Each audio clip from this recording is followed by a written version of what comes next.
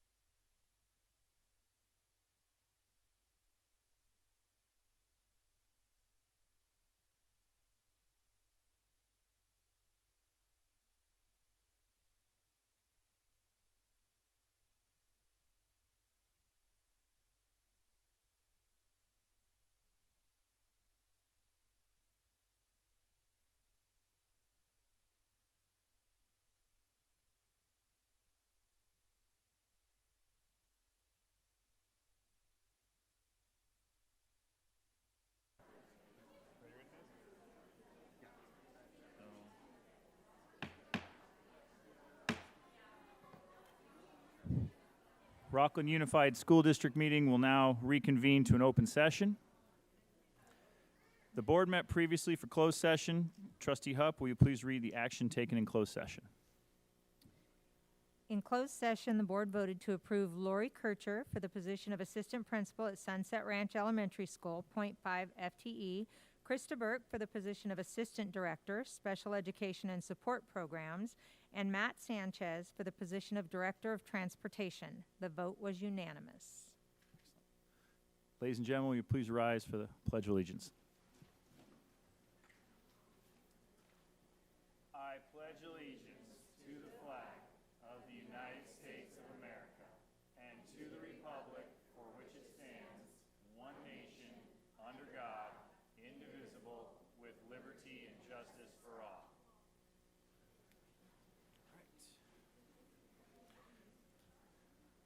Welcome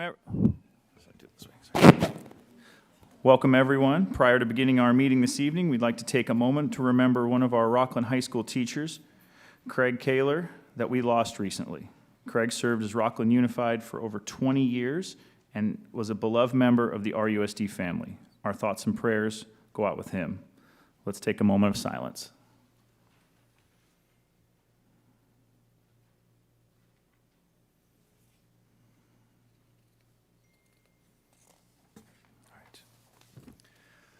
Thank you, folks. We will now open agenda item 6.1, public comment on non-agenda items. We want to remind everyone that this agenda item is included to give anyone in attendance an opportunity to ask questions or discuss non-agenda items with the board. If you'd like to make a comment with a specific agenda item on the board, a specific agenda item on the agenda tonight, that will happen later in the evening. This is for non-agenda public items only, non-agenda public items only. So guys, real quick, the COVID part is 10.1, we're at 6. So if this is non-agenda, just a general, you're more than welcome to speak, but if we want to go through the COVID stuff, that's going to be in a couple actions later. So the board is not permitted to deliberate or take action upon non-agenda items, but may refer the matter to a staff member for follow-up. A complaint about specific employee or district shall be made that employee's immediate supervisor or the principal as required by Administrative Regulation 1312.1. As a reminder, individuals who wish to provide public comment, please state your full name, state the city you live in or where your kids are attending school. There's a 3-minute time limit. At about 2 minutes and 45 seconds-ish, I'll raise my hand. Just to give you a heads up, please be considerate. Again, COVID items and ethnic studies are later in the agenda, so this is kind of not regarding those, but more than welcome. So are there any public comments from the audience on non-agenda items? Hi, my name is Shannon Catanella. I have 2 boys in the Rocklin Unified School District. They're in elementary school right now. So good evening, trustees, administrators, faculty, Rocklin parents, and guardians. I want to touch on 3 things briefly, but speak to a greater sense of community in Rocklin. I also want to advocate for the families at home who are unable to attend tonight's meeting due to health concerns of being in this room. It's been said earlier, but I'd like to repeat for families at home that public comment can be entered online via the board tab in the district website. In quick summary, I'm concerned about our students who struggle with their place in this community. Students who are immune compromised but also still entitled to a safe learning environment. Students of color who wish their peers could or would know what they speak of when they talk about microaggressions and racial slurs and how they hurt them on the playground.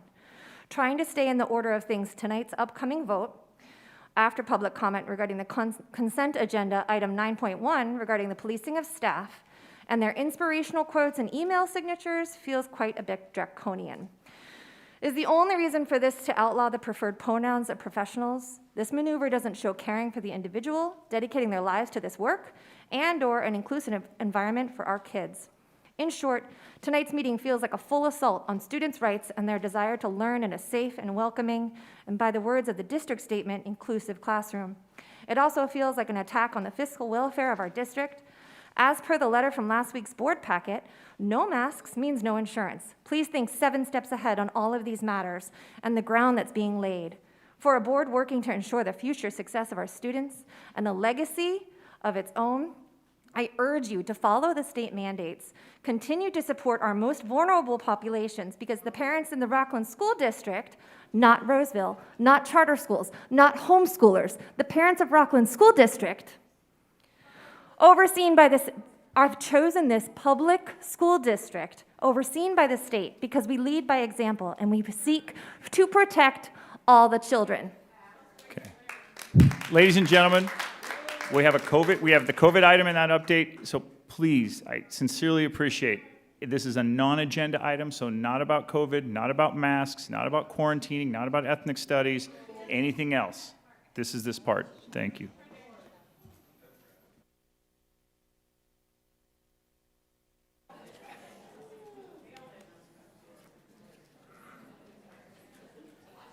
We restore order. We restore order. Good evening. My name is David Brame. I'm a Rocklin parent. Mark Twain once said, "Travel is fatal to prejudice, bigotry, and narrow-mindedness, and many of our people need this solely on these accounts. Broad, wholesome, charitable views of man and things cannot be acquired by vegetating in one's little corner of earth all one's life." I was born in Iran, and I was adopted by white Southern couple. My paternal grandfather was a Klansman. I was brought to America as a young boy, as a baby, where I lived in a number of places, but grew up in South Florida, in a corner of Southwest Florida where the sheriff of that county at the time was also a reputed Klansman. Growing up in this white neighborhood that was very much the Rocklin of Florida at the time in the early 70s, a new community with a lot of geriatric care and a lot of new families looking for a place to raise their families. There were lots of fights that I was involved in schools, usually about people denigrating my heritage. But ignorance being bliss, they would use the N-word to describe me, not realizing that, dude, I'm from a totally different part of the world. When I turned 17, the door did not hit me on the way out. I joined the Army and headed off to seek my own way. I was fortunate to have overseas travel. And while I was in the artillery, I learned of a diverse world that existed out there. Men and women from all sorts of different backgrounds coming together to accomplish a mission. And then, as a Russian linguist later in my career, I immersed myself in another culture, where I not only had to learn the language, I had to learn what made our adversary tick. In my professional career outside of the military, I entered the automobile business, which is a notorious place for incredible prejudice. In fact, at one point, I thought of writing a book of the slang that car people use to describe you folks, our fellow citizens. Why am I bringing this all up? It's not for sympathy for me about my story. This story of mine is a story of the children in our community. They might not all be represented here tonight, but they are the people in our community, especially as Rocklin continues to grow. 35,000 people have moved here since I moved here in 2014. It's growing, it's changing, and these are the people in our community. They won't all come out and be visible, but they are here. A diverse community, and we need to be welcoming if we want to be successful and thrive as a community. Thank you. Thank you for your comments.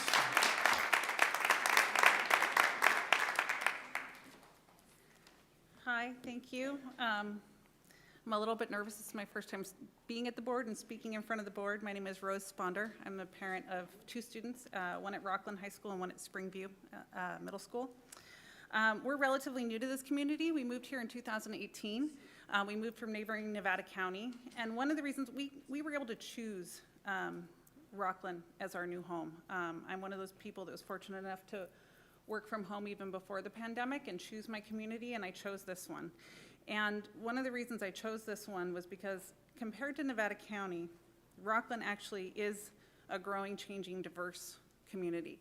And it also was clear that the schools really valued excellence in education. and academic pursuit. And I wanted my children to have both of those things. I really valued that about these schools. I feel as though over the last couple years, I feel like this school has maybe lost that focus a little bit, that I feel like we're sidetracked on issues that are not supporting the kids getting an excellent preparation for the world they're going to go out into. And so my comments are more general. This is a big, diverse community with lots to offer, and I'd like to see my kids be able to enjoy that, learn from it, engage with it. And as a business leader, as someone who hires in the tech industry, I know that that is also valued in the workforce, and I've sent comments to you in line with that experience. I'd like this district to just refocus on our students' participation in the broader world, preparing them for the world that they're going to go out and engage in, and to be successful and competitive. And that includes understanding the perspectives of others, understanding different backgrounds, different than ours. We're white people, you can probably guess. I want them to have that diverse understanding of the people that they're going to engage with. So I am trying to ask more generally that maybe the district kind of refocus on the core principles of preparing our students for the college education we would like them to have, and also helping them really appreciate and enjoy the diversity that this community offers. So thank you very much.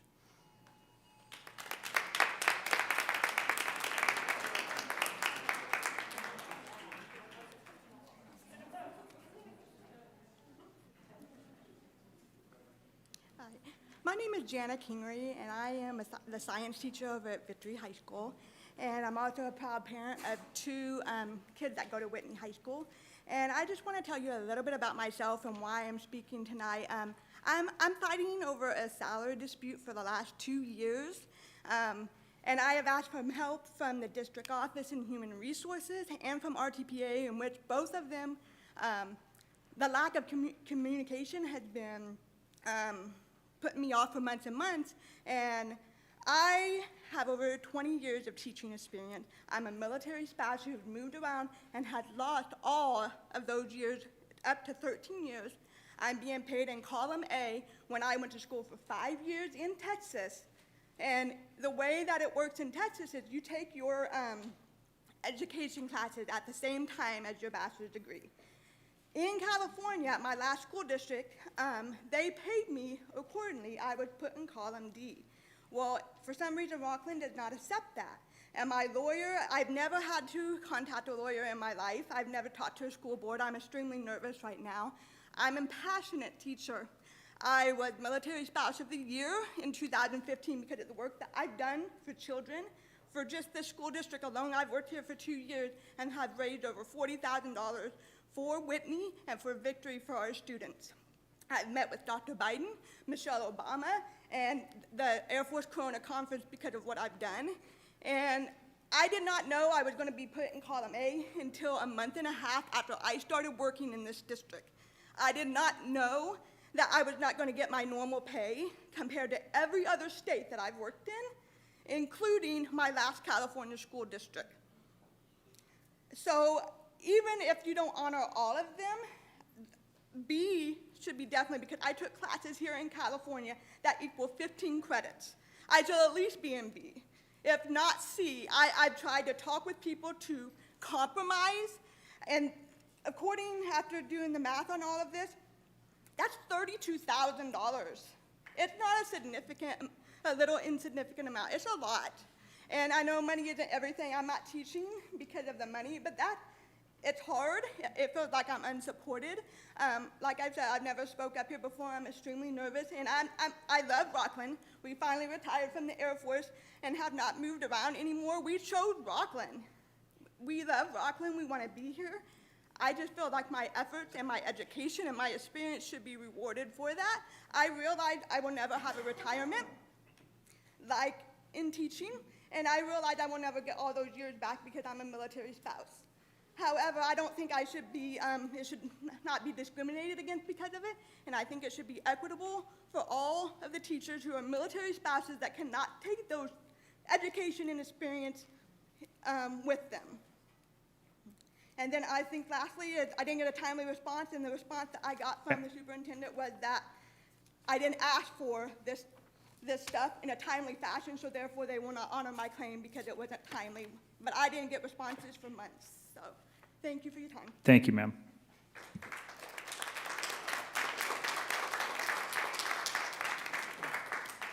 I feel kind of coincidental coming up after that. My name's Dr. Curtis Borton. I am a, wow, I think I heard a ah. All right, so I'm a teacher in another district, to be fair, but I'm also a parent here of Antelope Creek children, the non-gated side of town.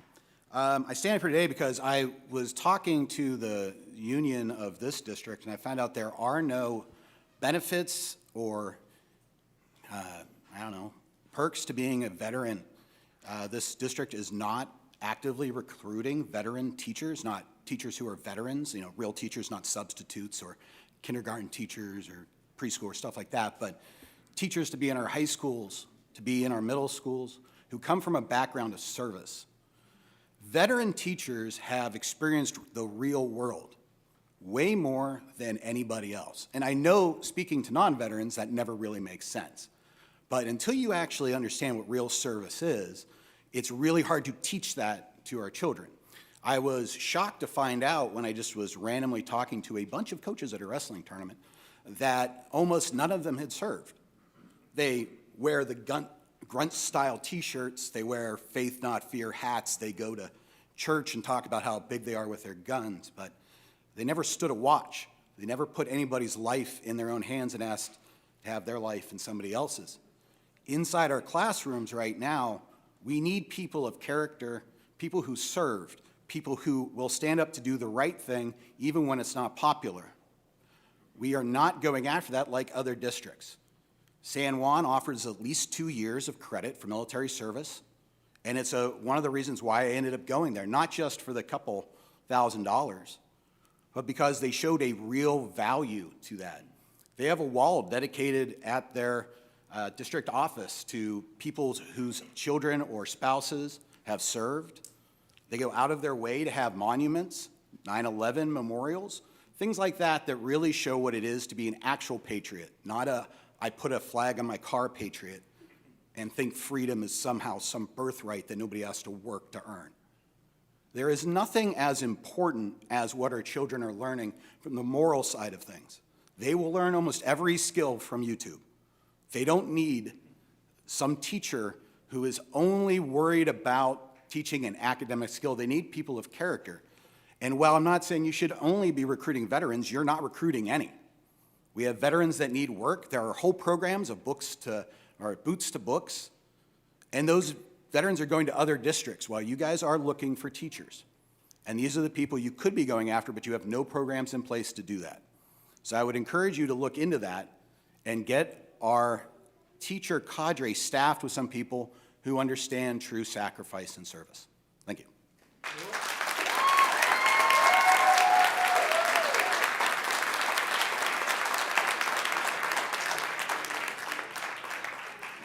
As a military veteran, I definitely agree with that guy. But Mark Klang, I live in Rocklin. Full disclosure, my wife and I no longer have kids in the Rocklin School District. Our younger daughter graduated from Rocklin High School in 2019. A good school, Mr. Stewart. However, we still pay property taxes. We show a lot on our property tax bill, a lot of money still going to our USD. So I have an interest in what goes on in the school district as well as what's taught in our classrooms. Superintendent Stock, your quote regarding the Black Lives Matter organization is still on the district's website. You state, and I quote, George Floyd's death shows us and our USD knows what Black Lives Matter and that Black Lives Matter and our USD. Mrs. Price, Mr. Counter, Mr. Miller, you were on the board and you allowed Mr. Stock to make this comment. We can all agree what happened to George Floyd was tragic. There's no question about that. I don't think anyone has an issue with that. But I'm shocked that the superintendent and you three support an organization with the following goals. And I quote, this is what Black Lives Matter said, to disrupt the nuclear family. I hope you guys don't think the nuclear family should go away. unquote. Because of all the backlash they received, BLM removed the slogan from the website in September 2020. However, your quote in support of BLM was put on the district website in June of 2020. Some of the national leaders of the BLM movement admit to being trained Marxists. Don't take my word for it, you could research it yourself. BLM blamed the recent uprising and government crackdowns in Cuba on the United States and not the Cuban totalitarian communist regime. BLM supports CRT and the 1619 curriculum in our classrooms. I hope a majority of this board doesn't support that.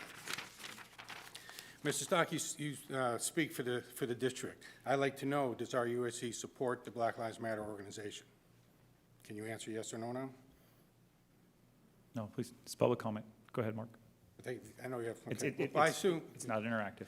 Okay, well, I assume the district still does. I do not think it's right for any board member to use their position on the district's website to promote their personal views. Mr. Miller, as a previous board president, you put a statement on the district website, and I quote, "I'm personally chagrined that I have not done enough with my voice as a white man to stand up to the privilege I enjoy every day, stand up for more racial equality," unquote. You want to put this comment on your Facebook or Twitter feed? By all means, you're definitely entitled to that. But please do not use the district's website to promote your political agenda.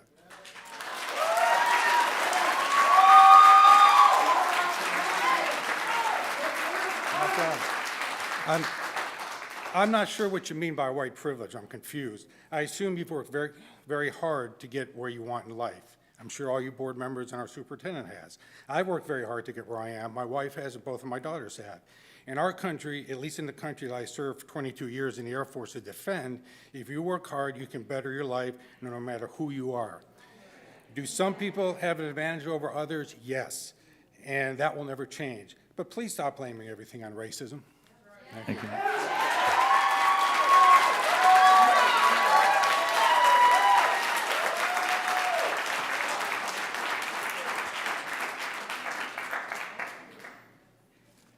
Good evening. My name is Millie Yan. I'm a Valley View parent in Rocklin, and I have a suggestion to improve your decision-making processes and to increase the efficiency of your board meetings. So some of you, namely Trustee Satoff, know from your blogger friend Aaron Park of Roseville that I am a lawyer. I am a lawyer with a degree from UC Hastings, and I'm not providing legal advice, but only legal information, as well as an application of general common sense. So basically, when you have a legal issue, you need legal counsel. And therefore, it was foolhardy to continue last Tuesday's meeting past 7 p.m. to maintain discussion on COVID-19 safety guideline compliance without legal counsel present, especially in light of the fact that you are in receipt of a letter from the law firm Farmer and Curtis, LLP, which specifically states on page 3, mask wearing is mandated for all indoor K-12 school activities except for those persons to which an exception applies. Excuse me, ma'am. This is related to That's legal for a COVID counsel. Excuse me, that's This for a is- COVID item later in the agenda? This is I for appreciate that. non-agenda items? In that case, I will move on to another continue. So anyway, I know you were in receipt of a legal letter, and if anything was unclear in this legal letter to you, legal counsel present at last Tuesday's meeting could have provided the clarity you need on what to do to follow the law and maintain compliance for insurance. And your meeting could have ended at 7 p.m., sparing district staff and others, some who actually have kids in the Rocklin Public Schools, 2 hours of talking and talking, and looking rather uninformed, which is unfortunate for some trustee who is a member of a group called Informed Parents of Rocklin. I suggest you consult with the appropriate experts to have a meaningful discussion of issues with legal implications in the future. I hope my comment is helpful in the conduct of your operations.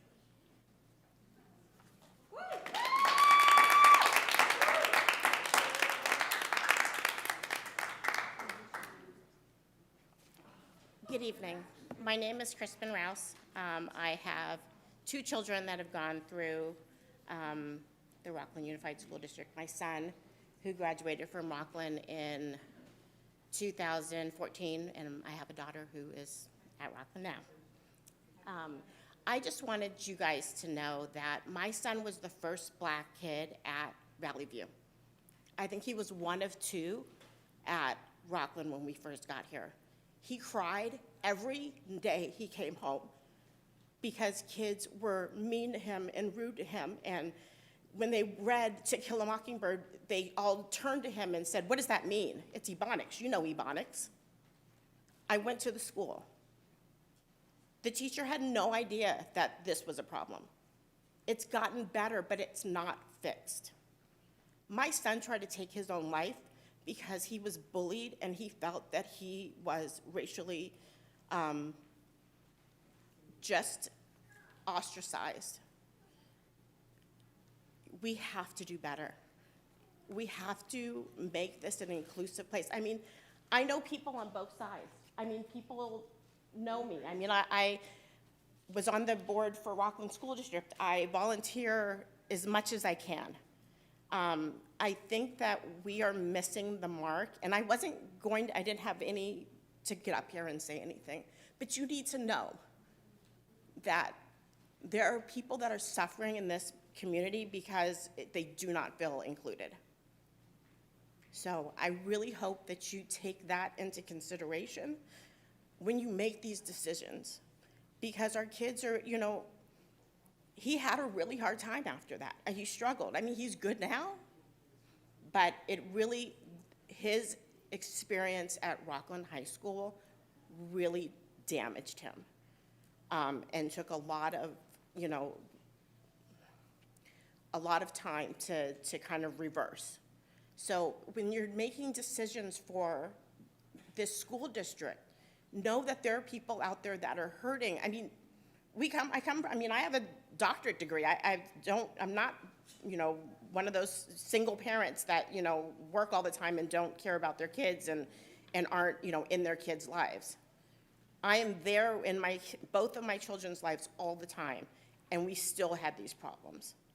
And, you know, I just wanted you to know that I would very much like you guys to take that into consideration. Thank you very much.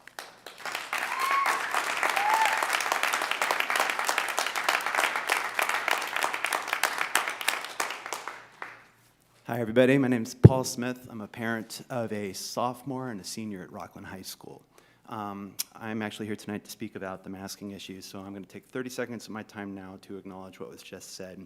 I was a parent of Valley View Elementary, and it was the third day of school that I transferred both of my kids, began to work on a project, and began to think about transferring my kids to Rocklin Elementary, a much more diverse population, for the very culture that was just described. My kids experienced it, and it's still rampant.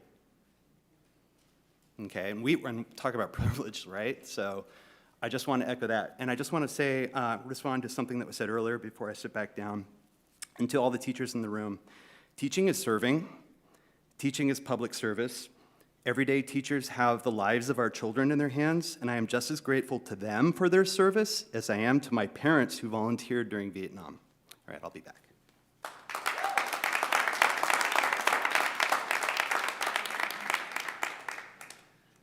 Take 2-3 minutes to read written public comment real quick on non-agenda items, and then we'll go to employee organizations 7.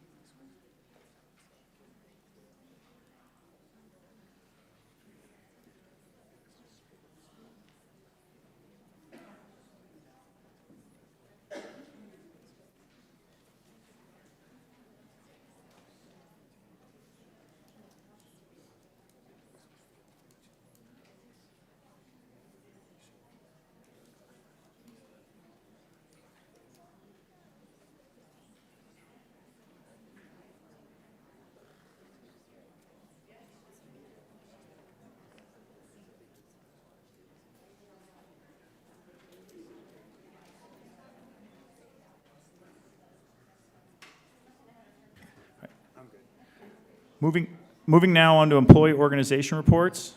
We now welcome Travis Mogette, RTPA President, for the RTPA report.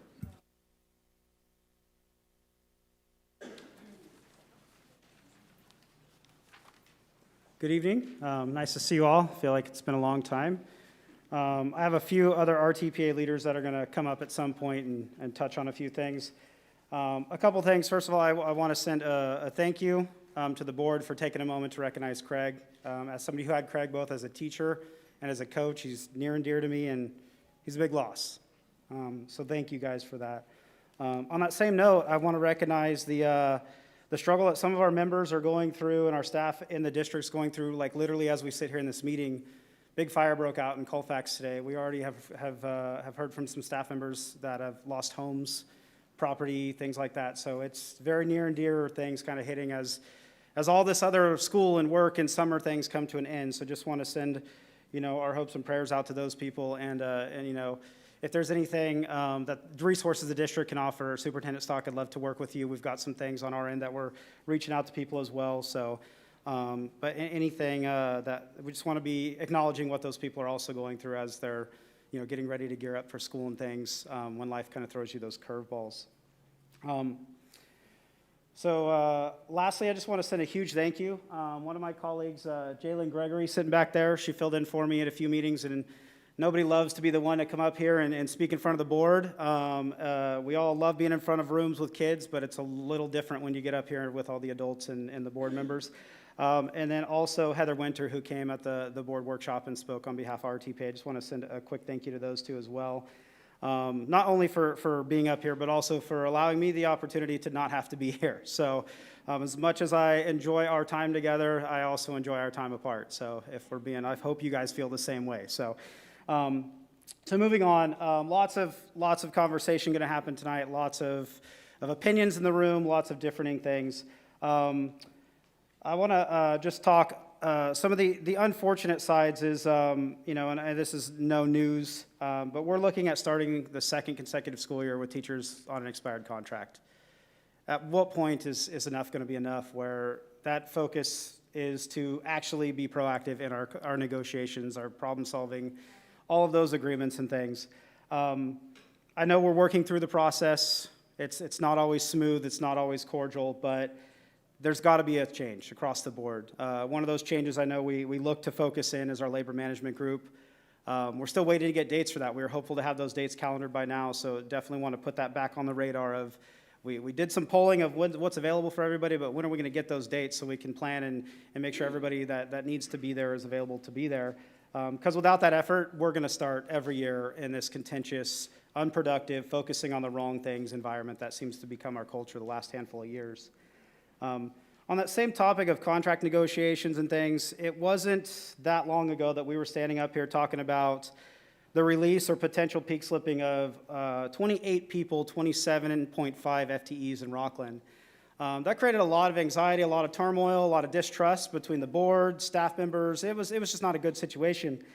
Luckily, we rescinded those pink slips. But now we're also looking at hiring 40 new employees. So at what point are we going to figure out the math where we're not pink slipping people and then a few short months later rescinding those and then hiring additional people? And I know the 40 employees that we're going to be welcoming into the district tomorrow at new teacher orientation, they're not all a one-for-one, right? We've got retirees, but there is growth. Whitney High School is looking at record enrollment. Rocklin High School is approaching some of their max capacities. We're opening a new elementary school next year. That's also been discussed. I believe that was part of your workshop earlier today. So at what point are we going to accept that Rocklin's growing, right? This room is full. We've got young families. We've heard it from the parents. And still we play the games every spring of declining enrollment. And we got to let people go, and we've got to hire temporary contracts. A few gentlemen before the end there spoke about teaching as service, right?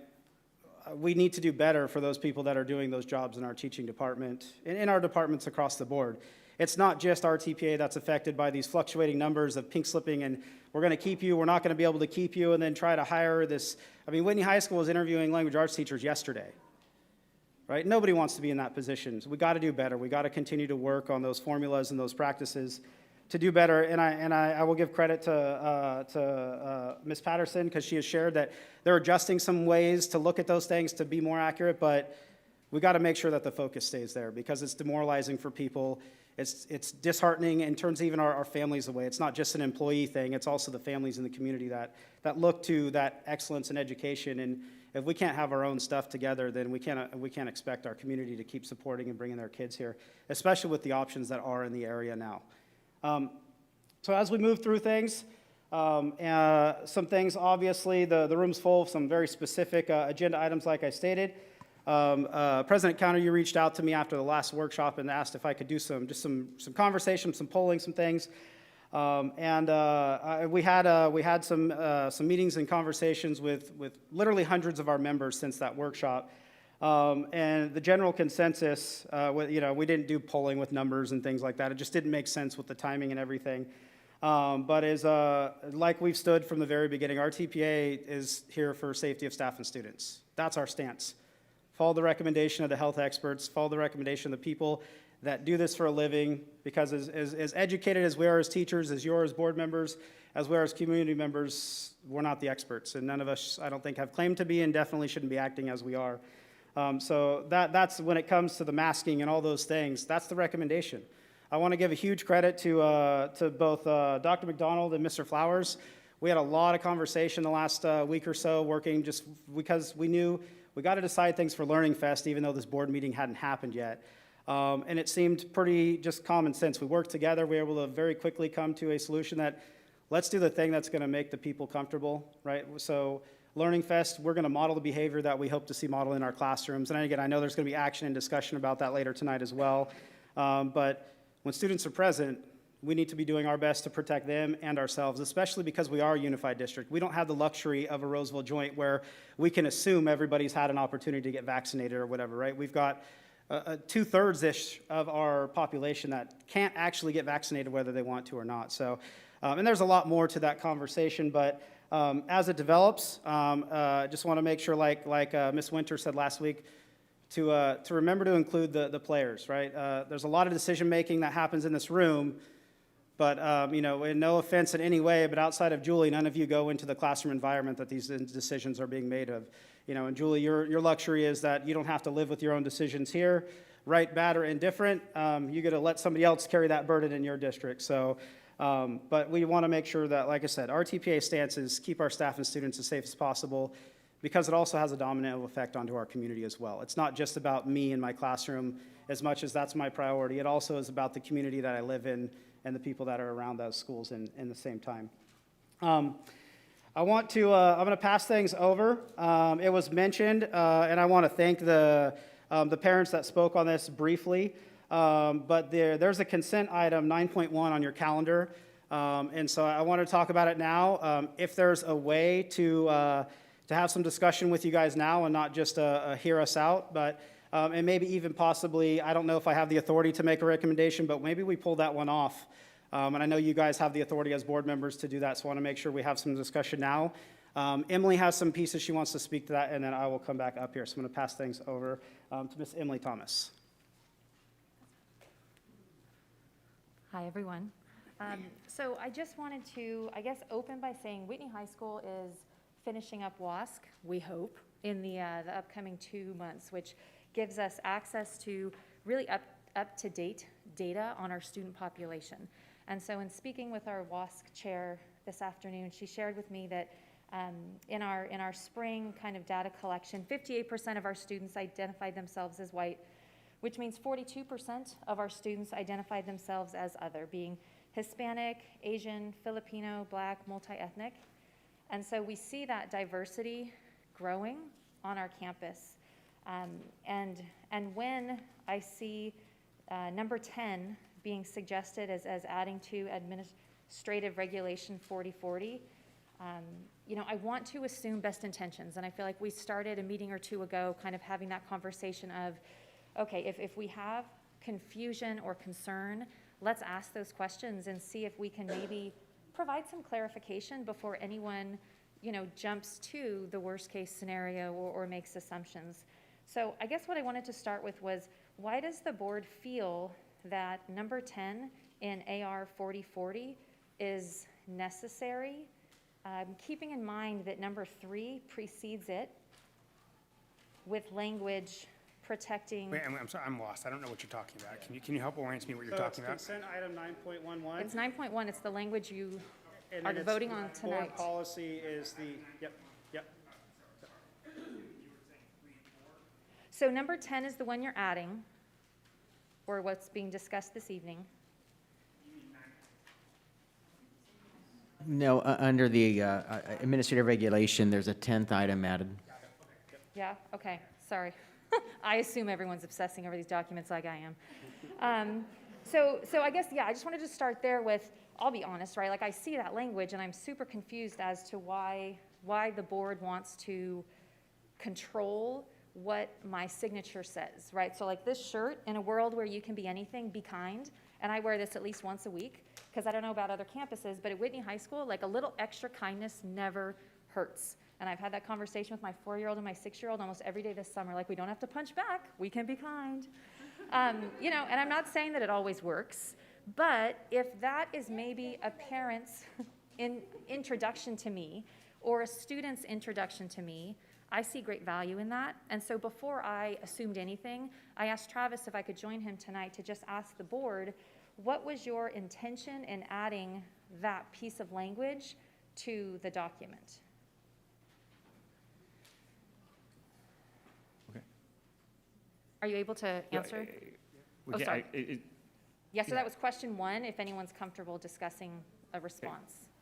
Yeah, finish up with the other ones, and then we'll go back and forth. Do you have any other? Well, is I it think just they that would one?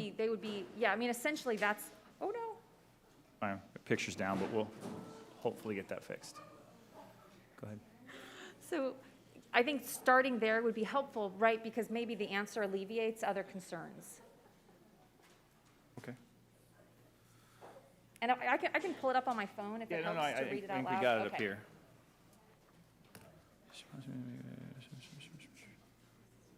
Okay, I think just from my perspective, what we're looking at is, as a district that's been around, a lot more mature, K-12, 12,000, almost 11,000, 12,000 students, 1,200 employees, et cetera. It's just more of an overall professional opinion of, hey, can we get to some kind of standard across the board, name, address, et cetera, to where it's uniform?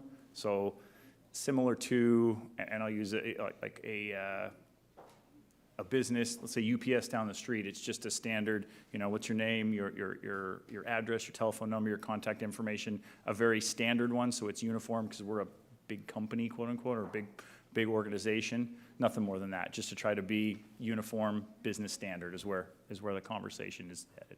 Okay, then I guess my follow-up question would be,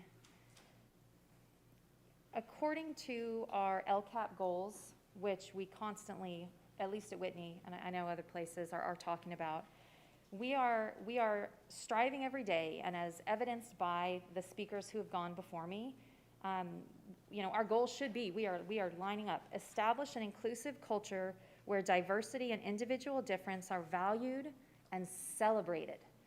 And to me, that signature empowers me to introduce myself to every student, every parent, and let them know what matters to me. I'm an English teacher, and I don't care if you write well or not. This is a safe space. Whether, I was gonna say D14, but who knows what room I'm gonna be in this year. And I just wish that everyone could be respectful, and we'll work toward that. But so with that in mind, I hear what you're saying about professionalism, and I think that number 3 takes care of that. So then if we're being consistent, does that mean that I have to take the MA off of my signature? Because just because it's not listed, right? That's not one of those things that's allowed. No additional text, slogans, symbols, or logos. So would that text be, if we're looking for consistency across the board, then can I identify that I have a master's degree? My hope in doing that is to maybe instill in the students that I have a little bit of credibility and maybe they should listen. And hopefully also for parents to feel like this woman has something to offer my students. So would we need to get rid of those degree designations?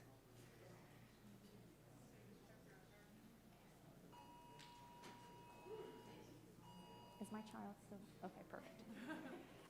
And then I guess and maybe if there's no answer, right, then it's a good thing to talk about and get back to you, or that you would get back to the community. Another thing I would say is advisors. We have teachers on campus who work extra hours, bless you, extra hours volunteering to advise. And so, you know, would the advisor of our GSA Gay Straight Alliance, would he and she be allowed to keep that advisor title on their signature so that students know who they're directing emails to? Would the advisors of our Black Student Union also be allowed to keep their titles? Would the football coach be allowed to keep his title? And at what point is an attempt to be professional and uniform kind of undercutting the relationships that our teaching staff is working so hard to build with students? Because not everybody wants to hang out with an English teacher, right? But if I'm able to identify myself as someone who is maybe a kind person and this is a safe space, then come in at lunch and we can play hangman on the whiteboard, and at least this is safe, and then we can start building from there. Okay, thank you. Well, I guess at the end of the day, I don't know if this is the format to debate like all back and forth. I would say hopefully in the class, working with the kids, interacting with them, that I'm hoping that a signature line doesn't give the kid the positive or negative. I'm hoping it's the interaction with the teacher and the staff kind of working with people that would make me feel safe. Just, again, my perspective. So hopefully that. And then, I guess anybody else? I guess, so then, and then Travis, just real quick, if we'll go back to, so yeah, I appreciate that. I reached out to you after let's see here, it was at the study session, there was a handful of feedback and comments, and people were giving their different opinions. I was just, as we were talking, not only that, but like before we were talking back and forth throughout the year, we said, hey, wanted to work together, wanted to reach each other, wanted to have some conversations back and forth. So it came up, and it was like, hey, on the fly, hey, you know what, I just would love to get, you know, the teacher perspective. I didn't want to send an email to everybody. I didn't want it to be formal. I figured you and I, hey, Travis, kind of what's going on, you know, give me a broad perspective, super appreciate it. So I didn't mean it to be a formal request. It was just more of a, you know, hey, what do you think? What do you think? As opposed to that. So that's where that was going. So, and sorry it didn't work out. Again, nothing formal. It was just more of, hey, reach out to, you know, if you have a question, reach out to Travis, as opposed to me reaching out to, you know, Mr. Jones or Mr. Smith at a different high school, right? Trying to respect our TPA standpoint. You brought up working with an expired contract. So just to help me out, like, what does that mean that you still get, I mean, help me, and I'll look for Tony, maybe, we still get pay and benefits and that, like what exactly does an expired contract mean to the folks that, you know, obviously Principal Stewart would probably, you know, be able to answer it and explain it, or Mr. Stock, but just to the general thing, what does an expired contract mean? So we have, right, agreements, contractual agreements that we renegotiate typically annually, but you can do multi-year deals. At the end of each term, right, you sunshine, we go through the process, we adjust contract language, we adjust salary and benefits, right? I know the money is the thing that gets the attention, right? It's the thing that everybody's focused on. It is what it is. But there's a lot of contractual language about what do or don't we have as resources in classrooms, right? All those things. So when we're working on an expired contract, we're playing the what does it mean now, because context has probably changed and situations have changed, but the language limits us back here, right? Because it hasn't caught up with us. So yes, we do get paychecks. I mean, that's a state protection as a state employee. But we don't get the benefits of the increase that the district gets when new fund come in, COLA, right? Cost of living, we saw Super COLA come in 5.07. The district's got that money, we don't yet, right? Our cost of living went up, but the income increase that's supposed to be associated has not. Our benefits cost has come up. We have not been, you know, able to settle an agreement that our cost of benefits didn't go up. So my Kaiser plan went up $200 a month through negotiations and through a current contract. Usually we would close that gap, right? I may not get all 200 back each time it increases because unfortunately healthcare is far outpacing any cost of livings we're getting. But nonetheless, the gap's just getting bigger and bigger. And what it translates to in the real world is teachers leaving Rocklin to better contractual situations. And honestly, a lot that we've heard from this year, And I don't want to put him on the spot, but I know Dr. Limoges has done some exit interviews with people that have left, especially over the summer. A lot of it is not the contract, it's the treatment. It's the priority of the person. It's that service piece that some of our audience spoke about earlier, about feeling like you're important, right? The contract says, Travis, you're worth a damn. Work in our districts, stand up for the excellent education, and do what you do in a classroom. Right? I think it was our last board workshop, there was a parent that spoke to it, and I really appreciate the comments about when are we going to focus as a school district on school and not on all the other stuff, right? The contract for a teacher is that other thing, and no matter how focused you are in the classroom, when that's not settled, that's always there distracting you, right? So that's what that means. That expired contract means that we're working on language that doesn't necessarily make sense or compute to where we are right now. Okay, so you're, I guess, from the Major League Baseball standpoint, your current contract stays in place until it gets updated, right? I mean, just to help me out. So like, if I'm a pitcher for the Giants, I know it will never be. It's not like I can't go out on the mound anymore. It just means that I'm still working with the older one until we update the new one, right? Fair? Yes. Okay. So- Okay. I just yes, want because there's legal protections for both sides. So you have employees that show up to work, right? So you have that protection, and our protection is that we'll at least keep getting paid in the meantime, right? So because we can't open schools without teachers, that's right. Nobody wants to do that. So. Oh, you want to open schools with teachers? Okay. Please, ladies. Good luck. Please, go Good ahead. luck. No, so Travis, hang on. Ladies and gentlemen, please. Ladies and gentlemen, please. Is there any more? Travis. Yeah, I do have some more. Go ahead, Rochelle, go ahead. I just want to circle back to Emily's stuff, but I'll let you go first. I was just going to say, as part of the labor management group, I will follow up with that. I Appreciate know we that. all want to meet. Yeah. We had a good first meeting, and I know we do want to meet. And then also, I will reiterate my position, and I know of the boards that declining enrollment isn't a game that any of us want to play, and I understand these are people's lives, and we care about it, and I agree. We want to do better as we know more, and we want to, as you know more, you want to do better, right? So we are committed to that as well. I appreciate that. So back to your comments with consent item 911. The inability to answer and explain that question to me is more than enough reason to maybe put that on hold. Let's have the conversation, because it isn't just an email signature. It is, and I understand yes, you build relationships with kids in classrooms. That's obvious. That's the interactions, but that signature isn't just for kids in classrooms. It's. Please let him speak. Go ahead, Travis. Thank you. Please. But the signature is our business card to our parents as well, right? We get back to school night, and then it's a long time. Hold on, Travis. Yeah, sorry, I'm sorry, Wait Rick. till we can get inside. Yeah. If we can't- Please, ma'am. Please, folks. Please, ladies and gentlemen. Please let Travis speak. Ladies and gentlemen, please. Ladies and gentlemen. Ladies and gentlemen. This is an agenda item. We have an RTPA conversation. Please let Travis continue his conversation. Yeah, so again, that's our digital business card to our parents and our communication, the community members, right? Whether they're people connected to our classrooms. When I was an activities director, that signature meant a lot because it gave me an opportunity to give credit to those that helped my activities program. You know, and Tiffany, you and I and your crew over at Destiny, we did a lot of great things when I was running activities at Whitney High School. And it gave us opportunity to recognize each other. I know there's a plaque hanging in Destiny's in the community center, if it's still there. You know, just reestablishing the connection of that community relationship. I think of people like Brett Hunter running that amazing bidder program. I'd hate to see that Brett doesn't have the ability to give a shout out to the sponsors that make that happen for him year in and year out without using district dollars. Every time he sends an email to somebody, it just says, you know, thank you, whoever it is that sponsors him for whatever it is. I don't want to use an example and overstep one of his sponsors, but, and I think that's the problem is there's a concern is that red new bullet number 10 in there, is that the literal list of what we can include in a signature? My name, my title, and my school. Jalen's sitting over here. She's one of our speech therapists. She has a confidentiality agreement. Now we all roll our eyes. Well, of course we should be able to include that.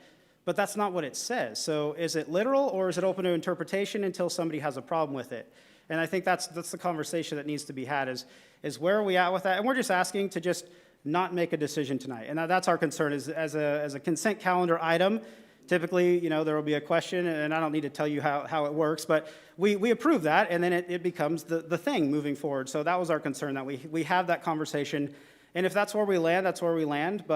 And I agree, Derek, maybe this isn't the right setting for it, but this was our first opportunity to start that conversation, and that's why, again, I would just want to request that maybe we pause that one, continue the conversation, get a great understanding with each other of what that is.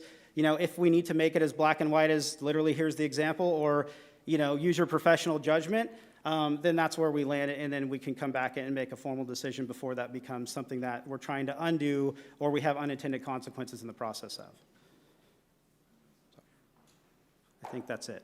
That's it? Yep. All right. Thank you, Travis. Thank you, RTPA. Thank you.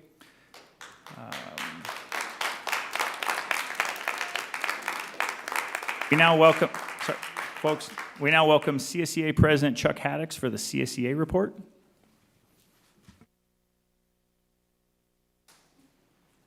Good evening, President Counter, Board of Trustees, and Superintendent Stock. I got to tell you, I'm a little nervous up here tonight with everybody here in the crowd, but I'm always a one-man troop when I come up here in front of you all.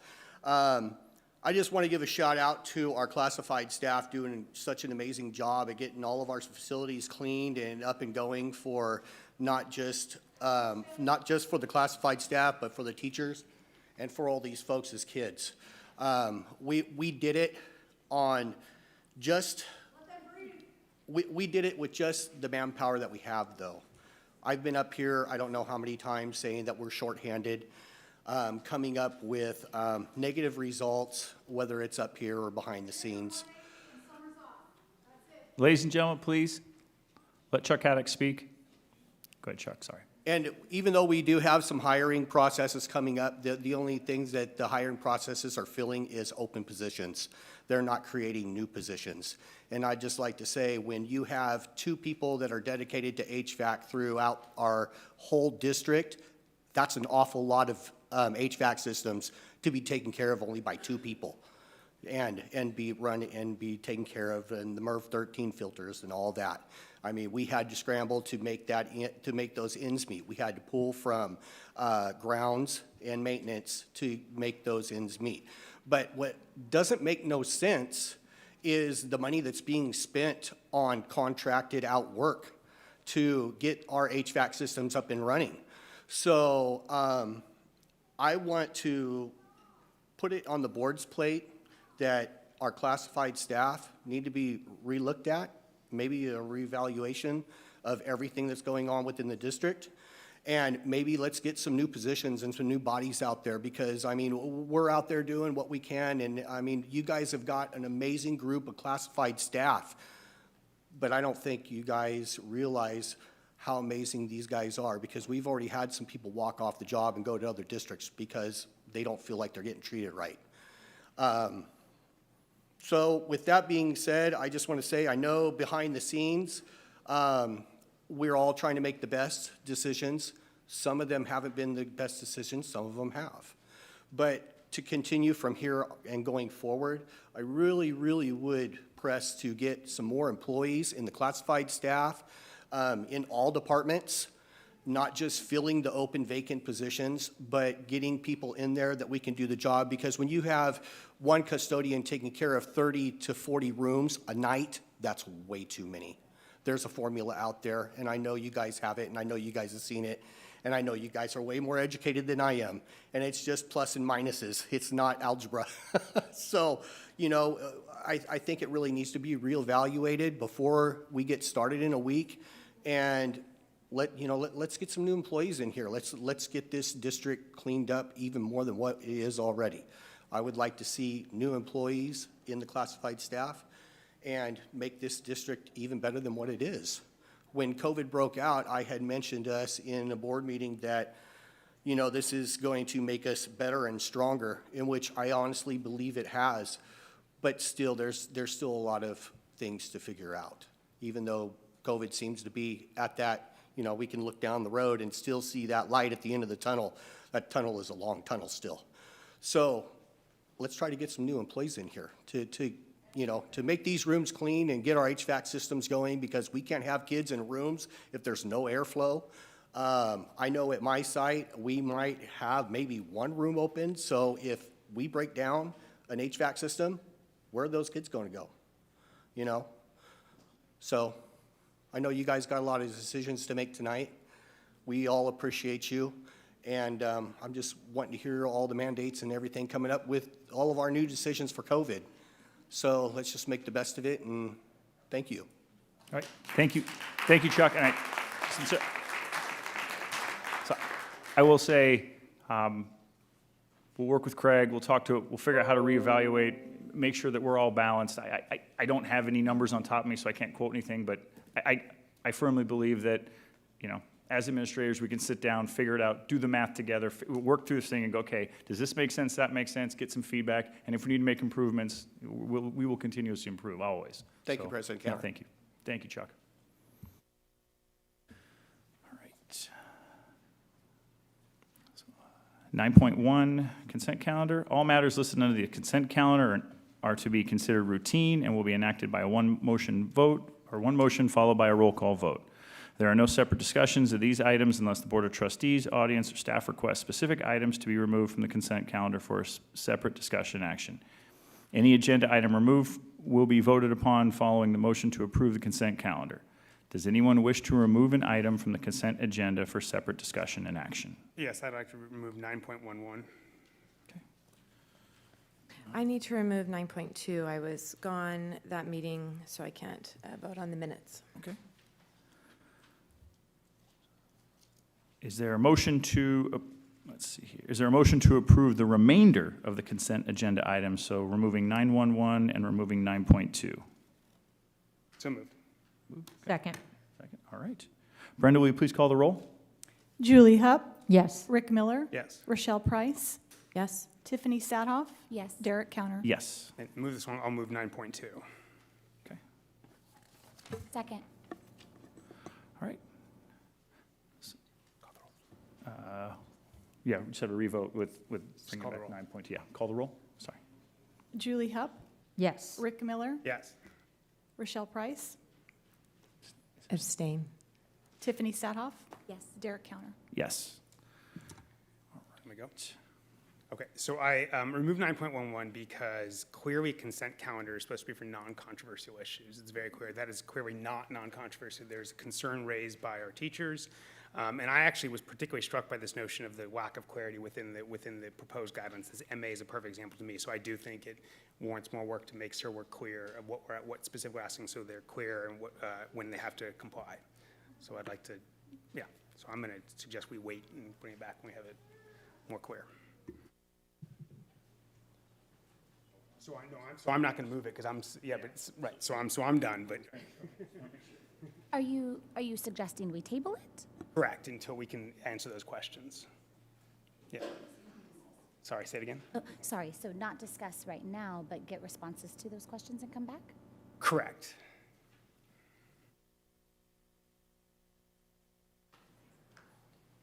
If there's consensus to table it, then no action being taken means it wasn't considered at all tonight. So if nobody makes a motion on the item, then it doesn't, nothing happens tonight.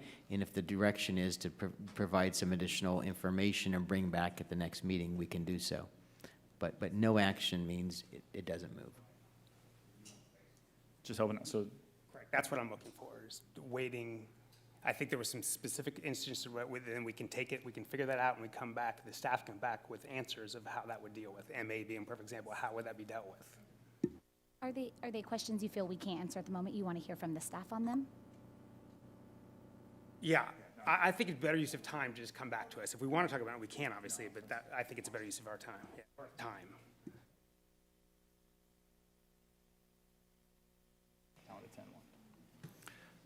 Again, just kind of parliamentary procedure. So if nothing happens and we move on to the next item on the agenda, then no action's taken tonight. If the board wishes to take action on it tonight, then it would need a motion, second, and vote. Correct. So I think we're looking to. You know, if no action's taken, then I will have heard the conversation. We'll work to have answers to this and then bring this item back in September. It can be at the next meeting, Or at some September point. 1st, or Okay. we can work to the next meeting. Cool. All right.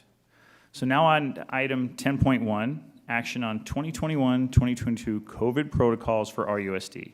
As a reminder, once the board has heard the presentation and has had discussion, we will open it up for public comment. We forgot 8. Okay, we just have to circle back. We forgot board comments. So it's okay. Just square it off.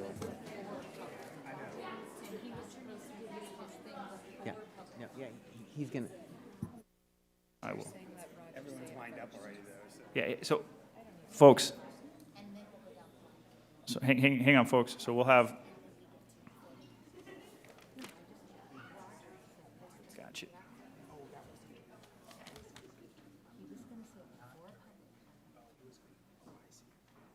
So hang on, folks. Please sit down for a second. Just please sit down for a second. So my error on the rule. Apologize.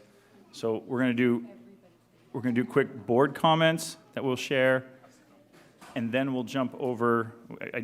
I skipped 8.0, so we went from Chuck to a consent calendar. So that's. Can I also just clarify, President Counter, that when we do get to item 10.1, there will be a presentation and there will be a board conversation before we go to public comment. So we're not going to immediately go to public comment. Correct. So if you stand, you'll be standing for a long time. Fair. Okay. So trustees, do you have any board comments you'd like to share tonight? This is just your general board comment. Not about COVID.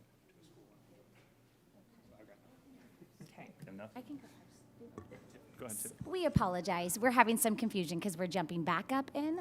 So this is just general board comments unrelated to any agenda items. I did have a board comment I just wanted to share. I wanted to take a moment to publicly thank our labor partners, Travis and Chuck, if you are still here. I want you to hear, I was waiting for my board time to get to actually address both of you.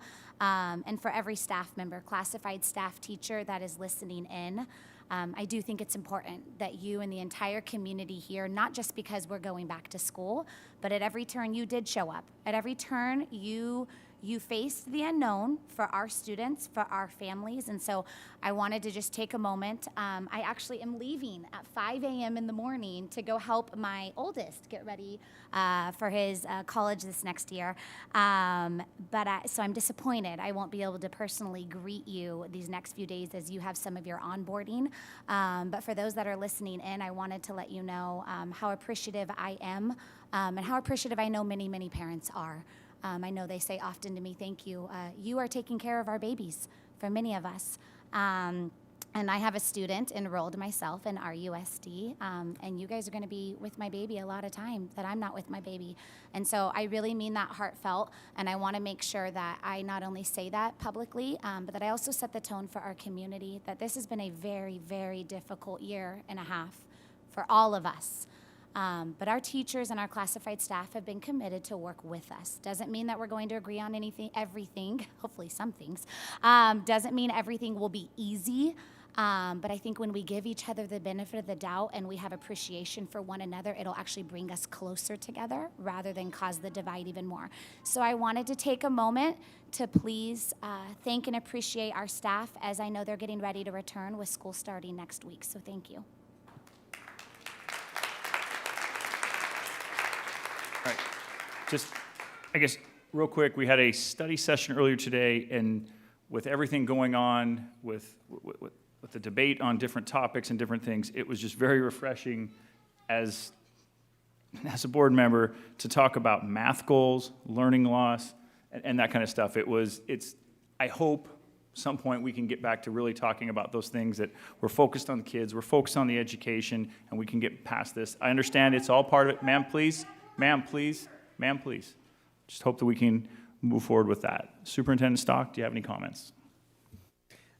Just want to reiterate that people think that in education, summer is not a busy time. It is one of the busiest times. Our classified staff, we served meals to our students this summer. I want to thank our nutrition services staff. As we said, our maintenance grounds custodian and, and grounds folks worked hard to make things shipshape.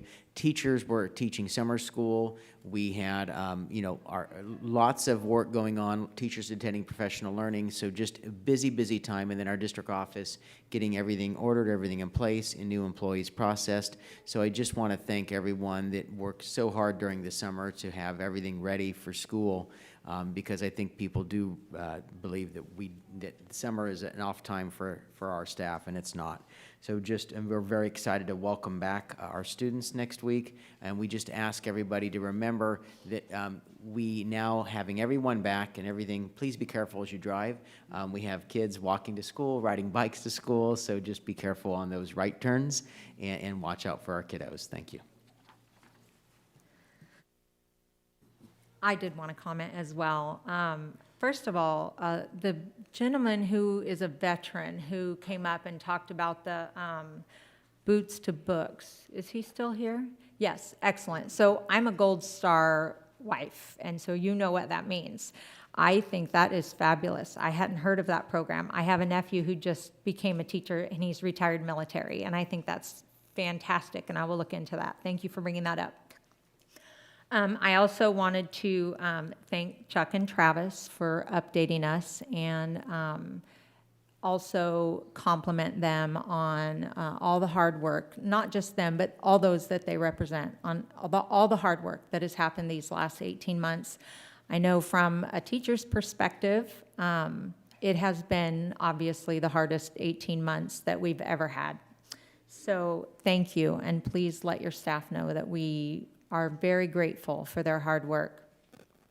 And then a lot of comments were made on an inclusive community, and I hope that it is well known that this board very much supports an inclusive community. We want every one of our students to feel welcome in our community. Obviously, we don't have control over a lot of things that happen, but we try our best to make the environment safe and welcoming to all students in the Rocklin School District. And I will just preface the next part of the agenda by saying that let's model for our kids what we want them to learn and what we want them to do and how we want them to behave when they are in an environment where people disagree. Because we are in an environment where people disagree, and that's okay. And all of our voices should be heard, and all of our voices are welcome. And if we want an inclusive community, we have to model that. So let's please go forward with that in mind. Thank you. Okay, so now to item 10.1, action on the 2021-2022 COVID protocols for RUSD. As a reminder, once the board has heard the presentations and had discussion, we will open up the item for public comment. We invite Superintendent Stock to begin the presentation at this time. President Counter, trustees, unfortunately, we are starting a second school year having to address issues related to COVID. I know this is a huge disappointment for all of us, especially our students, families, and all of our colleagues who work in the district. However, this year is significantly different than last year. For example, we are starting the school year with full in-person learning, traditional athletic seasons, much less mandated restrictions such as social distancing and in the areas of quarantining. Our community saw the board grapple during a nearly 7-hour study session last week with California Department of Public Health guidance that was released to school districts a few weeks ago to really genuinely try to find the best way to have those implemented in the Rocklin Unified School District as we begin our school year next Wednesday. It was clear in last week's study session that the board is wanting to provide students and families with as much choice as possible related to the wearing of face coverings. It was also clear that the board intended to act in compliance with the law. The board raised questions and concerns about legal mandates in two major areas, the requirement of face coverings and quarantining of non-symptomatic students and staff who were exposed to COVID-positive individuals. Since our study session last week is directed by the board, I worked to obtain additional legal guidance for the board. Given the recent legal guidance in the last 48 hours that the district received, including an opportunity just prior to this meeting for the board to meet with legal counsel in closed session per the Brown Act. it has come to the conclusion that based on the legal advice the district has received, there is not a legal option available to the district to offer a mask choice in our schools to families and employees. The district is legally required to enforce the mask mandate.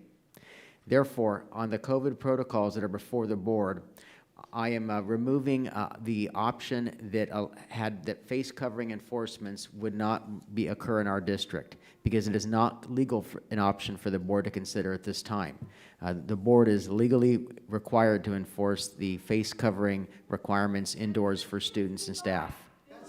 Given that the wearing... Ladies and gentlemen, please, ladies and gentlemen, ladies and gentlemen, ladies and gentlemen, ladies and gentlemen, please allow Mr. Stock to complete his comments, and then we will open up to public comment. Given that the wearing of the face covering is required, I am also withdrawing from the quarantine recommendations the option that had students would follow a least restrictive quarantining piece due to not wearing face coverings, since it's required that the district ensure students have face coverings. This will nearly eliminate the quarantining of exposed students, and only students that are symptomatic or positive would not be in our schools. The CDPH has also updated their guidance around face coverings to allow for a mental health exemption, which the district will be updating its medical exemption form to include a mental health exemption that will be available for families. In the district, if the district fails to comply with the legal requirements imposed by the Ladies and California gentlemen, Department of Public... please be respectful and allow Superintendent Stock. Ladies and gentlemen, we will have public comment. Ladies and gentlemen, we will have public comment in a minute. Please, ladies and gentlemen, allow Superintendent Stock to complete. Ladies and gentlemen, please allow Superintendent Stock to complete the comments, and then we'll go. Additional... Ladies and gentlemen, please allow Superintendent Stock to finish. Please be respectful. Please allow him to...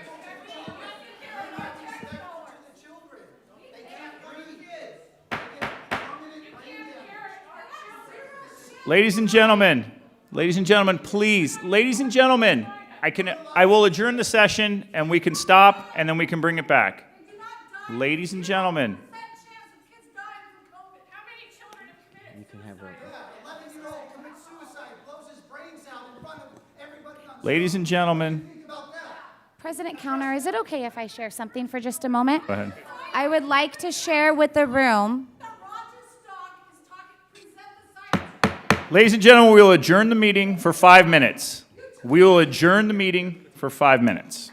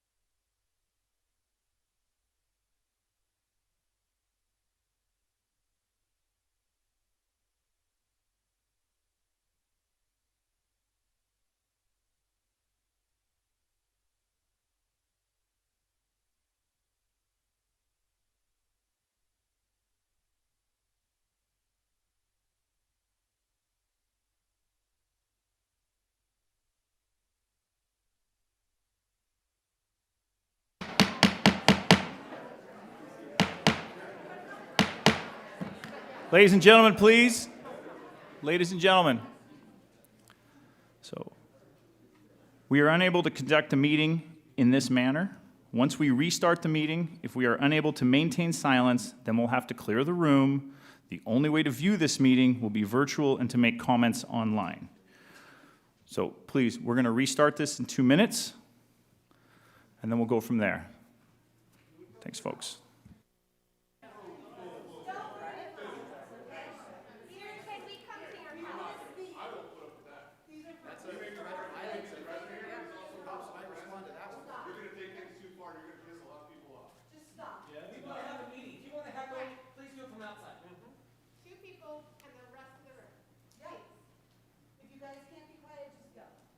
Honestly, we want to speak for our children. If you cannot respect this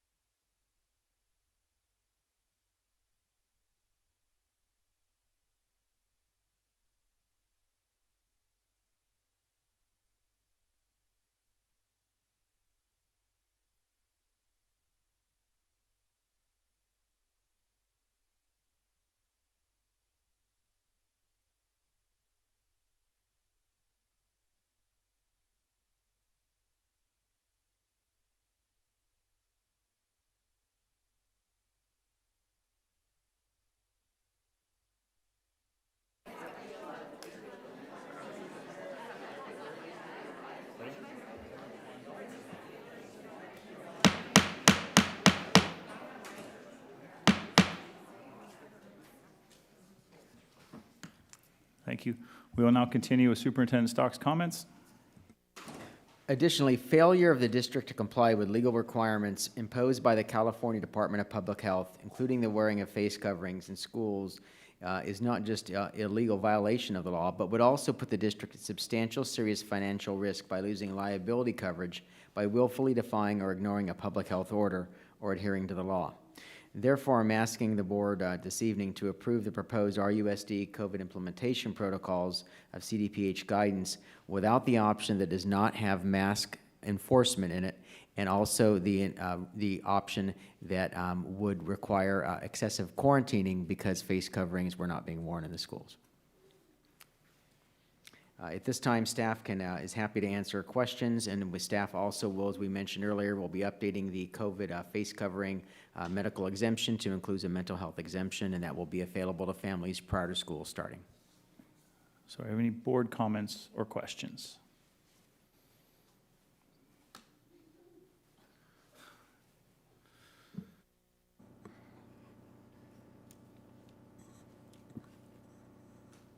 I know that this is not an easy moment for anybody. I know there's a lot of people in this room. I think everybody in this room cares about their kids, cares about the safety of their families. And this is not an easy moment for anyone in this room, and I know that. I can feel the tension, the frustration, the disappointment, the excitement. It's all there. Please know, as a trustee, this has been a struggle. This has not been easy.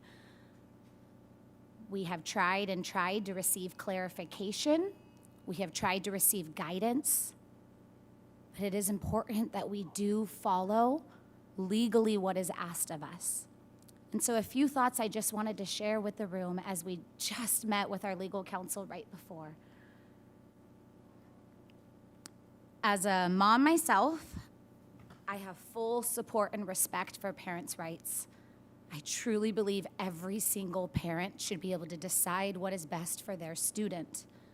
I wholeheartedly support that, and I believe that no matter where you stand on masking and quarantining, and I wish there was a solution that allowed that option for everybody. At this point, we have been unable to find that solution. I have sought several legal counsels. I have met with teachers, parents, students.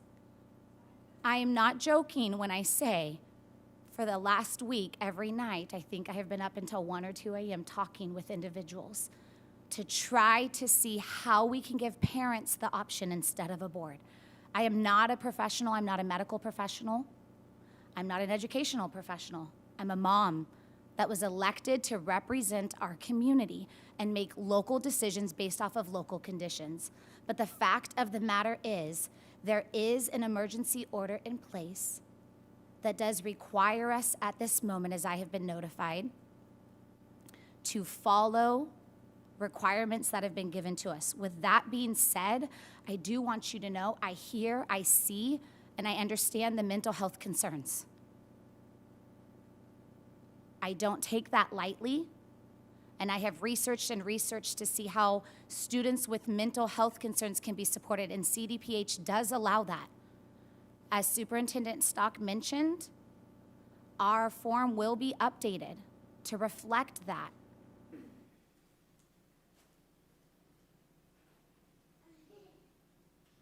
I want to assure every family in our community that I truly am listening to every single one of you. I don't know about the other board members, but I know I have been inundated with emails, phone calls, Facebook messages. Thank you. I actually appreciate that. Many have started out saying, I'm so sorry. I'm sure you're hearing from many. I want to hear from many.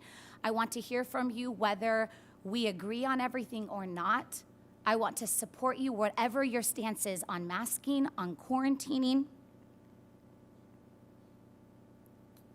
And so please know I do not take it lightly, the statement that Superintendent Stock has given. I do not take it lightly where we are at today. But I do want you to know that my desire is to give direction to teachers to teach. My desire is to say, while in compliance with CDPH regulations?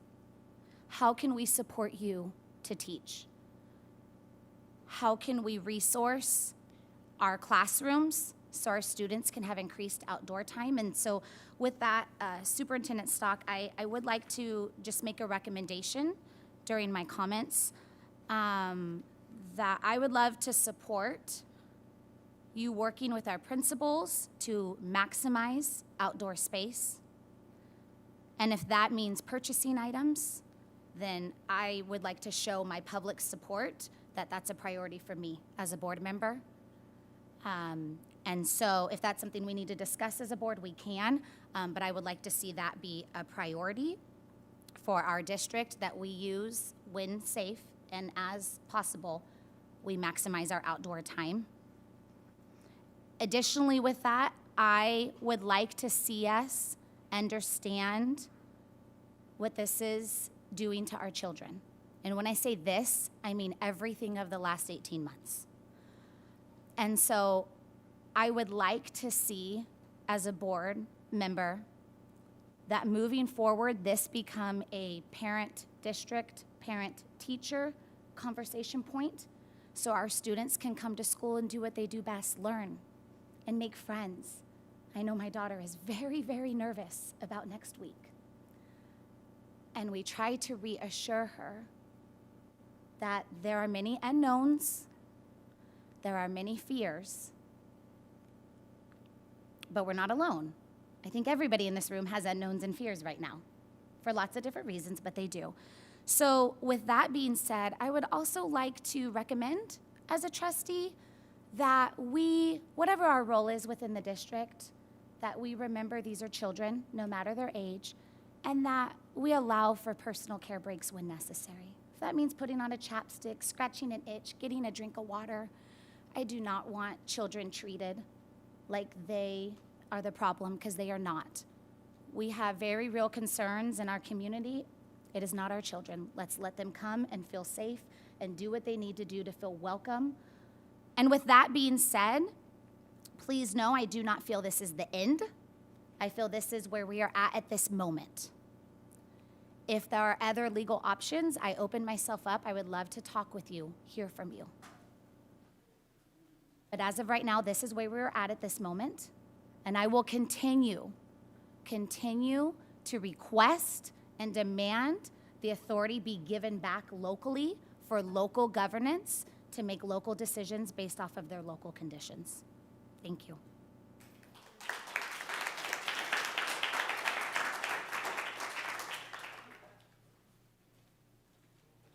Thank you. I am in favor of kids being and staff being safe and being in school. I completely disagree with masking healthy children. I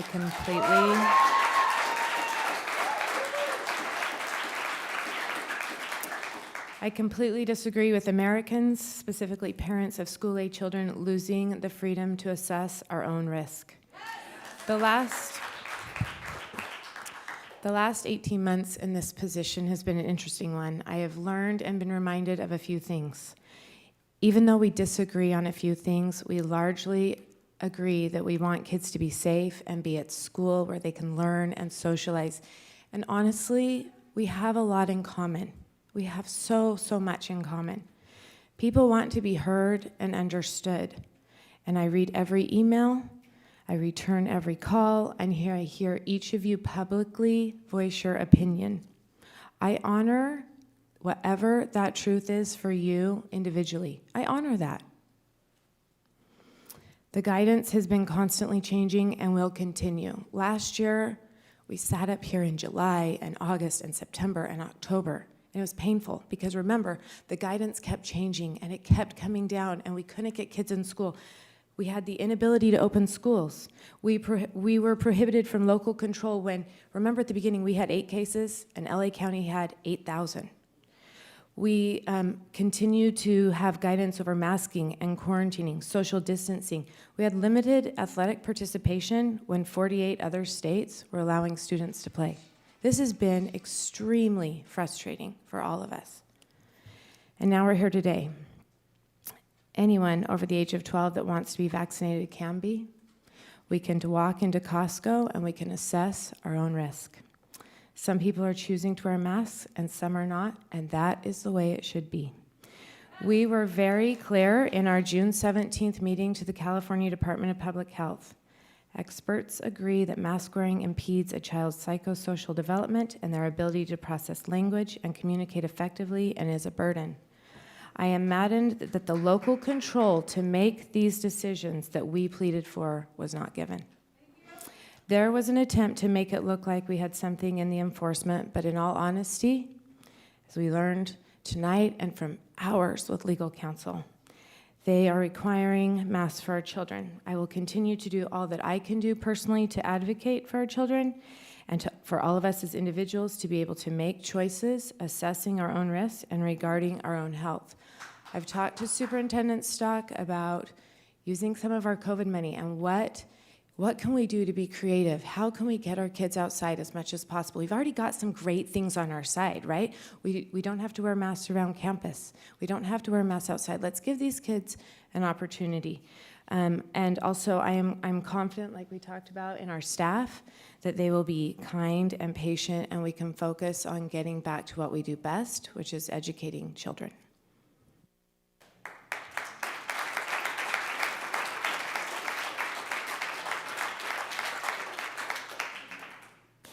So Trustee Satoff and Trustee Price basically said everything I wanted to say. The one thing I would add to that is in school, as teachers, we do everything we do by multiple measures. We don't ever teach math and then give one math test and call that everything the child has learned. And I think the hard part about masking is it only takes care of one thing. It takes care of the physical. And there's so much more to a child than just the physical. I mean, they don't care that much about the physical. Watch them go skin their knees and jump off the monkey bars and all the things they do. They don't care as much about that as they do about making friends and being social and having relationships with people. I'm not even going to say, because I'm not a medical professional, that masks do or don't work. I know there's strong opinions about that. It doesn't matter. What matters is that that's one aspect of the child. And we, as educators and in education, have to look at the whole child, not just one aspect. And in everything that we do, there's risk. And walk out your door and there's risk. And I get it. This is a pandemic. But it's not any more damaging to children than the flu ever has been. It's less. And we have had that same risk. Our children have been put at risk time immemorial. That's life. And they need to grow up. They need to learn. And 2 years is a long time for children. Adults, we can manage 2 years. That's a ridiculously long time for kids. It's all they remember. They don't remember before that. This is too much for them. And I want you to know that we are going to continue day after day, every moment, trying to find ways to make things better for our kids and to protect our kids.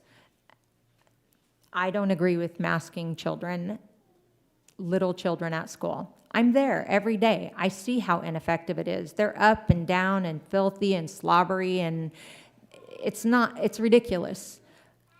But we have to follow the law. We took an oath to follow the law. We have to follow the law. By legal counsel, we have to follow it. We are required to, agree with it or not. But that doesn't mean the fight is over. We are not even in school yet, and they've changed the rules on us several times just in the last 2 weeks.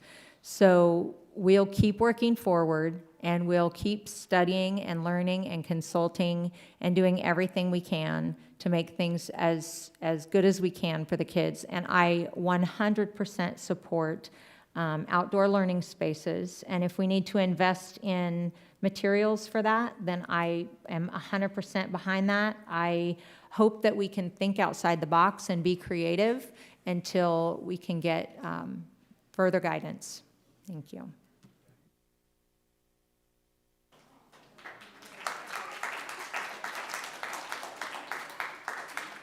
So, real quick, since I've been here for a while, and I'll do this real quickly, and then we'll get to public comment. So, just to give you some quick history, we've been dealing with COVID and its implications to our USD kids since March of 2020. A lot of us were up here, we went through this.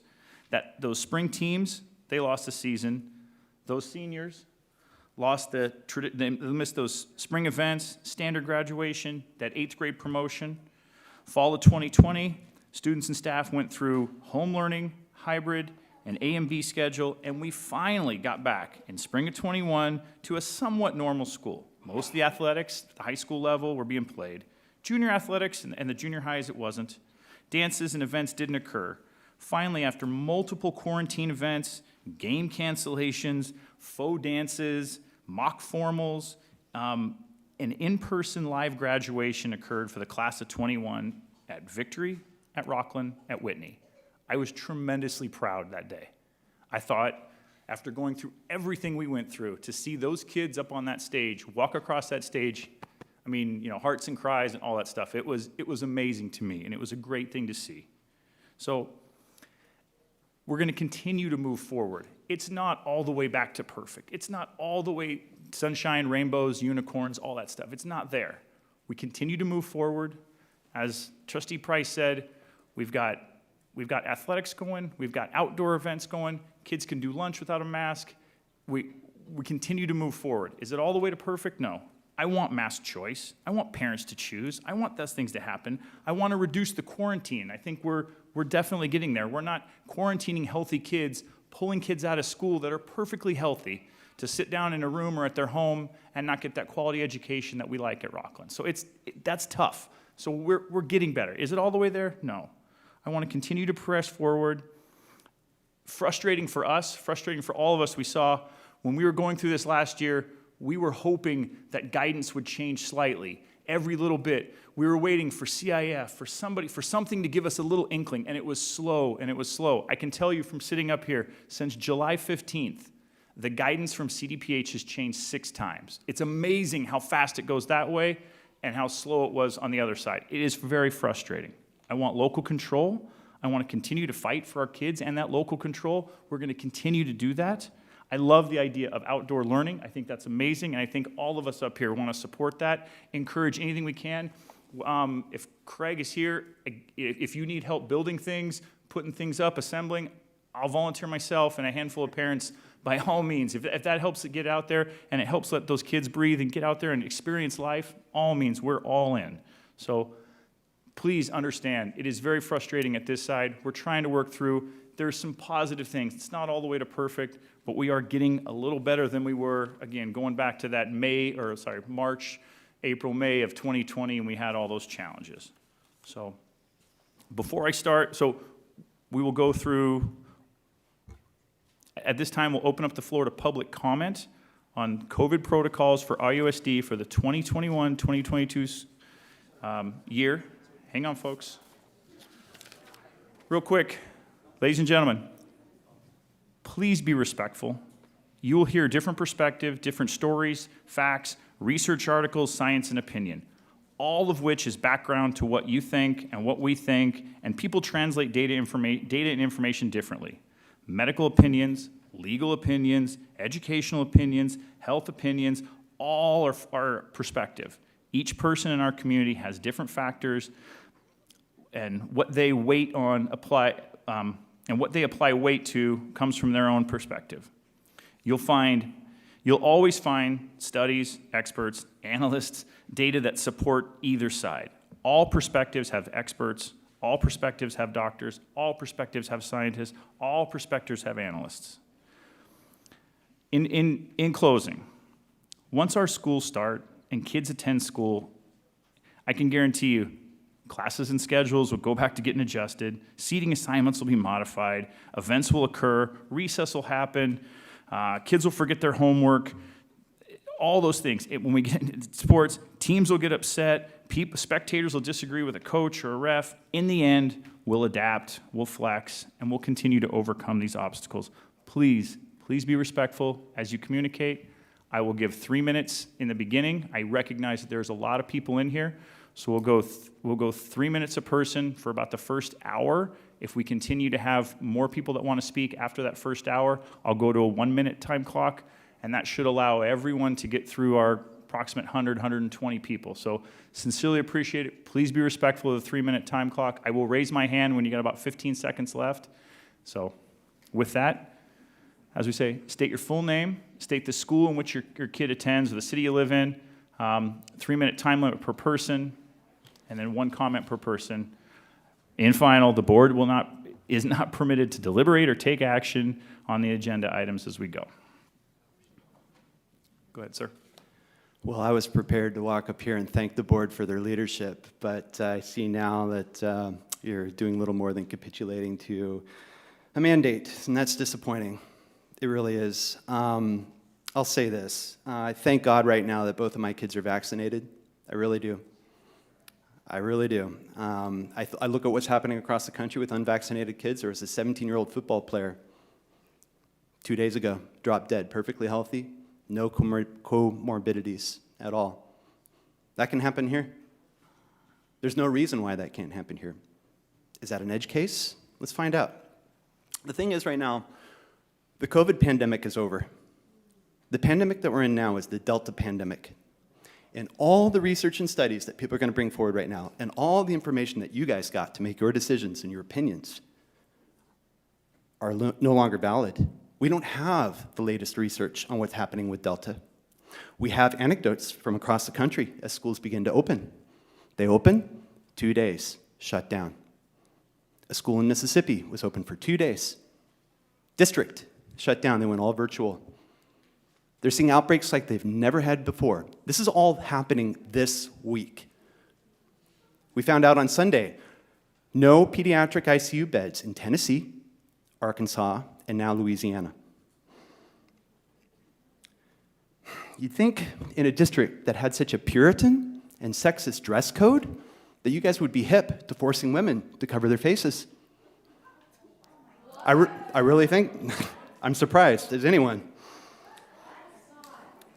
So all from the past week. Schools haven't even started yet. And as I said, there are no more pediatric beds in 3 states. A Louisiana neonatologist describes a situation at a hospital. We're seeing his children, about 50% of them will need to be in the ICU. Okay, this is this week. Dr. Mark Klein, physician-in-chief at Children's Hospital in New Orleans. Half of the children we are seeing with COVID were perfectly healthy. Perfectly healthy. This is all new information, and this is all Delta. School-age children in Louisiana now make up a third of the largest number of new COVID infections in the state. More than 2,000 new cases were reported among children 5 to 17 in 1 week in July. Overall, the state's seeing 8 times more cases than just 4 weeks ago. And school hasn't even started. In Tupelo Public School District, they postponed its open house. All the band members got affected. They're trying to track down how many got infected. They're not sure yet. Days after classes began, COVID-19 outbreaks in Lamar County High School had to go all virtual. I mentioned that. That was Mississippi. And they're saying the Delta variant is different. After the first 7 days of classes in August 2020, the entire Lamar County School District had to shut down. Just 2 days after students returned this month, 79 cases. Oh, was that 3 minutes? It's 3 minutes. Then I will leave you with this one question for the board, and it's a real question. Thank you, sir. What is the threshold?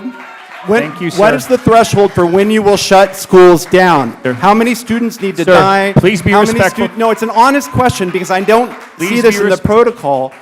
How many students will be infected before you guys do a shutdown? It's a fair question. Thank you. I just want to see it in the protocol. Thank you. Just what the number is. Can we get a number? Ma'am, you're next.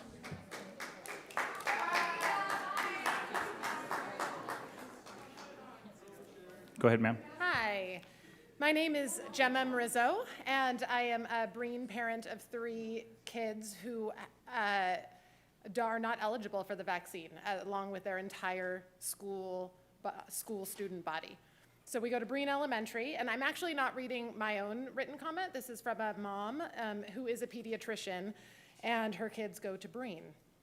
I am a board-certified pediatrician and have been in practice for 16 years. I have been practicing locally in Lincoln, California for 12 years, and my children have been enrolled in the Rocklin Unified School District since 2010.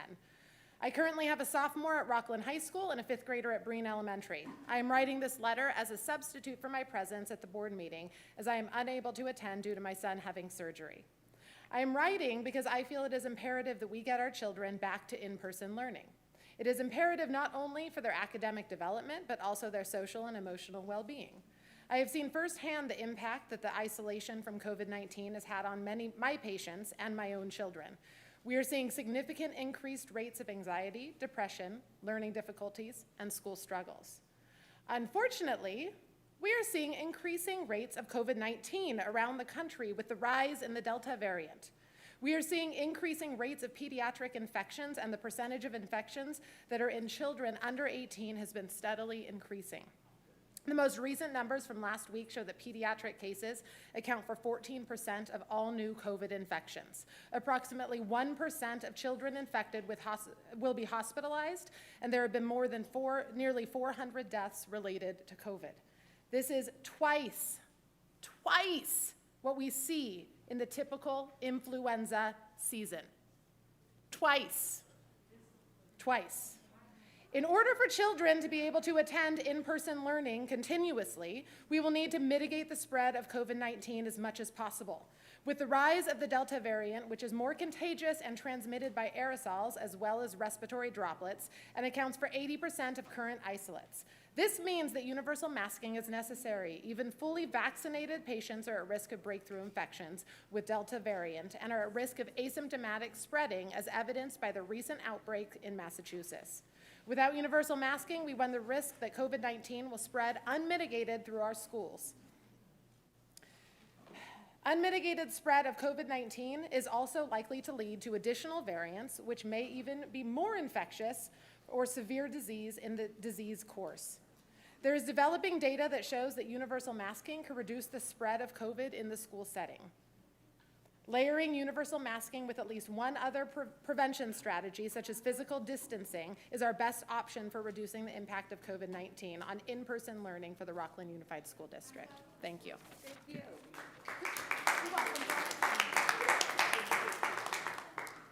Hello. I was just doing it. I'm a little more calm today.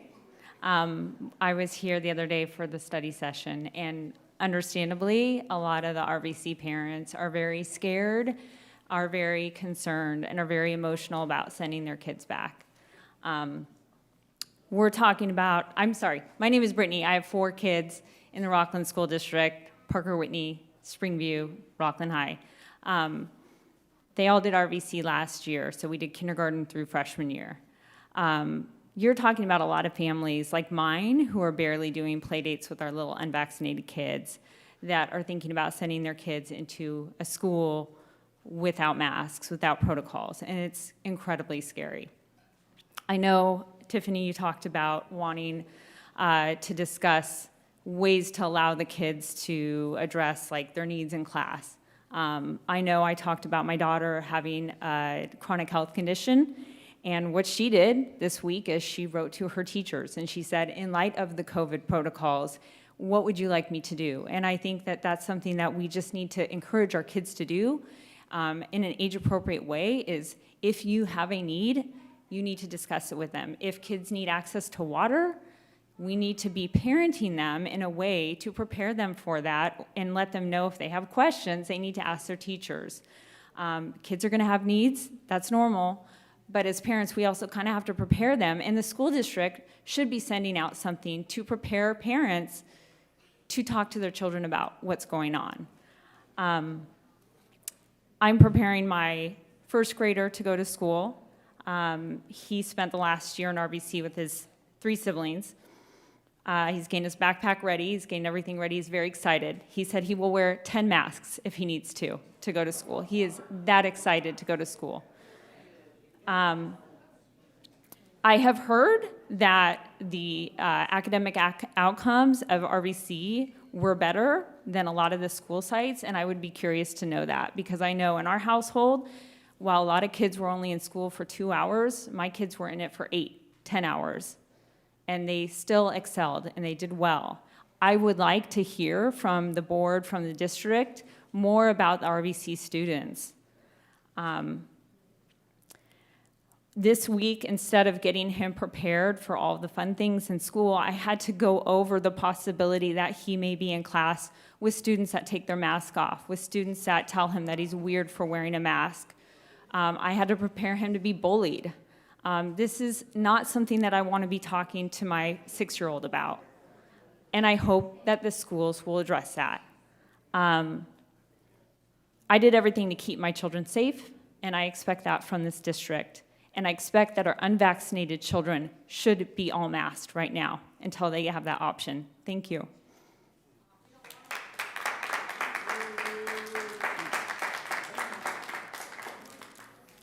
Once again, Dr. Curtis Borton. My kids go to Antelope Creek. I was going to say some very pointed things, but I've been watching a lot of Ted Lasso lately, so I'm trying to make the world a slightly better place. I wanted to have the Snickers bar to keep me from turning into Roseanne Barr, one of those angry people, and then I realized I don't know if there's somebody out here with a peanut allergy. And I grew up in a time in Pittsburgh, you know, where we're much tougher than you are in California. And we don't have peanut allergies, I think, and I'm not entirely sure when peanut allergies came. And I was trying to explain to my kids the reason why they can't have peanut butter. And I'm like, because somebody may end up dying. And I said, but, you know, imagine how much worse it is to live in a world where you can never have peanut butter, as opposed to not being able to have peanut butter at school. And they took that in because I think children are way better than adults at both learning how to be kind, learning how to be considerate. I just got to say, I know there's going to be people up here with fake science, and the other side's going to think the other side's fake. I don't even say which side is saying which side is fake. But when you have like one random doctor telling Jenna McCarthy that the polio vaccine, which was cured in Pittsburgh, by the way, not California, causes autism, and then you have an entire generation of moms who were tricked into having kids that get sick, to the point where we have diseases that we thought we got rid of coming back. Polio, the plague. That's ridiculous.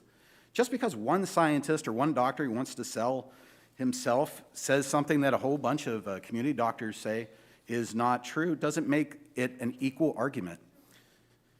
What I was going to say is America is about service and America is about sacrifice. Ms. Hupp, you know this better than anybody, and my appreciation goes to your family for your sacrifice. But without sacrifice and service, there is no freedom. And we are got to a point where people think their right to be free is somehow given to them by acts of other people who sacrificed. After World War II, we became the greatest nation on this planet, not because everybody walked around saying, I'm free, but because people were drafted. Women had to go to work and support 5, 6 kids while their husbands were making $50 a month. We had people back here who didn't have food because there wasn't available produce or rubber or gas. People sacrificed, growing their own stuff. We were proud of sacrificing. I wear a mask if you tell me to wear a mask. I'll wear a bubble if you tell me to wear a bubble. I fought a war in a mask that is way worse than this. I didn't have underwear for 3 years, all right? In the desert, that's sacrifice. Asking our kids to wear a mask is teaching them to be American. That's the point. Asking people to sacrifice is not supposed to be bad. I'm going to take my candy bar. Also, nobody ever thanks Brenda. Brenda is here all the time typing away, and nobody thanks her. She didn't even get a cool chair.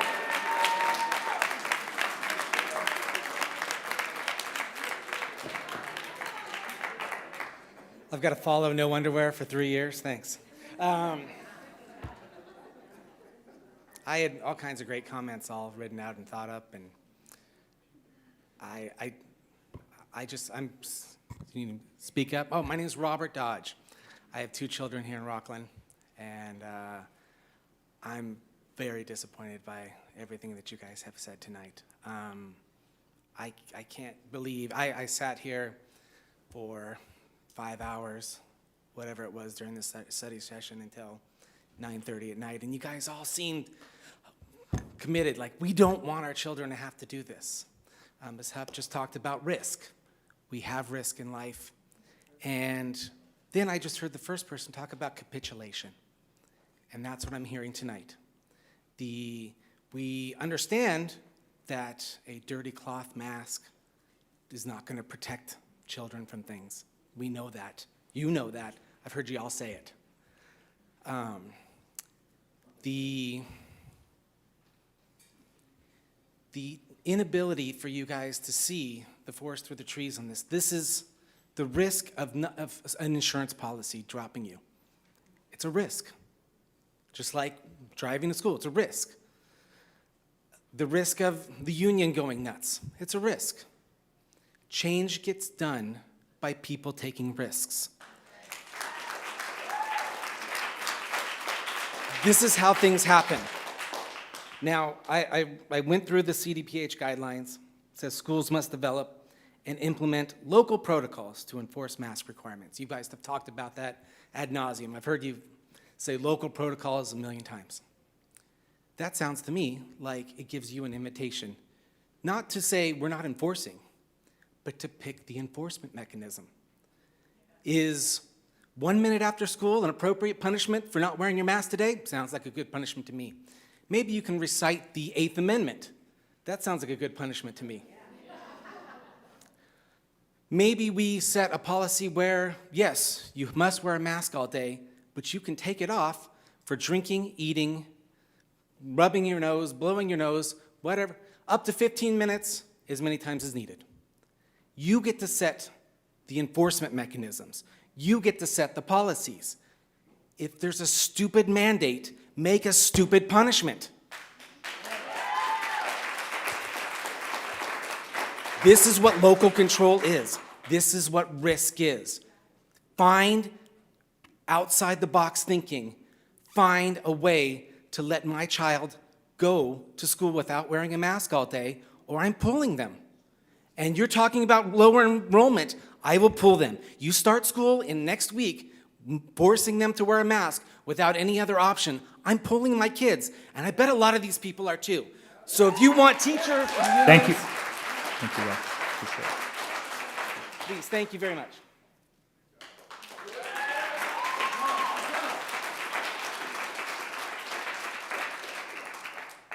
Hi, my name's Christina Snyder. My daughter's 8 years old and she attends Sierra Elementary. First of all, I'm glad to see all of your faces and not being all masked up. I have to reiterate after what he said. As a person who works in the community, I'm a tenant advocate, and I'm here tonight as an advocate for my child and other children. Munchausen syndrome is somebody who basically wants to treat somebody like they're ill. And treating all children that are healthy children like they're ill by wearing a mask is wrong. It's mental illness and it's child abuse.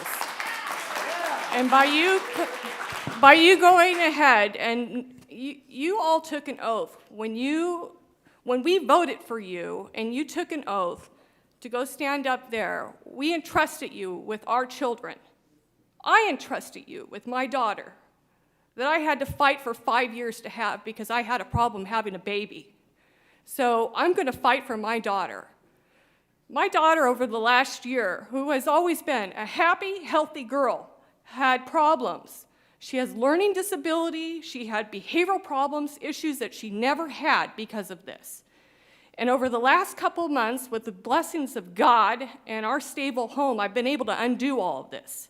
All to send her back and then put her back into the school district's arms this next week to start this all over again. Because you guys can't go and say, you know what, we're going to stand up for what's right. You know what the studies are. You know what the damage is it does to these kids. You know that they're not getting enough oxygen. You know about what it's doing to their immune system. You know that they aren't learning like they should be.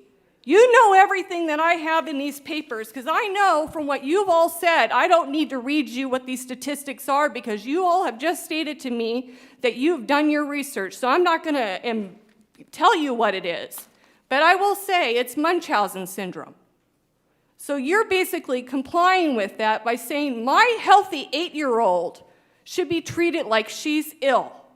So I, as a parent, have to start all over again once school's out to undo what you guys are doing to my kid.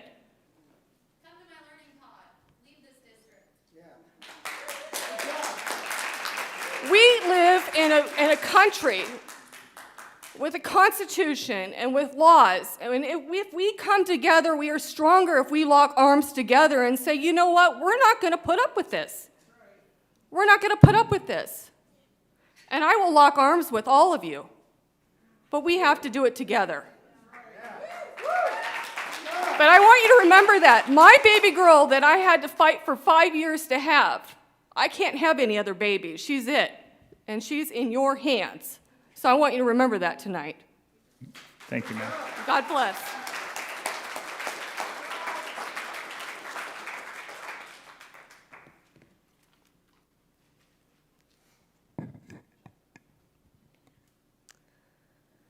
My name is Jessica Stonehawker, and I have 3 children, one here in Rocklin Unified. I have heard what you said tonight, and I'm very disappointed, but I feel like I need to come up here and say what I wanted to say so that I can sleep tonight knowing that I fought for my children. I'm here to advocate for our children, parents, teachers, and staff to focus on high quality of education, not the enforcement of masks. First of all, I want to thank you for unanimously voting to send a letter to CDPH advocating for local control of student health decisions. And as I heard tonight, I think and I hope that you will continue to advocate for that. This is about science, data, and safety for our students. Decisions should not be made on politics. To date, I still have not seen a single study published from CDPH verifying mask safety in children for prolonged periods of time. In fact, study after study is showing the opposite. Research shows that masks do not prevent COVID. Children are not at risk for COVID. 0 children have died of COVID here in California. Recently, Johns Hopkins study found 0 COVID deaths among healthy kids. And the research is showing masks can have physical and emotional effects on children. Per Dr. Jean Noble at UCSF, she's the COVID response director there, their research shows that sacrificing the development and well-being of our children for enhanced infection control was scientifically unnecessary and ethically unsound. UCSF's researchers found that the protocols instilled fear in young children, and masks were preventing them from reading emotions and understanding speech. We are treating all children as if they are sick, but they are not sick. And as parents, we work hard to keep our children healthy. It is our job to do what's best for our children. Let us do what we feel is best. Our children should not be used as shields. As parents, it's our job to protect them, not their job to protect us. Healthy children should not be wearing masks, quarantining, or being unnecessarily tested. Offering an online learning option for students who do not want to wear a mask is not offering a free and quality public education to all students. Online learning has failed most students, including young children, students with disabilities, and English language learners. I'm watching other school districts such as Roseville, Wheatland, Beaumont, Temecula, Nuestra take the stance of directing their efforts towards education. Clovis Unified is allowing parents to exempt their children from wearing masks, and at least 40 other states are not mandating masks in schools. Over the past year, I've watched you as a board vote to open schools when some people here say you shouldn't. Then you opened schools 5 days a week when some people said you shouldn't. Then you voted to open schools full-time when some people said you shouldn't. And here we are again, asking you to please, again, move forward and trust the science, trust the data. Let us choose what's best for our kids. Good job.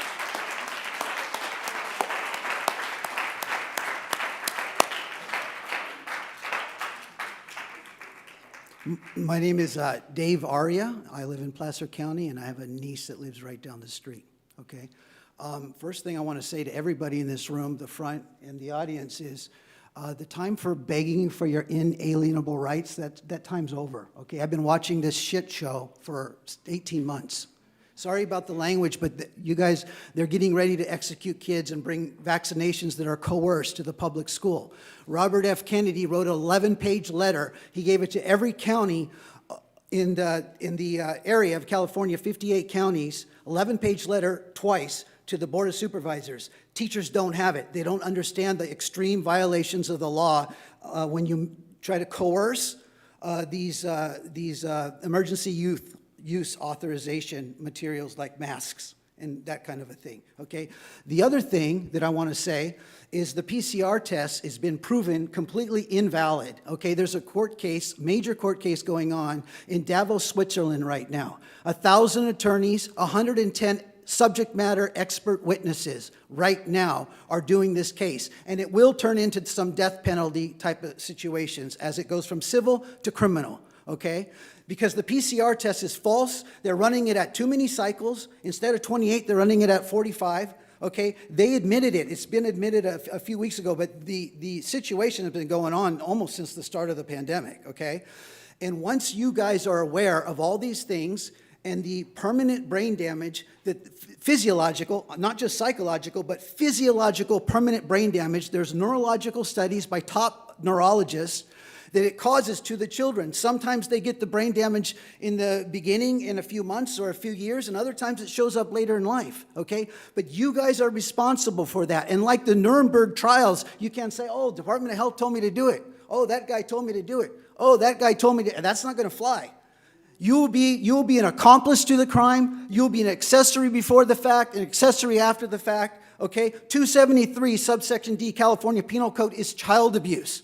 Okay? If you attempt to abuse a child, 664, that's called attempted child abuse. And they have different codes for different levels of child abuse. But depriving oxygen for 20% or whatever whatever it ends up being, different cases, is child abuse. Okay? This is a crime. And I'm going to recommend that you guys stand up at some point and you start making citizens arrests if you see a crime being committed. I also recommend that you use legal, and the term is legal self-defense, okay? So do whatever you got to do legally within the law to get this done, okay? This is a crime. It's a crime against humanity, international law, federal law, state law. I've got it here. I've got 50 pages of crimes that are being committed with this entire pandemic right now, okay? And we're going to be sending them out to you certified mail, so when you're cross-examined, you're going to go down.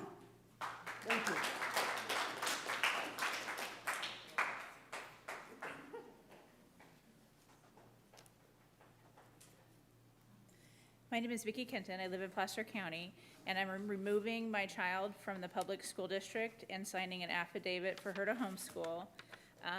Placer County Board of Supervisors signed a resolution on July 6th resolving that the pandemic is over, the emergency is over in Placer County. Do you have a copy of that? I can email it to you. They also signed resolution number 2021-254, which resolves that governing power for the school safety protocols goes back to the school districts, not CDPH, and advocate for parental choice for masking and vaccinating their children. And you guys are kicking it back to CDPH. I don't think that's accurate. I don't think that's right for you guys to do that and to say that you have the ability to take that away from parents, because I'll be taking my child out of your control because of what you're doing. You guys are more worried about your legal aspects than you are about the health of my child. Woo!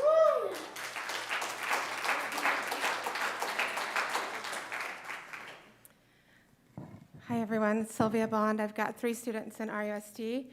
First, I want to thank you each one of you for your efforts and for your bravery, for sitting up here, for all the words from all different angles that you have to listen to. It's rough, and this was a hard decision, and honestly, hopefully you know my intention and that it's an honest thank you. So thank you for doing that.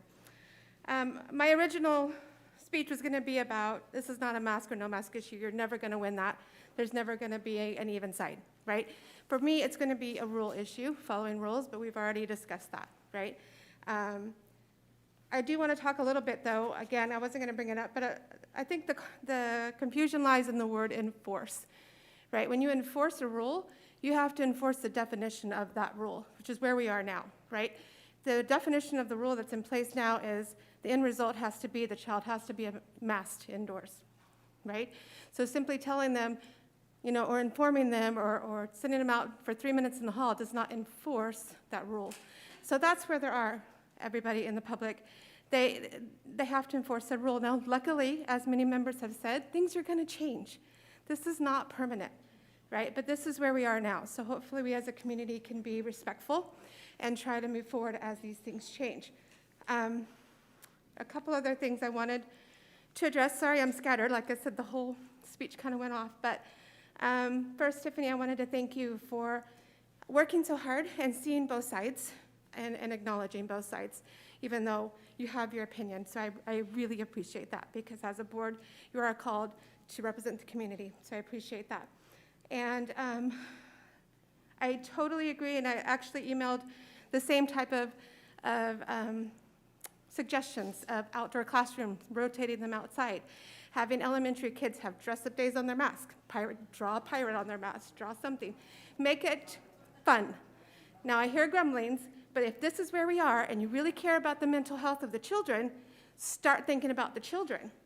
Start teaching, right? Start making it something that we're like, okay, this stinks, but it's kind of fun today, right? You can celebrate having them go outside for recess. Hang in there. You're about to take off your mask, right? Whatever. The other thing I wanted to talk about is the personal care. I agree with that. I think last year there was a fear, council, I'm a mask wearer because of the rules and because of my kids, but I do feel that there are opportunities to say, wipe your nose, get a clean mask, and I think that needs to come from teachers as well as parents. Thank you. One more thing. Sorry, let me just find it. The other thing I wanted to address, a couple arguments, as we compare going to shopping, Costco versus school, it's not the same. In Costco, I can move my cart. In Costco, I can move away from you. In school, you cannot. So that's not Thank the you, same. Sylvia. Thank you for your time.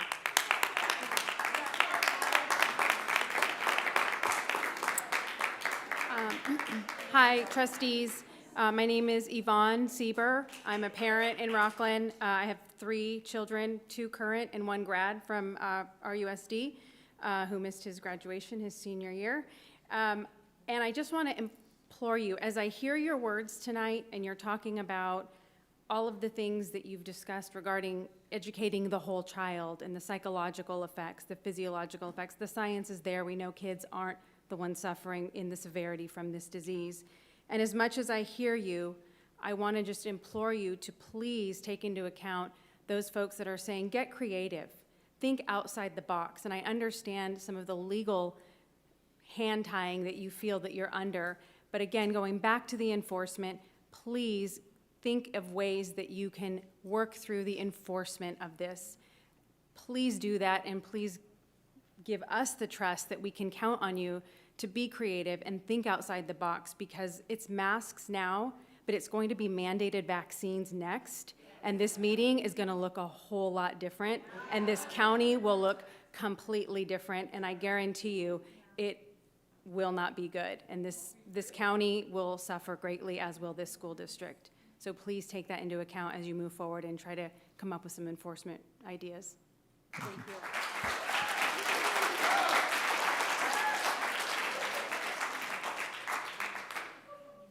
I'm Stephanie Mills. I'm absolutely terrified right now. I've never done anything like this, but I'm also a nurse. I have 2 daughters that are going to be at Valley View again this year in 1st and 4th. And listening to everybody get up here, I respect everybody's opinions. I respect everybody's difference of opinions. I've never been so grateful for a law mandate that's going to have these kids having masks on for a lot of different reasons. You know, I sat and listened to all of you, so please, okay? Wearing masks, one of my friends who happens to be standing behind me said something in the very beginning of this mandates way back when did wearing masks become so political and not just simply a human kindness thing? I will tell you, my children have worn masks since day one. Their mother took care of dying COVID patients, and no one should ever have to watch that or watch it on FaceTime. So, and protecting those that can't be vaccinated is another thing that we need to consider. Those of us with young kids, they cannot be vaccinated. I'm not given a choice on whether my kid can have a vaccine right now. I don't have that choice. You guys have the choice with the older kids and adults. We have the choice of whether you are able to vaccinate. I don't. My kids are too small for that. I just had a child that went through immune therapy, praying to God she wouldn't get sick from this thing, or I couldn't bring it home, okay? So I wasn't given that choice. The other thing is our teachers. You know, we listened to the ROTC president, I'm probably saying that wrong, come up here. What does it mean when our teachers and the staff don't feel safe at school? We lost excellent teachers in person last year because they didn't feel safe, so they went to RVC. And we got whatever teachers they came up with, which I'm sure were great teachers. However, we're losing excellent staff because of this also, because people have the right to feel safe at work. I am in a profession where I take the risk to go on and do this every day. I knew that going in. But the teachers and the staff and you guys never thought you were going to find yourself in this mess, okay? Yes, it might be the law, or there may not be the law for the masks, but we also teach our kids to be nice and respectful. We teach them all that. Why can't we teach them to respectfully disagree? Okay? Also, our kids are going to take the cues from us. My kids do not mind wearing a mask because I haven't been like, it's a big deal. We do this to help keep everybody else safe. The people we go to church with, they can't be vaccinated. The kids that they have that are friends that have cancer, they can't get sick. They don't think it's a big deal. Half the time, heck, they forget they have it on. If they need to take a mask break, they do. So I think clear, consistent structure is what our kids need. They need to be back in school. The Academy of Pediatrics says that very clearly. They need to be back in school. But we need to make it where everybody feels safe until all of us as parents can choose if we can vaccinate or not vaccinate our kids. Thank you, Ms. Mills.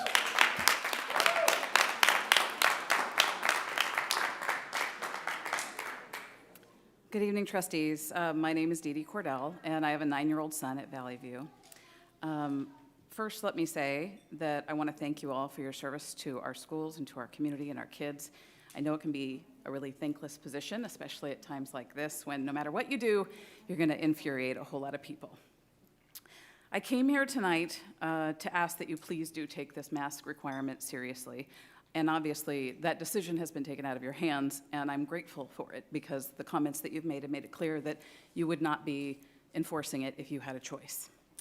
I think it's really, really critical that we take it seriously right now. We have just a few months maybe to go until those of us who don't have the choice to get our kids vaccinated, who would choose, at least then we'll have a choice. But right now, masks are the only choice we have for keeping our kids safe. No one likes wearing them. Nobody does, right? But we've all kind of gotten used to them.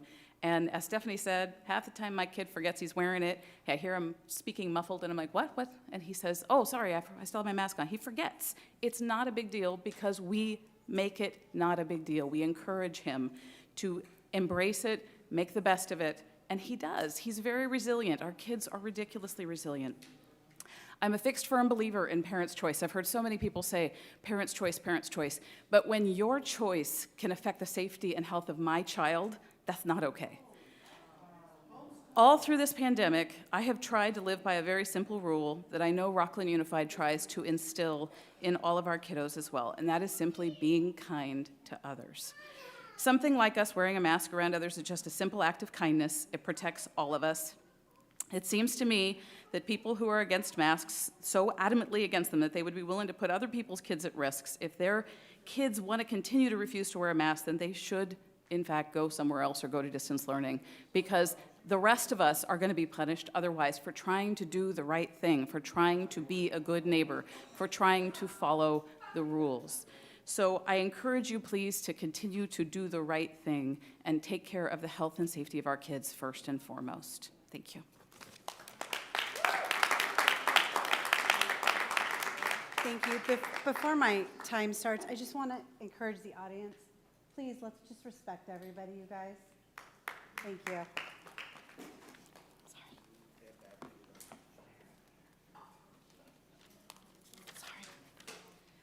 Hi, my name is Wendy, and I have a student by default that is kind of in the umbrella of this district that goes to Western Sierra. He's a senior this year. I am here today to present a proposed mask bill of rights for the Rocklin Unified School District. This was written by a dear friend, Courtney, that cannot be here tonight. So I want to share this because she actually does also have students in this district. There are 3 sections in this proposed mask bill of rights, whatever you would like to call it, that are as stated: required actions, allowable, acceptable actions, and prohibited actions. The required actions would be that teachers and staff shall, in respectful, professional, and caring way, remind students and public that all persons are to be respected and valued whether they choose to wear a mask or not wear a mask. Rocklin Unified School District will not tolerate abuse of any student that is not conditioned upon whether they choose to wear a mask or not wear a mask. Allowed acceptable actions would be teacher or staff may in a respectful, professional, and caring way remind students in private of current policies. Teacher or staff may in writing send a reminder home to remind parents of the current policy. The prohibited actions would be teachers, staff, and/or students shall not physically touch a student to enforce mask face covering policies. Teachers, staff, and/or students shall not repeatedly lecture, raise their voice, publicly shame, or verbally harass a student to enforce mask face covering policies. Teachers, staff, or other students shall not bully, including cyberbullying, intimidating, hazing, or initiating activity, ridiculing, extortion, or any verbal, written, or physical contact. Teacher, staff, and/or students shall not damage or seize the property belonging to students or staff in the district for the purpose of enforcing a mask policy. Teacher, staff, and/or students shall not reduce teaching hours and classroom learning hours in any way for the purpose of enforcing a mask policy. Teacher, staff, and/or students shall not use profane, vulgar, or abusive language for the purpose of enforcing a mask policy. Teachers, staff, and/or students shall not deny entry or demand removal of students based on their compliance with a mask policy. The reason I believe Courtney came up with this is because of the way this was handled last year. Our teachers were more like police. I don't think that they want to do that. So I'm just asking the board to potentially, and I'm going to bring this to Rocklin Academy as well, just asking the board to come up with clear guidelines for our teachers, our administration, that they could, in a respectful way, figure out, yes, sorry, and I will email this as well to you guys, because I know that was a lot. So thank you so much for what you do and for your time. Thank you.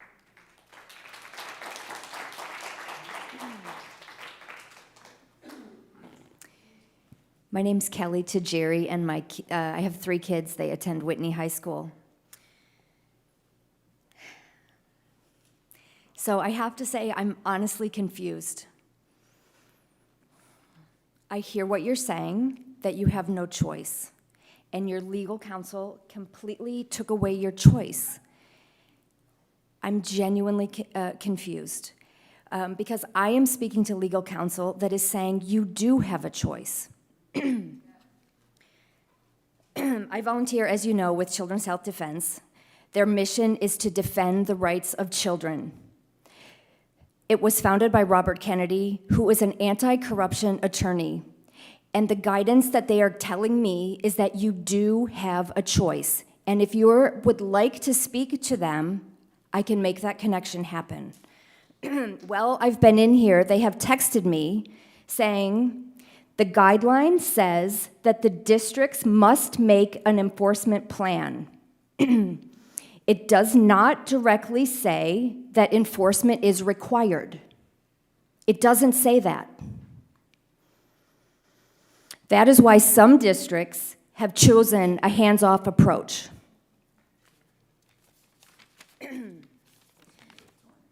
They have also said, this is approved by legal counsel. So this is why I'm confused with the discrepancy of what I'm hearing you say tonight. School districts are acting in a more legally correct manner when they develop a protocol that is best for their particular community. By California law, the protocol can respond to the unique needs of the school district and its surrounding community. The California Constitution clearly states that it is the legislator that gives the power and broad discretion to school boards, not unelected officials.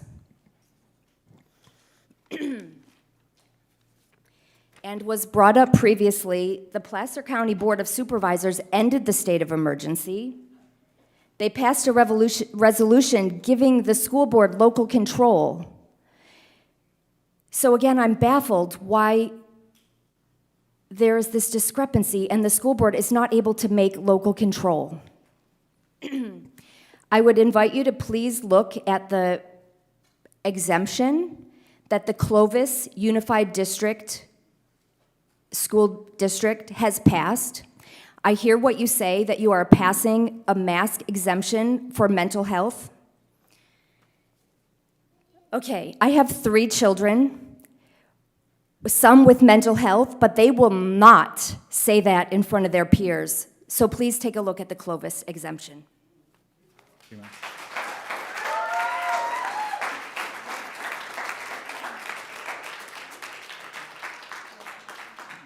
Hi, good evening. I also appreciate what everyone's doing here. My name is Larry Tajiri. That was my wife. I am also a father of 3, 2 at Whitney, 1 recently graduated, lost his senior year. Yeah, it is confusing. I mean, we're hearing this stuff about a legal basis. I'm hearing also, though, the fight's not over. There are attorneys, she's texting with attorneys who are willing to help with this fight. A lot of it has to do with the word enforcement and the implied meaning of that. And we also heard about risk assessment, right? I guess I'm a big believer in risk assessment. If somebody wants to wipe down, even though the CDC has already said it's a 1 in 10,000 probability that you can contract COVID from contact surfaces, people are still wiping down surfaces. They're free to do that. They can do that. They can wear masks, what have you. We can argue back and forth whether masks work. I personally don't believe that they work. I mean, and I'll quote we also talked about asymptomatic, healthy kids. I'll quote Dr. Michael Yerding. He's a retired chief scientist and vice president from Pfizer, and he's trying to blow the lid off a lot of this and stop the complete narrative. But there's too much not enough time to say everything that he talks about. But one of the main things he says is asymptomatic transmission is a complete myth. He said that we've known that for centuries.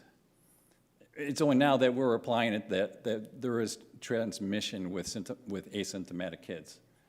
So if we could just only have, if there are kids that are symptomatic, check their temperature, what have you, first period class, send them home.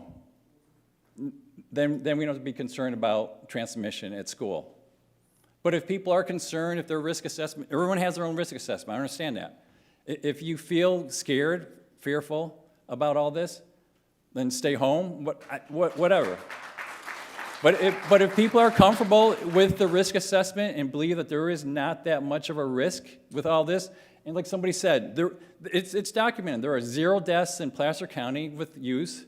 I didn't know that there were 0 deaths in California, but there is a study at Johns Hopkins, it's reported in the Wall Street Journal. This is Dr. McAree, he studied 335 children who died with COVID.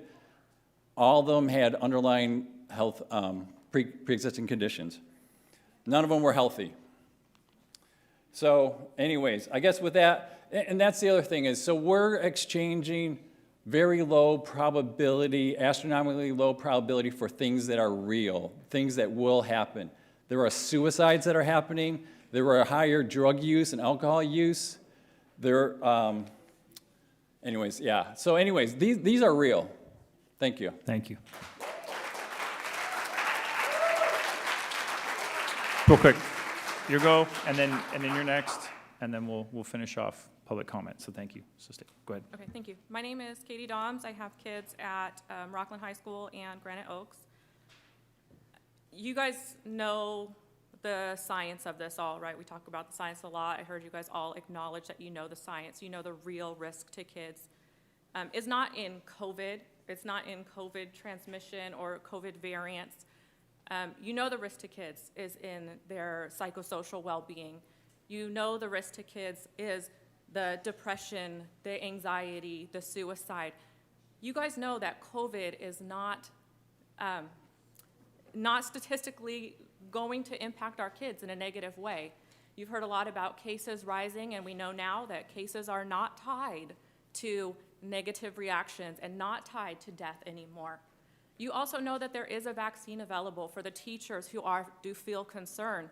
They absolutely are able to get that vaccine if they want to do that to protect themselves, but we know that our kids are at no risk from this COVID vaccine. They are not. I want to implore you guys in the board to listen to the community behind you that does support you. And understanding the truth of this, there are not a single study that shows that compelled masking community-wide is going to stop the spread of this COVID. We're all gonna get it, right? It's coming for us. We're gonna get it. We're going to recover.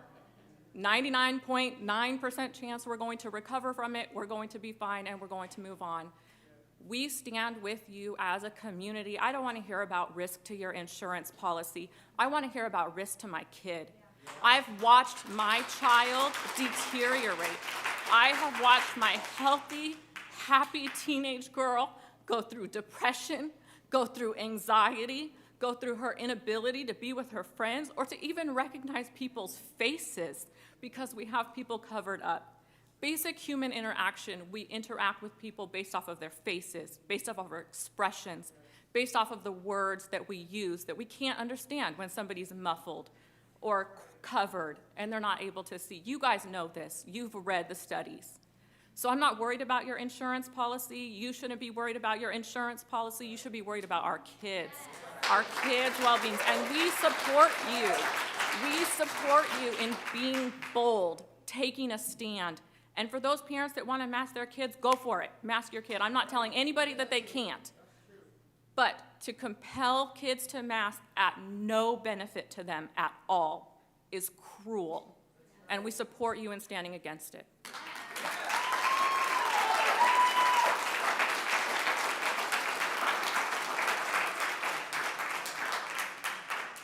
Hi, my name is Danielle Zecki. I have 2 kids. I have one entering Whitney High School this year, and I have one who's remaining at Sunset Ranch. I did not grow up in California. California is actually one of the states that I did not ever want to move to. Grew up in the Northwest. I followed my husband around, so here I am. When I did move to California, I quickly learned that Rocklin Unified, Rocklin, was one of the highly sought after school districts that I would want my kids to hopefully attend. And then I fought for them to get here, and they're here. I'm a little disappointed because I was hoping, God willing, that Rocklin Unified would have become the leader in this mask issue. I believe in not creating fear in my children. I believe in the option of choice, school choice, religion choice, whatever it is. And I feel that my kids have given enough. My kids have given, like you guys have said over and over tonight, 18 months of their life, right?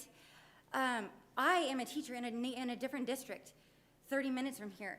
I feel like I have given up my desire of how I live for my students that I love. Every last day of school, I cry because I know I'm gonna miss the kids. I do it because I love the kids, but this is enough. Like, if you want your child to wear a mask, absolutely 100% have your child wear a mask. But I think it's enough. If you want your child to be vaccinated, perfect. If you don't, perfect. If you want yourself to be vaccinated because that's how you feel better, fine. But I don't think anything about your health should be mandated, ever. And I think that you're taking away my God-given, my American rights by telling me that, you know what, we're gonna go into the first day of school and our kids are gonna be masked again because you think that it's a law, and it's not a law. You guys have not given any law to us at all. Right? I mean, you say you're talking to your legal counsel, but why can't we hear your legal counsel? Yeah, transparency. I mean, when is it enough? My kids have been playing football every single day this summer. completely fine, okay? When I put my kids in kindergarten, I knew that's how they build their immune system. I didn't put them in their mask because I'm afraid they're gonna get pink eye or whatever else. They came home sick many times in kindergarten and first grade. You know what my number one fear was in March 2020? That I was gonna have to rebuild their immune system all over again. And by you making them wear their mask again, that's what we're gonna have to do. How dare you guys? Oh, and Gomes, you know what Gomes did to our kids last year? I'm gonna say this in about 7 seconds. They would use the bullhorn, that megahorn, and yell at them to put their mask on. You think that's okay? I know many other teachers that do that. I will not be one of those. Thank you, ma'am.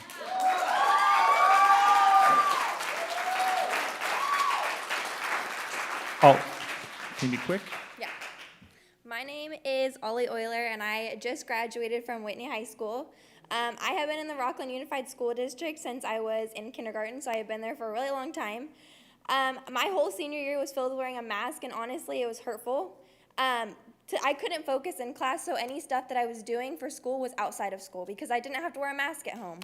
And I also feel like people want to talk about my body, my choice, but I can't choose to not wear a mask, but I can have the choice to abort a fetal child. So.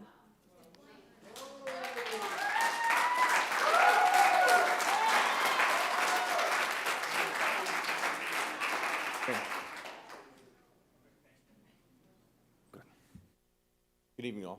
Appreciate the opportunity to speak to you guys.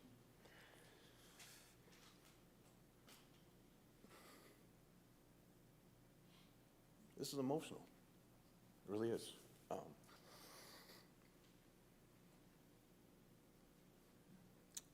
That was my daughter, Ollie. She graduated 2021.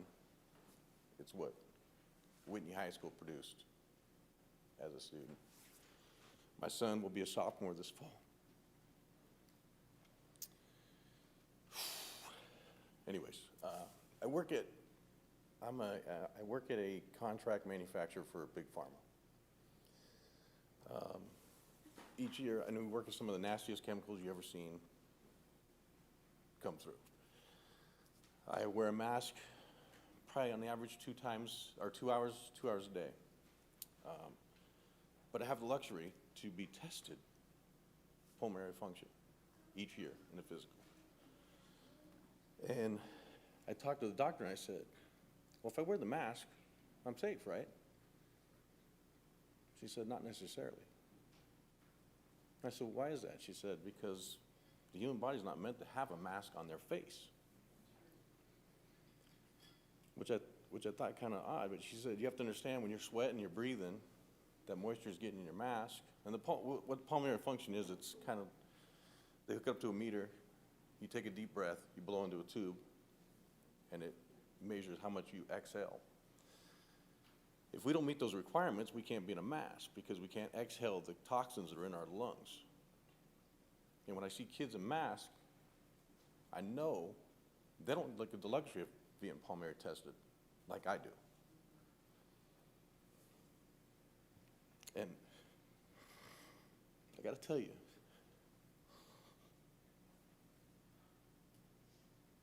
when I see a kid walk down the street with his face beet red and he can't breathe, it's because it's lack of oxygen and nothing else. It's sad. And for us to sit there and watch this and let it go on and worry about the state, Gavin Newsom, I'm sorry. We need to step up. Forget the insurance policy, we need to step up. We need to fight.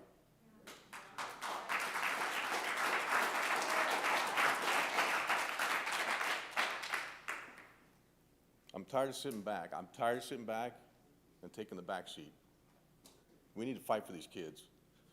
God trusted us with these kids. We need to fight for them. Do the right thing.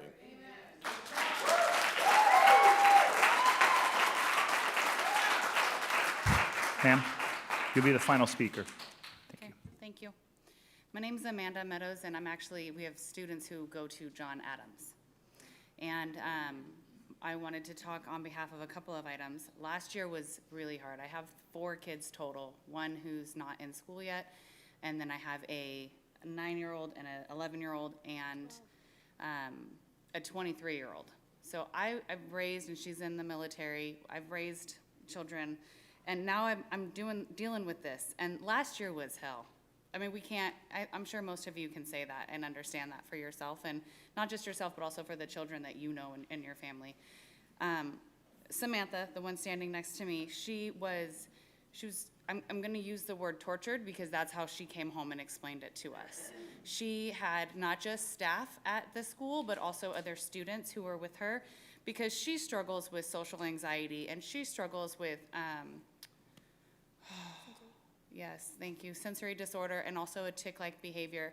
So unfortunately, the mask for her is one of those that she plays with. It's more of a toy, and not just that, but it's also an irritant to her. So she ended up having multiple issues with the masks. And when students are looking at her and telling her that if you don't put your mask on, you're the one who's gonna kill me, or you're the one who's gonna get me sick, these aren't things that children should be learning or hearing. I am a parent, and whether or not we're talking about masks, we're talking about vaccines, we're talking about critical race theory, I'm gonna be honest, I don't teach my kids to hate anybody. I don't teach my kids to pick on somebody. I want my children to understand that they have a right to what they feel comfortable with. And when somebody is forcing them to wear a mask for, last year was 3.5 hours a day. And that was hard enough. You expect me to put my kids back in school for 6? Can you imagine what that's gonna do to them? Not just to my child, but to the parents. I had her come home struggling to tell me, Mom, I don't even know why I'm around. Why should I be here anymore? What do they think about me? Why are they saying these things about me? All I told her to say was, it's your ability to choose. If it's your ability to choose, if you can have an abortion, it's your ability to choose whether or not you get in the car and you drive drunk, then it's the same responsibility for our children. You need to give them the opportunity to choose. And you need to give the parents the opportunity to love their children enough to help them make the right decision. It's not about your liability. You need to worry about us. You need to worry about the pissed off parents that are coming. This is not fair. This is not fair. They matter.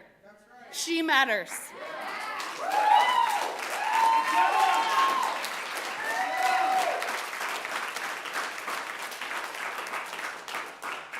One minute, real quick.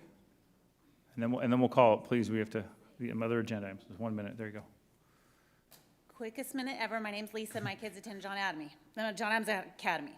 I had a presentation prepared, but then you guys changed the rules. You gave us A and B. You showed up here and said we can't. We don't know why. You didn't tell us what the lawyer said or why they said it or what changed. That's totally unfair. I expect the public to be involved in at least the announcement of the decision. You need to tell us why. In my opinion, this is not over because we have no idea what you're even relying on, what was put in front of your attorney. We don't know. That's not okay. So I don't consider this over. Additionally, in reviewing your plan, I don't see any explanation here of the COVID protocol enforcement plan. Like, it's not even a hyperlink. We can't click on it. I don't even know what your enforcement is. Like, what am I missing? Did they describe what they're gonna do? I don't even understand. You are allowed to tell us what the enforcement policy is, but all my research, I can't find it. I want you guys to know, it's not Governor Newsom that's forcing the masks. It's the people who are in authority that are following the unconstitutional and unscientific mandates that are shortening the lives of our children. I'm staring at you. How could you do this? How do you sleep at night? We have the education codes. Ma'am. I'll quit. Don't think we won't sue you. It's against the law to do what you're doing. Thank you.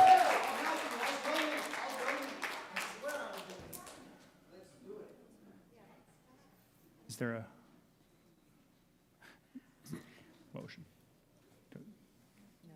Yeah. To that? All Yeah, right. a motion's needed. 10.2. There is? No, there's not. All right. All right. So, go real quick for discussion. Go ahead, discussion. I know I shared ahead of time, and I won't go into everything. I took lots of notes because I do think it's important what everybody said today. I am hearing a lot of confusion and whys, and so I wrote down a few things that I do think, I know we've already shared where it's at right now, but I think some clarifying points, I want to make sure people go home and they have answers to those. So if it's okay, I have a couple. Superintendent Stock, could you speak to the room regarding the emergency order? Because I asked the same thing. The county resolution, what did that do for us? The county resolution, the Board of Supervisors ended the state of emergency in Placer County. The Board of Supervisors has no jurisdiction over school districts in any county. So the Board of Supervisors actions do not have any legal impact on the school district. It is the elected school board that has that. The governor's state of emergency that he enacted in March of 2020 is still in effect, has not been lifted. Part of that emergency order makes California Department of Public Health mandates in binding on all of us. And so because of that state of emergency that exists at the state level, that still impacts us and mandates us to follow the California Public Health orders. And so that's the status of the state of emergency for us in our school district. Okay, thank you for clarifying that. A couple more. There was questions about enforcement. I don't know if it is in there or where, or if I could give direction. I guess maybe I'll make a statement, and maybe you let me know if this is an accurate statement, because I don't know how to phrase it as a question. I feel the board was very clear at our study session that we would like there to be no disciplinary action to a student, meaning suspension, expulsion. This is nothing that would penalize them beyond their record. I know there's questions of enforcement. One, is there disciplinary action taken? And then two, can the student remain in the classroom mask-free? Let's be real, those are the 2 points of enforcement most people are probably asking. So could we clear that up for those in the room, what we can and can't do regarding those two? Right. Failure, not complying with a public health order to have a face covering worn is not a disciplinary action under California Education Code. So no student will be given a disciplinary consequence, detention, suspension, expulsion for not complying. The California Department of Public Health mandate requires that face coverings be worn. It also mandates that schools have enforcement of that mandate.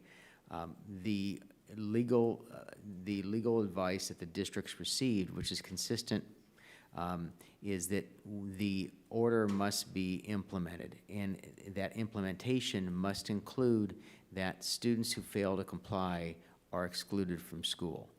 And so the goal of the district always is to keep students in school.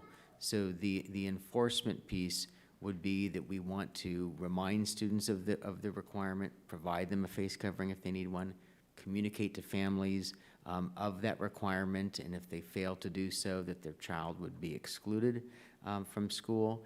And we want to work with our families. We also want to make sure our families are aware of the allowed medical and mental health exemptions that are open to them in that process. So the process we would be using is that redirection back, wanting to communicate with parents, and the first day a student doesn't have a face covering on, again, our goal is to get them back.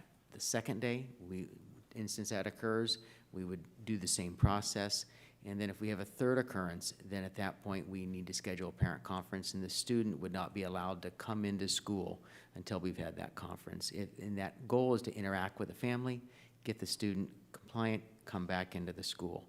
If the family chooses not to be compliant with that face covering requirement, then the student would be redirected to independent study until what time they choose to comply with that requirement. So anytime a student chooses to comply, they can come back to school. None of that is considered disciplinary. None of that would be on a student's record as an act of discipline, and it's not any way we see as disciplinary. It's just that we are mandated to exclude students if they don't comply. And that is the plan that we have for enforcement in order to comply with the legal requirements we have. The failure to exclude students in that enforcement means we are not compliant with the law, and that's where we are. Ladies and gentlemen, please allow the superintendent to speak when questioned. Please, ladies and gentlemen, please. Go ahead, Superintendent. So, thank you, Superintendent Stock. For me, what I've received is the change of emergency order changes everything.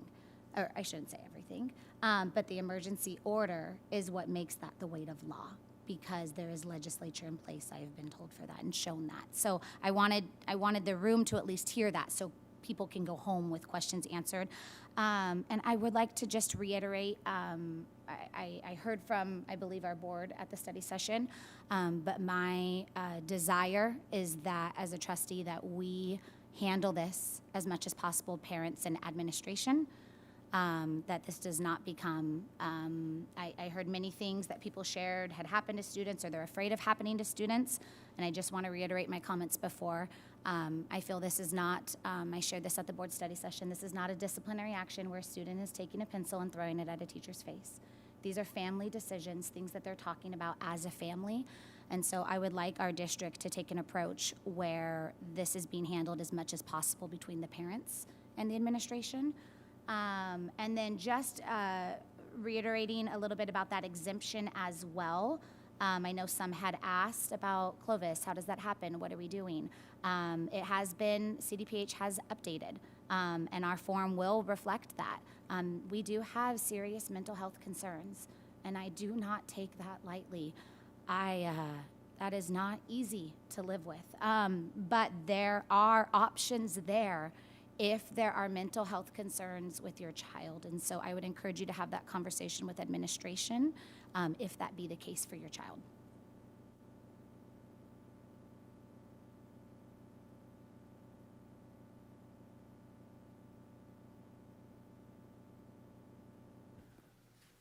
Is there a motion to take action?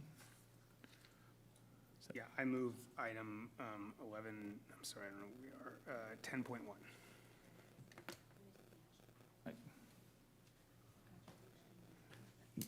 Yeah, it would be, that we do need a motion and a second and approval, please. You have a Just motion. for us to, is an action item, we would request approval. The district is required to enforce the law, so we would move forward as we've outlined with the, we would move forward with the COVID protocols as shared because we're fully complying with the law on CDPH. So even without a motion, the district is required to enforce these, and what we've done is really outline how that will operate in our schools. So, at this point, the board is not required to take action for the district to implement the required CDPH guidance from the state of California. But this document would have outlined for our community how that will occur. And since there's not options before the board due to the legal constraints, there's not really a need for an approval. The district would move forward in implementation of the laws required. Okay. So we go to 10.2. All right. Now item 10.2, action on consent with architect consultant Rainforth Grau Architects for the new design services of Rocklin High School track and field replacement project. Craig Rouse, Senior Director of Facilities, Maintenance, and Operations. Yeah, can you give me where's your presentation? It was on get out of that. It's track and field? Yeah. Oh. Sorry. Boom. And then hit the, okay. Good evening, Board President Kaler, Board of Trustees, and Superintendent Stock.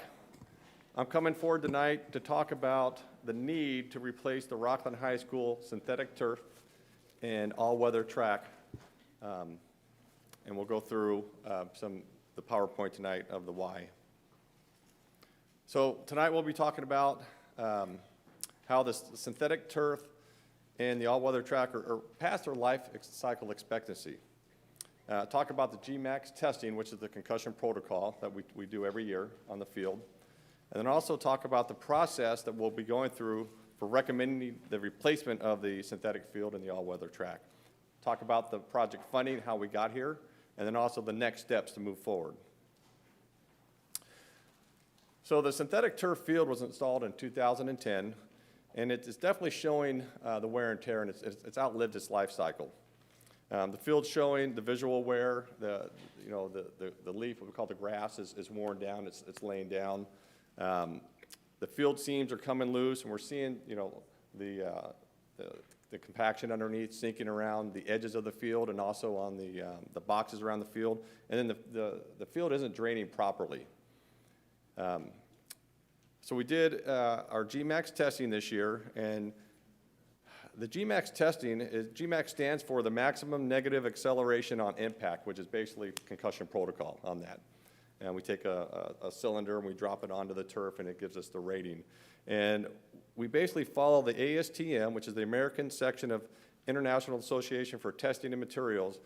They're recommending that, when the tests come back, that we need to be under 200 when we get the test results back and they test certain areas in the field. So our ratings came back this year, and we're under 200, but over the last few years, we've seen those ratings start to come up. And it's basically saying that, our life cycle is done and the field needs to be replaced. And over the last few years, we've done maintenance to the field to be able to stay under the 200 recommendation from the ASTM. But now it's time to replace that field. So the structural all-weather track surface is also showing wear and tear on the high surface areas. As you walk around the track, you can see some of the asphalt underneath starting to show. That track was installed in 2005, and then there was some work done on the track for some repairs around the track in 2011. So a structural spray track usually lasts 7 to 9 years, so you can see we're also past the life cycle expectancy of that track. So the process we're recommending tonight is to hire the architect, and that will get us into the programming and the design of the field to get this project moving forward in a fast track so we can build it next summer. Rainforest Growl Architects completed the stadium synthetic turf and track assessment this summer, or actually right towards the end of school and into the summer in July. And they basically came back with the recommendations that I just talked about, how the field is past its life cycle, seams are tearing up, the compaction is sinking around the track. And the recommendation is to replace the field and the track. So what we did is, after their assessment, we set up a meeting with DSA, the Division of the State Architect, to find out what are the requirements that the district will have to do to replace this track in kind. And the concern there is the state going to make us, upgrade ADA requirements on the stadium, which is very expensive to do because the track was built, or the state school was built back in the 90s. What they said is that since it's a replacing kind project, all we have to do is the path of travel. And that path of travel is going to take us from Stanford Ranch all the way up to the stadium, and that's a sidewalk, and it's, the percentage both ways, front and back. And that, when we got our estimate back from the architect, it's about $70,000 to $80,000. The good news is we don't have to touch a stadium, and then we're going to have to do some upgrades into the pool house bathroom out there, some grab bar handles and toilet dispensers, and get them up to the correct height.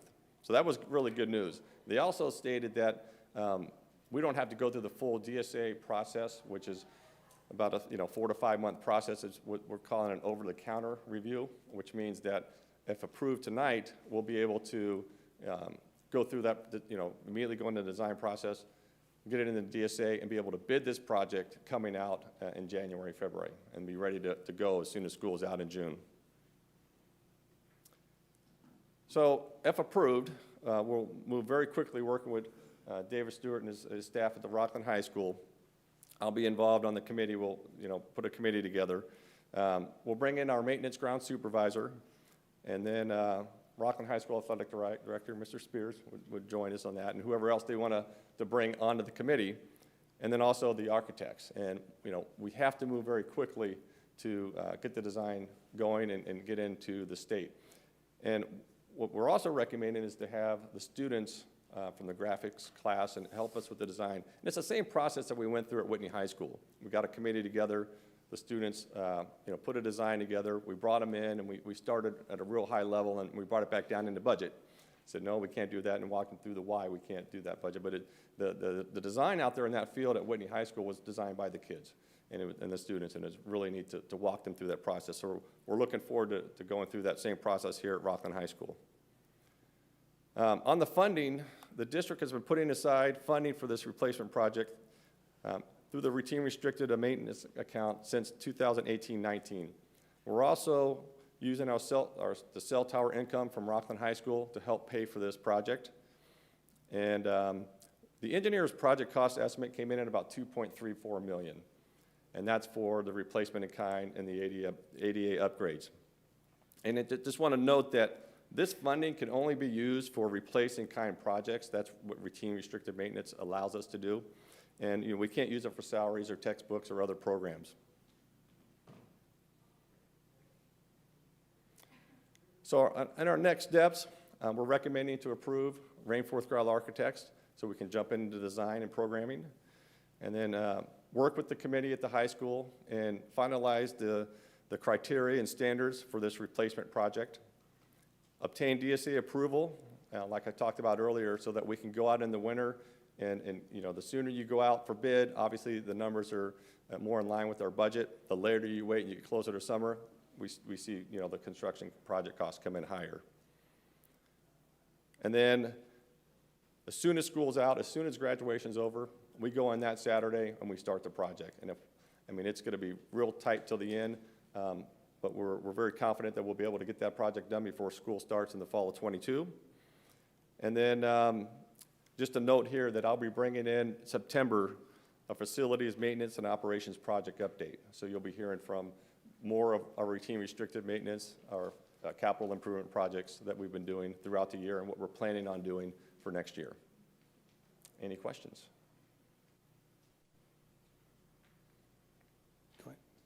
Not a question, just a thank you. I love the including the students. I think that's great. This is their schools, right? And so I love that you guys have thought about that and are modeling that or utilizing that model that we did at Whitney. So thank you. Thank you. I just agree. I think it's great. I want to agree with Tiffany and say I also appreciate that we're going before 20. I actually think it's good that we're anticipating that. We're not waiting till we're over for pure safety reasons. I think that's good. I am anxious to hear where the committee goes and where I worry about our athletic director, but we're going to have to deal with that. But I will say, Folsom Blue is ugly. Don't go crazy. Be reasonable. Keep it. All right. Thank you. So just real quick, and thank you, Craig, for putting this together. Ballpark, so those families that are, when do their kids get on that field? When, is it for sure August 22? For sure? Well, never a guarantee, especially as we're coming out of this year with COVID. And, the supply chain is really impacted, not only, my ward on facilities and construction, but hopefully, if we secure this project early enough, that's why we're really pushing to get this bid and on the street and lock in the field turf supplier and the contractor to do the ADA work. It increases our chances to complete this on time. So if we're late and we're playing on the grass, Ryan, it's on you, okay? Oh, wait, game. But we made the timeline at Whitney High School, and it was tight, and we went right up to the end. And the campuses work with us on that and be real patient. Our summers get shorter and shorter, and we try and continue to do our summer projects. But yeah, we're confident that we can make that happen if things line up. Sure. All right. Before you guys tease Ryan much more, I'm so moved on the motion. If you want to, do you want to call? Second. I guess first. We good? Yeah, second. Comment? Motion second. We're good. I don't think there's, I think we do have to approve it. so any public comment real quick? Oh, public. public. On the athletic field at Rocklin High School? Go ahead, sir. Curtis Borton, Antelope Creek, all that stuff. Still a fan of Brenda. Just real quick, this was not what I was planning on, but I was glad that I was here. As a former, the lacrosse referee on that field quite often and a former football official on that field. Would like you to put in this thing because all athletic directors seem to not understand you can't have a line through the center logo. It's literally a pregame violation that gives the ball to the other team in both sports. Football coaches kind of like having the logo there, but it's a ridiculous penalty and a weird thing to have to deal with in the beginning. Also, yes, Folsom's Field is absolutely horrid. There is a black turf field in Clayton Valley, which is equally bad. Please stick to the green. As you guys use multiple fields, one of the things that happened at Granite Bay is the red lines that they use for, and I'm gonna say it's field hockey because I'm not sure. They're big, I don't know, what do you call them, arcs, but the red line actually, when we're running down the field, just that color coming up will literally kind of disorient us for a second. It's one of those things to be aware of. So when you put your committee together, and you're going to have coaches and things, but as the third team on the field, there are things we hate to see on football fields, which would be nice to get some input, including the when you have the students to start to design things, especially in the end zone, you make it a little bit hard when you have a light solid color going up to the end line when you really want to have a call in the end zone. And since you play in that field 5 games a week or 5 games a season, you probably want the advantage versus the disadvantage. So, thank you. Thank you. Is there a motion to take action on contract with architect consultant Rainforth Grau Architects for the design services of Rocklin High School track and field replacement project? So moved. Second. Excellent. Brenda, will you please call the roll? Julie Hupp, Yes. Rick Miller, Yes. Rochelle Price. Yes. Tiffany Sadoff, Yes. Derek Counter. Yes. All right. Now, item 10.3, action resolution 21-22-01, approving the tax report for the fiscal year 21-22 and levying apportioning of the special tax for fiscal year 21-22 for Community Facility District Number 1, Community Facility District 2, and Community Facilities District Number 3. Good evening, President Counter, Board of Trustees, and Superintendent Stock. As you see in your packet, you have the safety tax reports for 21-22. So each year, in order to levy and collect the taxes needed to meet the meet the bond obligations for the community facilities districts, we're required to go through a review and calculation to determine the tax rates. And so Russ Powell with EPS, again, calculated these tax rates. The approved tax rates must be submitted to the Placer County auditor tax collector by August 10th of each year in order to get the taxes on the rolls for 21-22.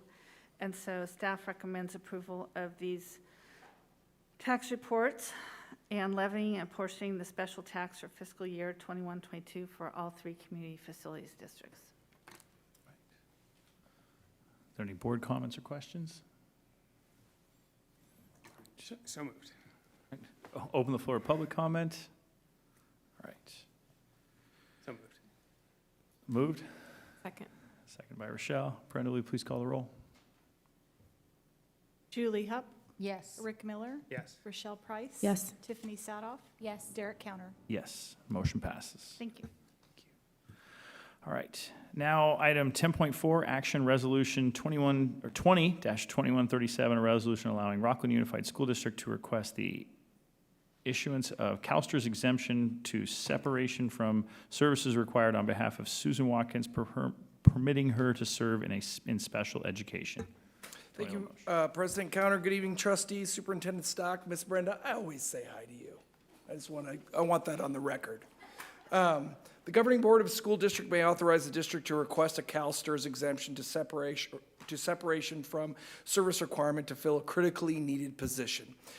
This exemption allows for the hiring of a retired Calstrs member to fill a needed position before 180 calendar days have passed from the retired member's most recent retirement date. So really, just to summarize this, this resolution authorizes us to hire someone back who is a retiree in the Calstrs system prior to the deadline based on it's a hard-to-fill position.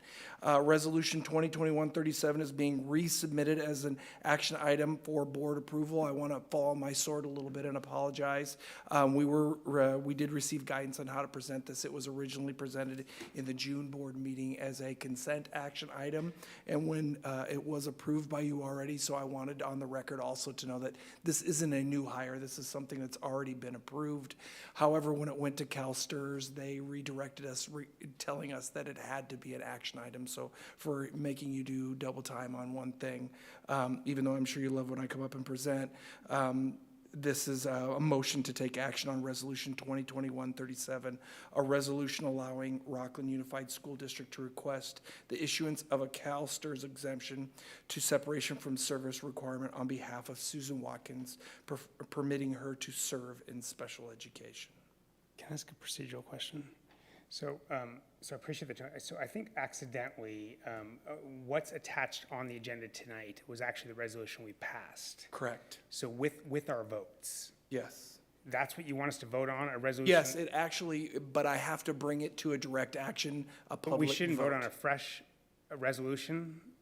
It will, only thing that will change on this is in regards to the date. But it will be on And the it's okay to record. vote on this resolution? Correct. It will be the same the resolution does not change. The date will only change, and the record will designate because you voted. The votes will go away, because if, for Correct. instance, okay, great, perfect, thank you. Correct. Then I'll move it. Second. Before we go that, any public comment?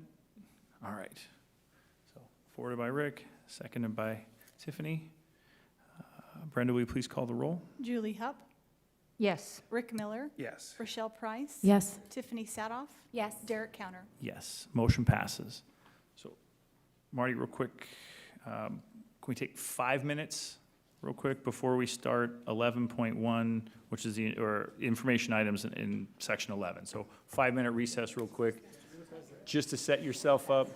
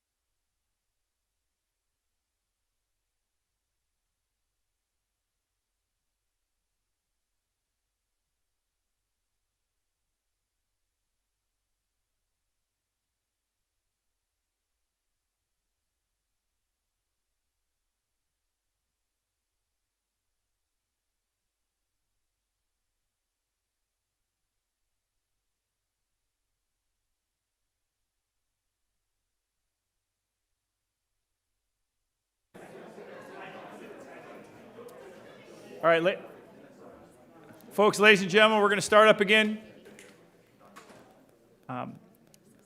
Now the information item 11.1, Board Policy 6144.1, sensitive topics. Superintendent Stock.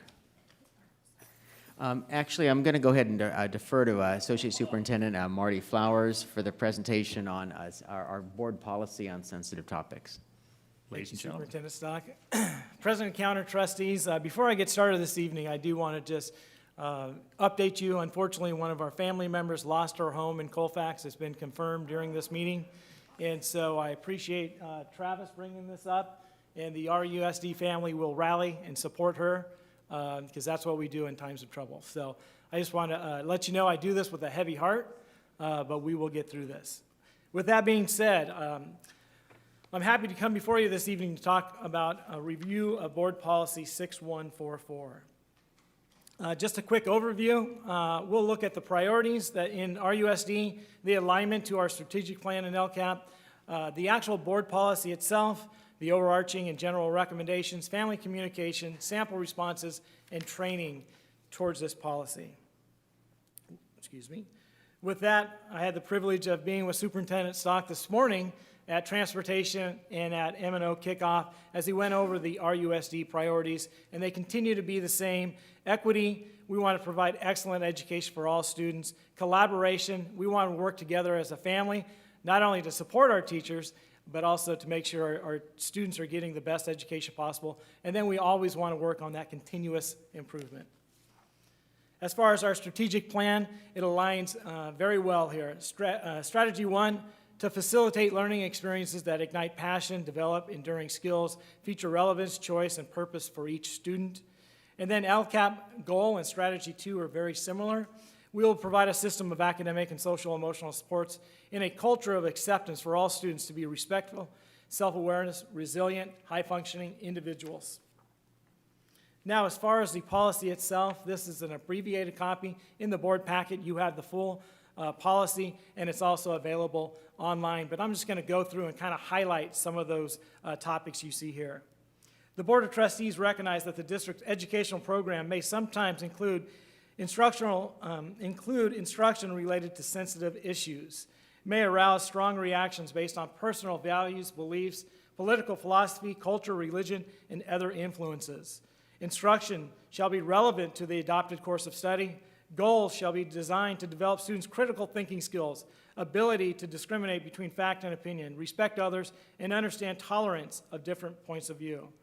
The board expects administrators and teachers to exercise professional judgment, making sure that it's suitable for study or discussion. They shall consult the superintendent or designee, and in this case, that designee would be their site administration, to determine the appropriateness of the subject matter.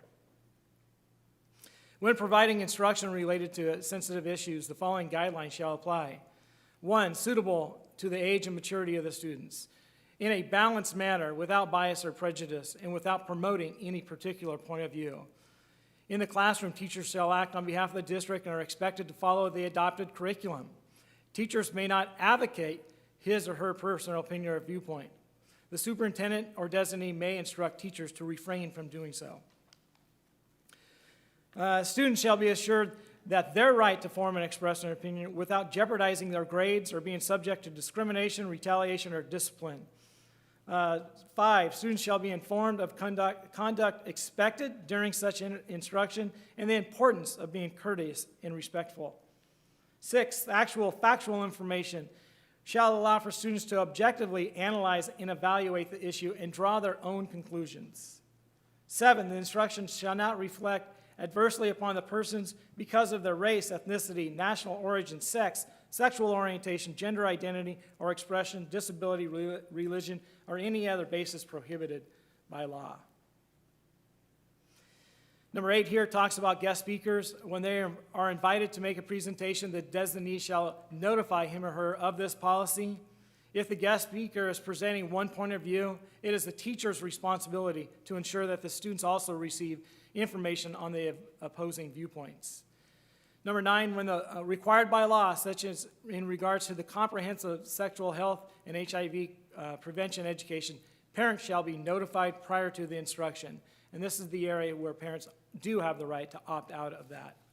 Number 10, Rocklin Unified School District complies with Senate Bill 48, a core syllabus of topics taught in history, social science for each grade and course shall be shared with families in the beginning of the year.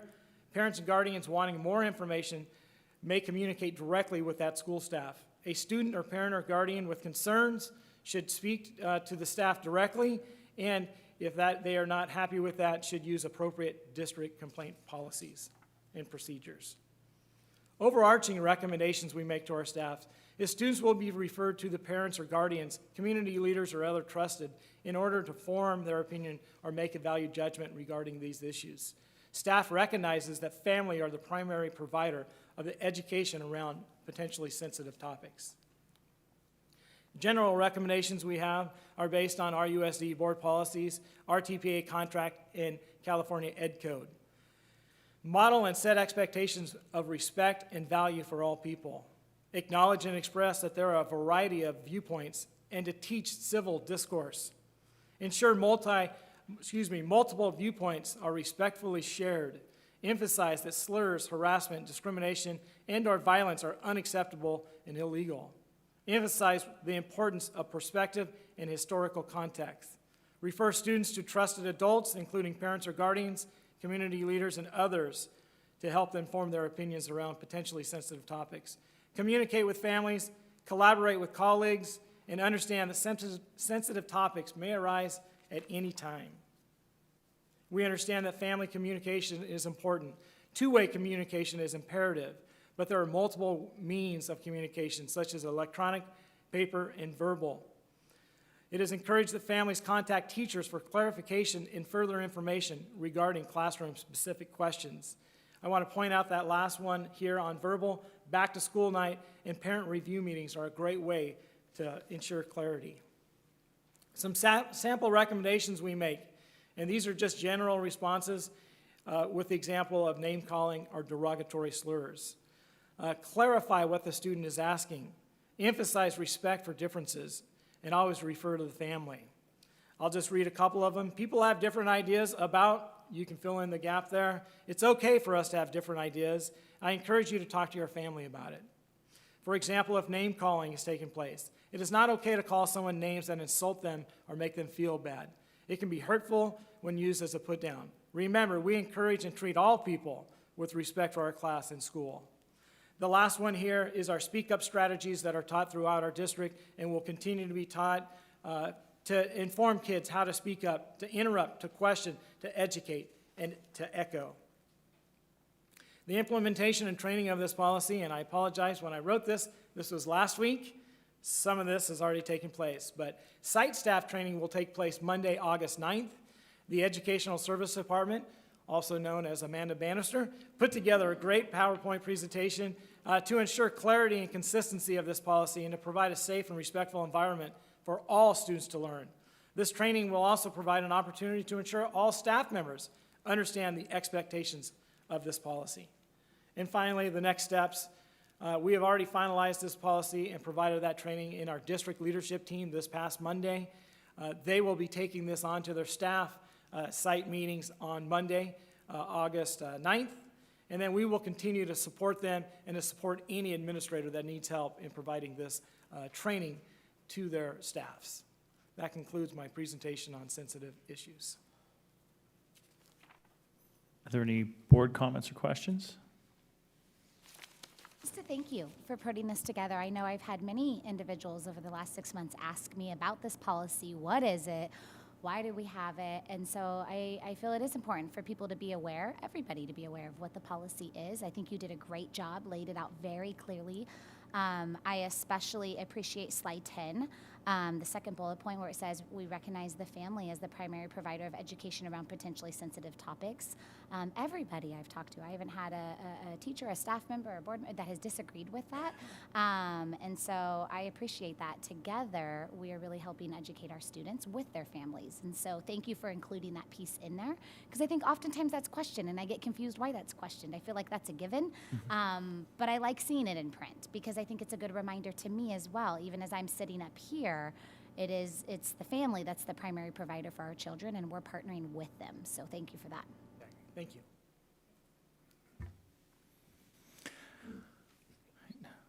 Open floor for public comment. Any public comment on that?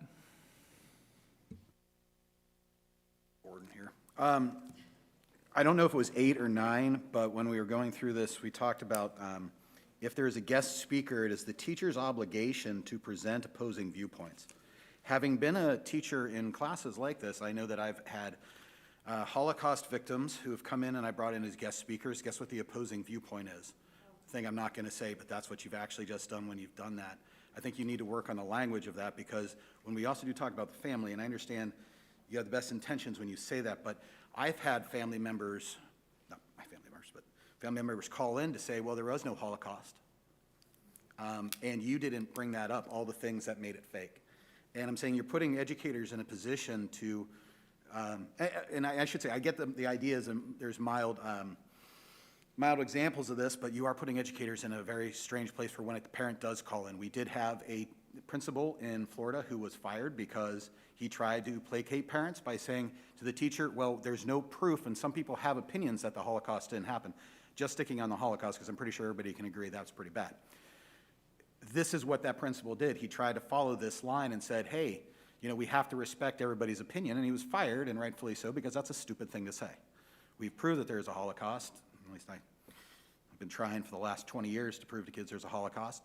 But there are things that come up in these types of classes and situations where families are actually damaging their children in these particular areas. And I know this is extreme examples, but if you have a teacher that were to bring in somebody who had survived a race, not a race, sorry to say race, but ethnic cleansing in Bosnia, for example, I know there's parents who admit that or who refuse to admit that happened, even though, like, I was there and I watched it.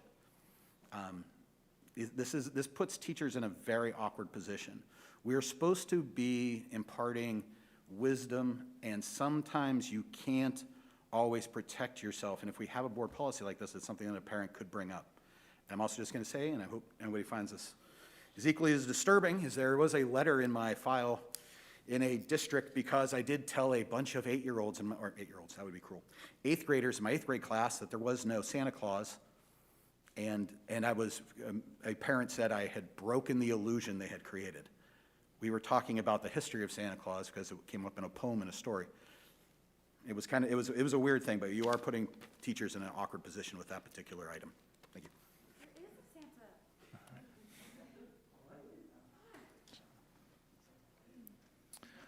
All right. Now, information item 11.2, Ethnic Studies elective pilot class at Rocklin High School. Back again, Mr. Flowers. Hey. President Counter, Trustees, Superintendent Stock, I'm happy to come before you this evening to talk about an Ethnic Studies pilot course that will be taking place at Rocklin High School this coming school year. Joining me this evening is Principal Davis Stewart and History Teacher and Department Chair Sarah Gillette. I appreciate them being here on this long evening. And former student of both Mr. Flowers and I. Yes.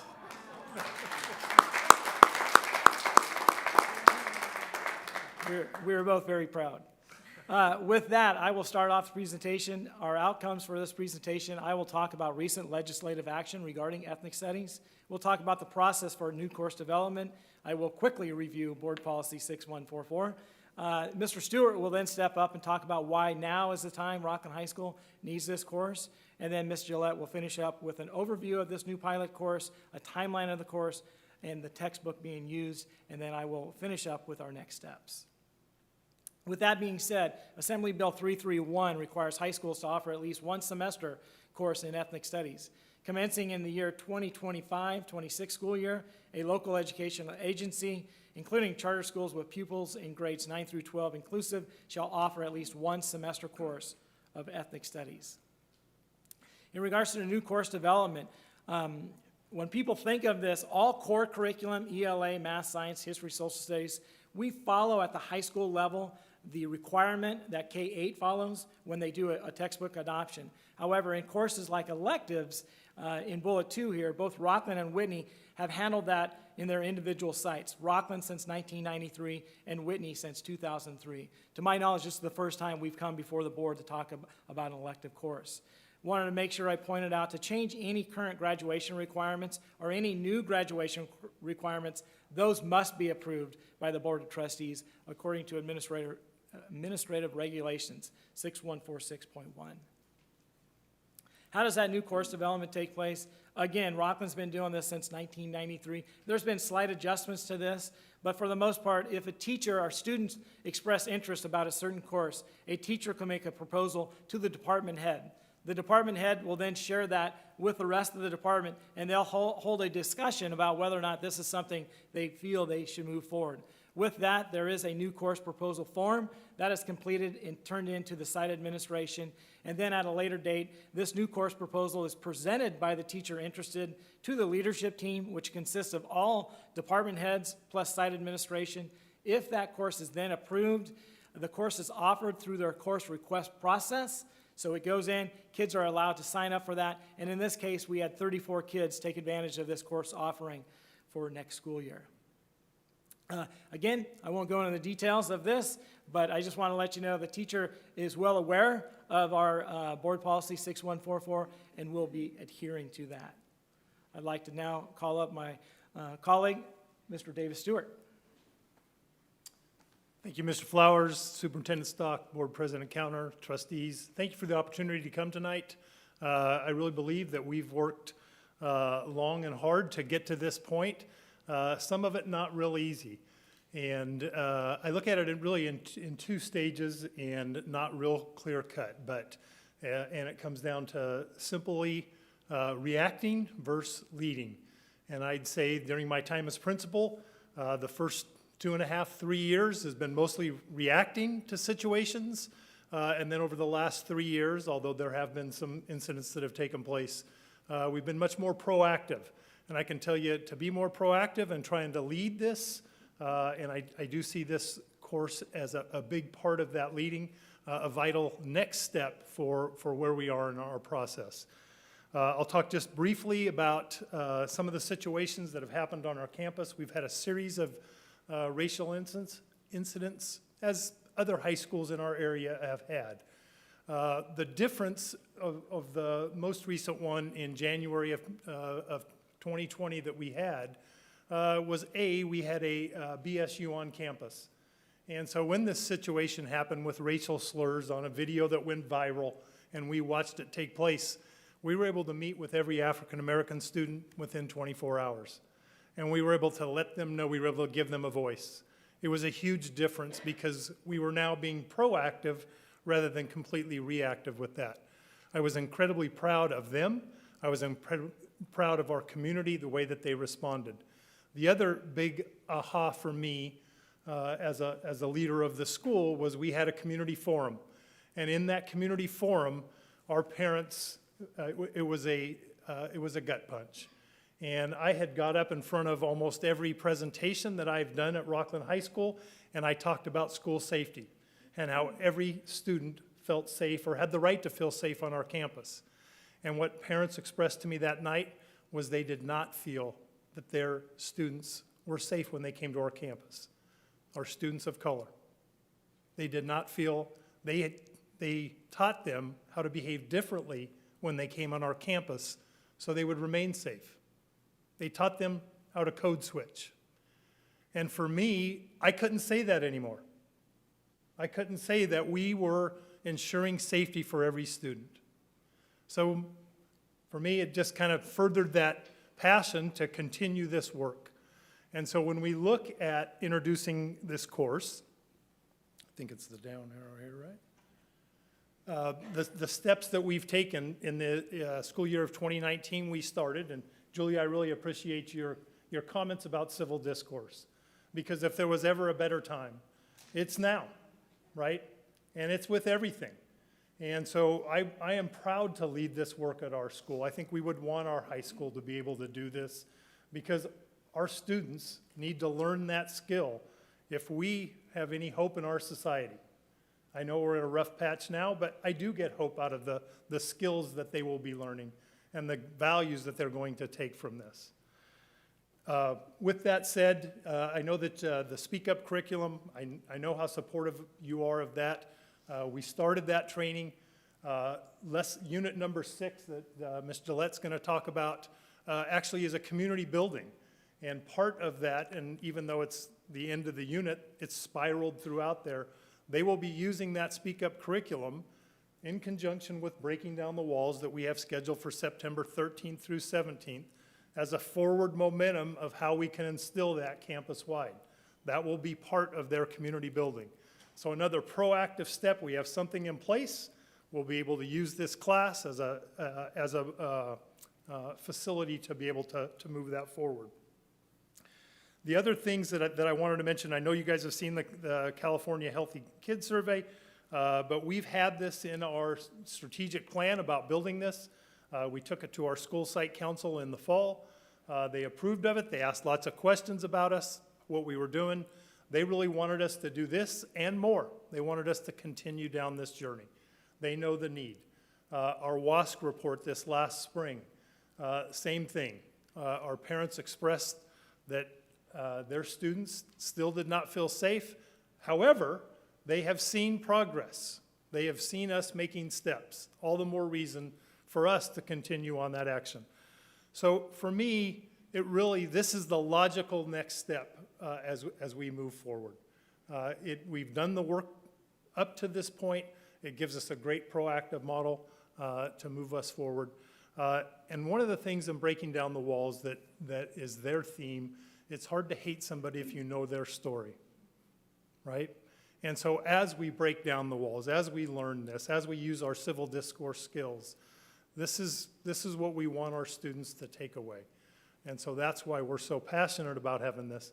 I really want to commend our social studies department. They have been having these conversations all year. Our teacher, Chelsea Jones, our entire staff are getting behind us and the support of our district administration moving our foundational equity training forward. So with that, I'll turn it over to Ms. Gillette. All right. Thank you, Superintendent Stock and President Counter and all the trustees. I appreciate the opportunity to clarify things and hopefully dispel any misinformation.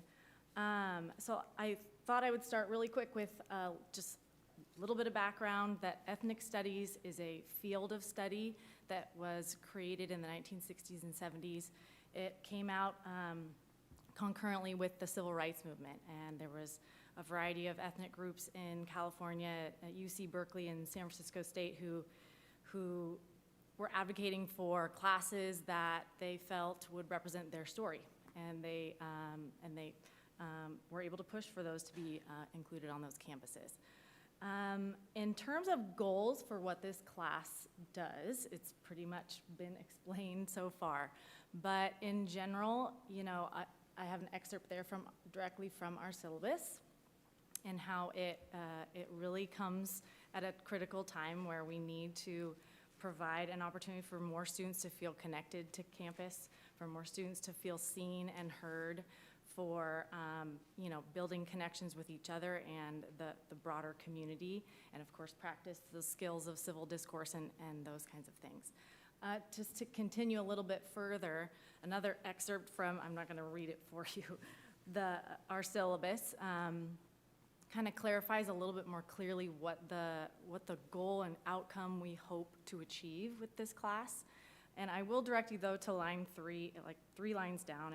It sums it up pretty nicely. It says, the goal of students being able, you know, students will be exposed to a multitude of perspectives and cultures with the goal of students being able to build critical, analytical communication skills, develop an understanding of geohistorical and cultural knowledge and contributions, foster humanism and collaboration across lines of difference, learn the value of strength and diversity, and it goes on there. Ultimately, you know, we are excited about a course that will provide opportunities for students to be empowered, to, you know, to get involved in their community, to see these perspectives and cultivate empathy, cultural literacy of people who are different than them. I mean, it seems like such a necessary thing that can bring so many benefits.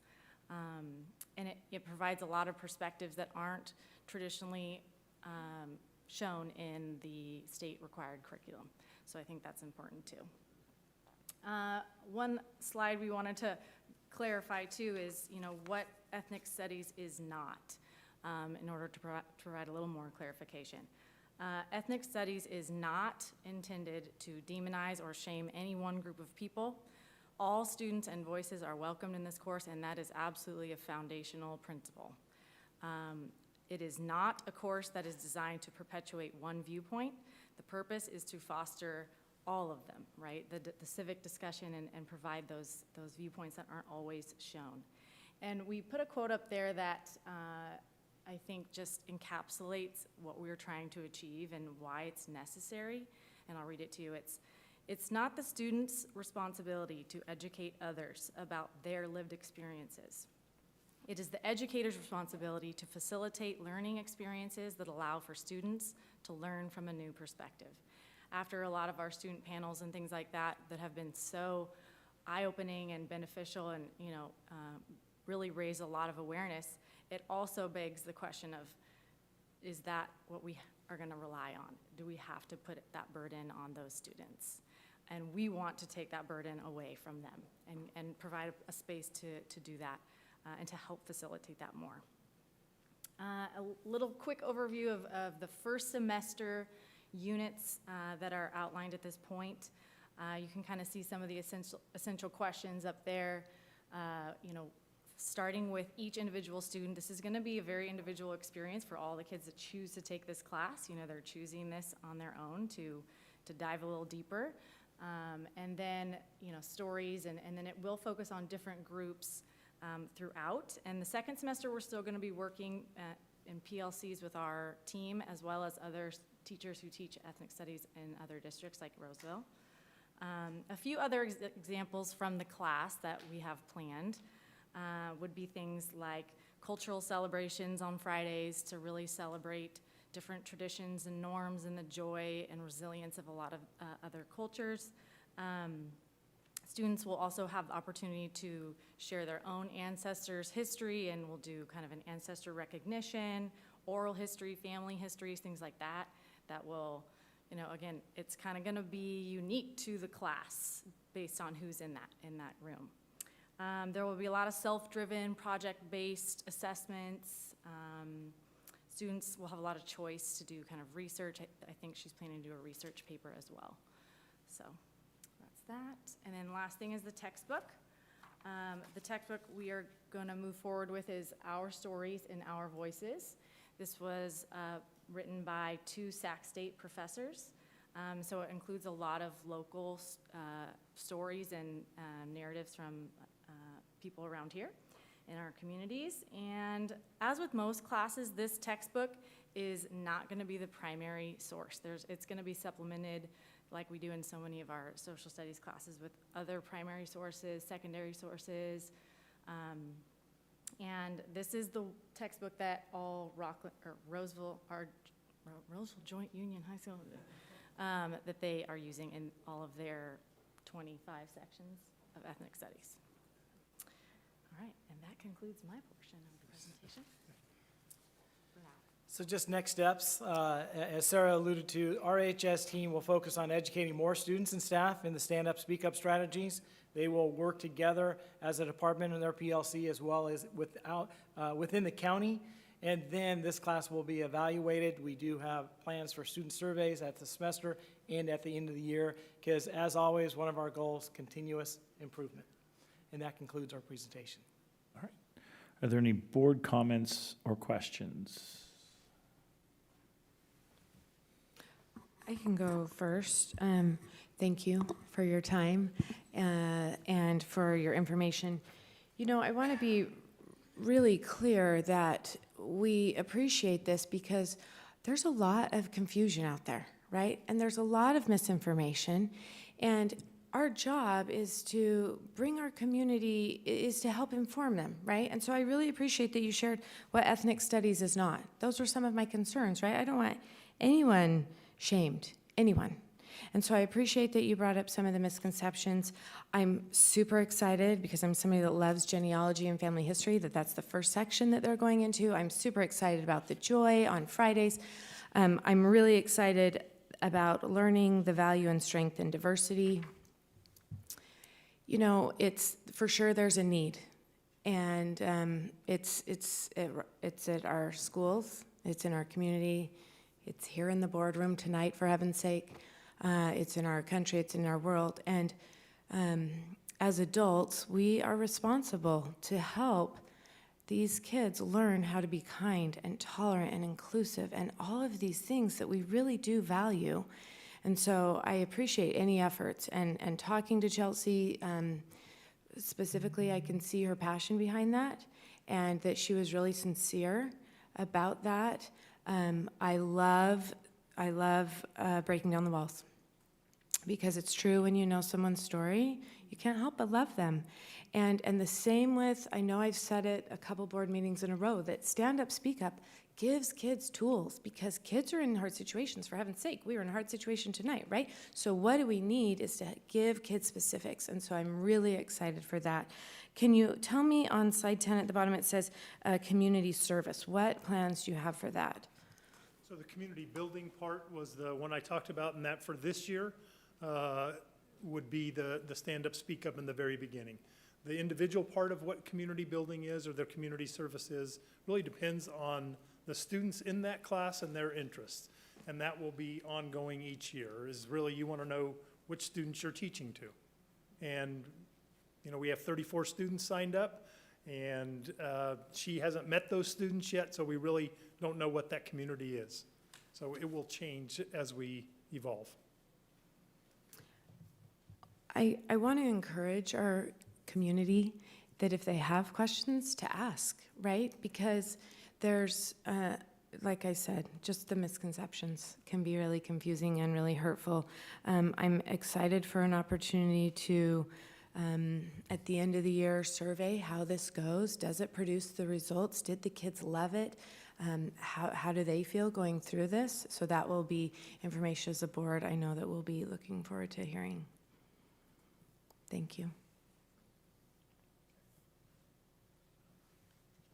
I'm looking at Mr. Flowers and Mr. Stewart, just to give the people that, if they're still listening, and they're out there at home watching you guys, I understand that we create new courses. It's an evolutionary process.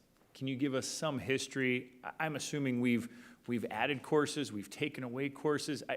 I think just over the course, and I think this is just as we're going through the evolutionary process, this is one we're bringing up, and I'm sure there's some that will go away at some point, and we'll just continue that. So just to provide perspective. So this is going into my 7th year as principal, and I was actually on the curriculum committee before, and we never approved of one class. And there were, I think there might have even been a board member on the committee, because we never actually met. There were parents on the committee, there was a couple students, and again, we never met in the 4 years that I was on that standing committee. So when I became principal and we saw all the growth that was going to happen in our district, we really took it as an opportunity to evolve our curriculum and then get rid of maybe some of the stuff that was antiquated. And so since 2017, I think we've approved 37 courses. This is the same time that the CTE pathways were taking out. So a lot of them were in there as we created a business pathway, a computer science pathway. We expanded our engineering pathway. And so we were able to add those pretty much with the same way, that they would, a teacher has an interest, a passion, they bring it up. We go through a process with our department chairs. We might ask questions, we might do more research, we find out what the industry demands were, and then we would make a recommendation. We haven't approved every course based on some of that criteria, and we've had courses that we approved that 5 kids signed up for. And so it has not been offered. Now, will we offer that again if the interest comes around? Absolutely. So seriously, thank you. And I will, oh, you go ahead. I do, sorry. Yeah, go ahead. So I also want to add my voice of appreciation. Thanks. I think this is a exciting step forward, and I appreciate it, especially. The reality is we do have a problem that we need to fix. We have a problem that we know of because we have data to show it. right? We have clear outcome data that show we have gaps that are unacceptable. We have survey data to show. But most importantly, we have student voice. Students are telling us that they are not comfortable in schools because of their race, And if we are hearing from our students and parents that race is a problem, because their race are being treated differently, we can't not talk about race. If we choose to avoid a conversation around race, it ensures we're going to perpetuate what's going on now. I believe in this community. I believe we want the right thing. I believe we all want to make sure all kids are treated equally, but it's going to take work. We can't just say it and then walk away. It's courses like this that are going to make the difference. And with all due respect, I love the BSU example. That's great, but it's not the BSU's responsibility to deal with racism in Rocklin. It's our responsibility. And this is the least we can do to take a step in that direction. I appreciate it. Thank you.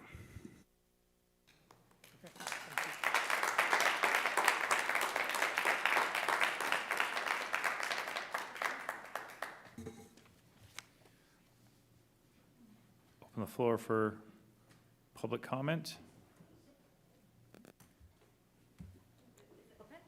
Yes, go ahead, ma'am.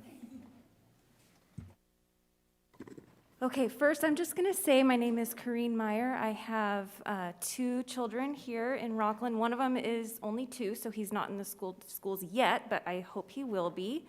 My daughter is 12. She's going to be attending Granite Oaks as a 7th grader this year. So, and I also was a student from not Rocklin High School, but the alternative one a long time ago, and grew up to get a master's degree from Sac State, and I'm now a behavior analyst working with children with disabilities. So, yay, Rocklin! Even the alternative school can produce some successful people. Okay, so thank you so much, you guys, just for your comments earlier about really wanting to bring the conversation back.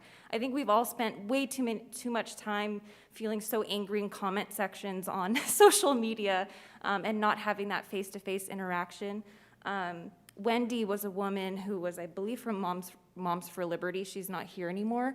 I actually talked to her and thanked her for speaking up, for trying to keep it civil earlier. It actually gave me goosebumps because it was the first time I was able to actually talk to one of these people offline and actually be like, hey, my kid's going to that school too. It's so nice to see that. So one thing I do know we all have in common is that we all care about our kids. We want them to be safe. The mental health aspect, I totally empathize with that, so I just wanted to open up and say all of these things, that I'm here not as an adversary when I show my support for this ethnic studies course. I just really want to open up the dialogue, because talking is hard. Communication is hard. Screaming is easy. It feels good in the moment, but it does nothing. So where are we going to go from here? Okay, now I'm going to actually read what I wrote. Oh, I'd also like to acknowledge that we are on Nisenan land. Okay. So I hope that both of my kids will have an opportunity to sign up for this class. My son is of Navajo descent, and he does not have the luxury of tracing his paternal genealogy beyond his great-grandparents. It really does bring me so much joy to think that he may have an opportunity to take a class like this when he's in high school. I took an multicultural psychology at Sac State, and that was my first experience having these kinds of conversations. And I think it really allowed me to strengthen my perspective-taking skills, my empathy, and it really helped me gain the skills to foster authentic relationships with people who have different experiences than me and who have grown up in completely different circumstances that I would never have any idea about. It's really just as simple as that. I don't want to talk about this CRT boogeyman thing. I don't even know the first thing about that. All I know is that we can unite around racism is bad. We need to talk to each other, learn from each other, learn this empathy. And so when I hear people say, talking about race is racist, or these topics are divisive, these topics are too sensitive to expose to our children, it just makes no sense to me, because that is not my experience at all. And from what I've understand, it's what the students want. Do I have 15 seconds left? No way. I'm sorry. Oh no, okay. Well, anyway, in 2021, we had some instances of racism. We had swastikas drawn on elementary schools. We had a Confederate flag flying on our high school. And I think that if there's anything that can unite us, it's that talking about racism is okay. And we need to protect our kids from inflicting it, but also having it being inflicted upon them, okay? And this echoes my experiences growing up here. I have seen the racism here. I'm glad you guys are acknowledging that there's a problem, and I really hope that this ethnic studies course continues to be offered for years to come. Thank you. Thank you.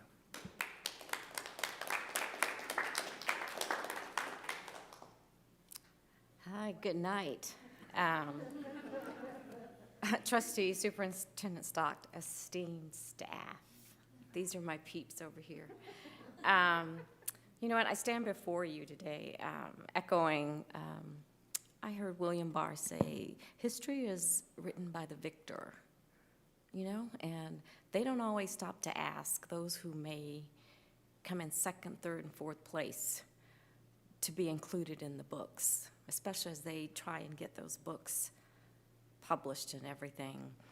Ethnic studies is an opportunity to augment the history. Ethnic studies is an opportunity for you to see those who do not see their history in the social studies class. This year, raise your hand, this year, if you were not taught in high school about Black Wall Street, I wasn't taught. I wasn't taught about. Are we teaching it now? Black Wall Street? That's American history. That's your history. That's my history. That's history that should be taught because those students see themselves in that history. Ethnic studies is nothing but allowing kids to share with you American history that happens to be by people that look like them. And that's exactly what they want. So I'm a little bit, and these guys will tell you, I always hold up the mirror. I am a little bit defensive when I have to stand here and defend an ethnic studies class so that you will know American history, because that's all it is. You're asking those kids to go do genealogy. They're going to come back and tell you about the grandparents who fought in the wars, the grandparents, the grandmother, that they sat at the table and they listened to them share the stories, because that's all it is.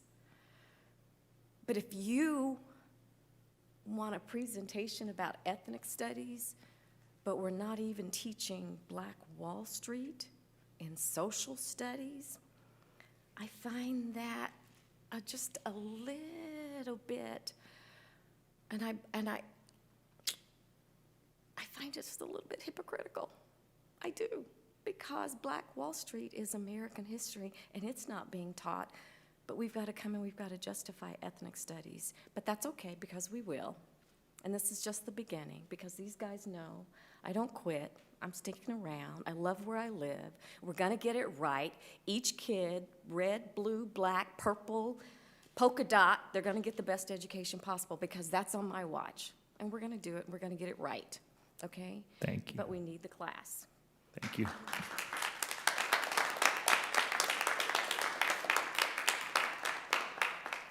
Hi, my name's Shannon. I co-chair the Placer MLK March with Tawana Armstrong, and I just wanted to speak briefly. I support the ethnic studies curriculum. I'm not going to draw this out.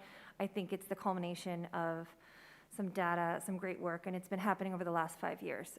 Between all the years I've been on LCAP and hearing this feedback from the parents and the families, and then the Equity Steering Committee and the history, social studies, sensitive topics, it's all finally feeling like it's turning into something legitimate, where our community is taking a lens and really moving in a proactive direction and educating everybody and getting this civil discourse running. So I appreciate it. I look forward to it, and thank you.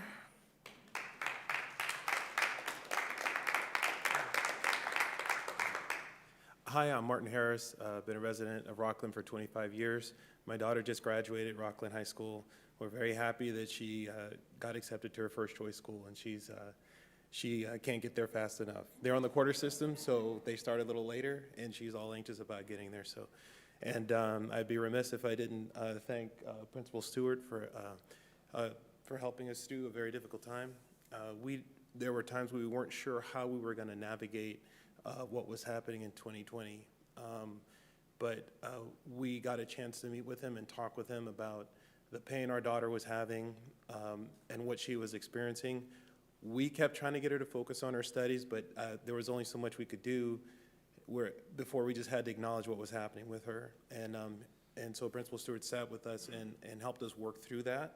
And that really restored, my confidence in our school system and what can be accomplished with working, with the staff and with teachers. And we've seen a big change with the Black Student Union.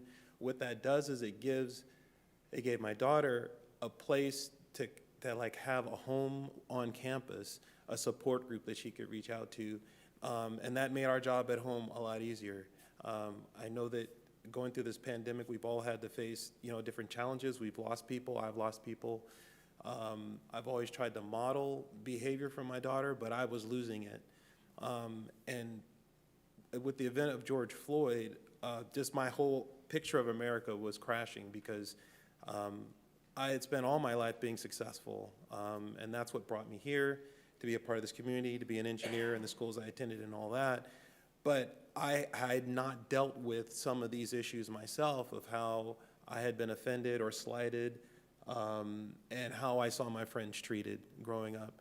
So I had a little trauma there to go through, and people reached out to me. I read everything, every article, every book.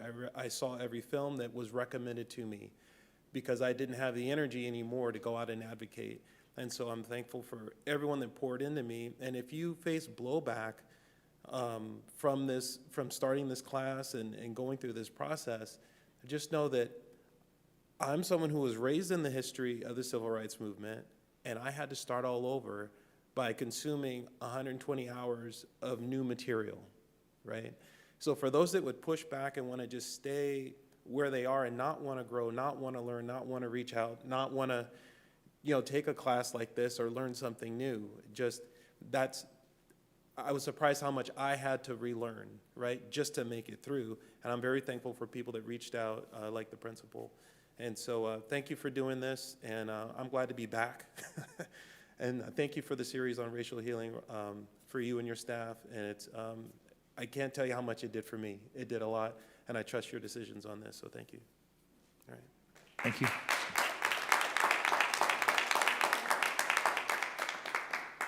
Hi, my name is Polo Samba. I have a senior at Rocklin High School.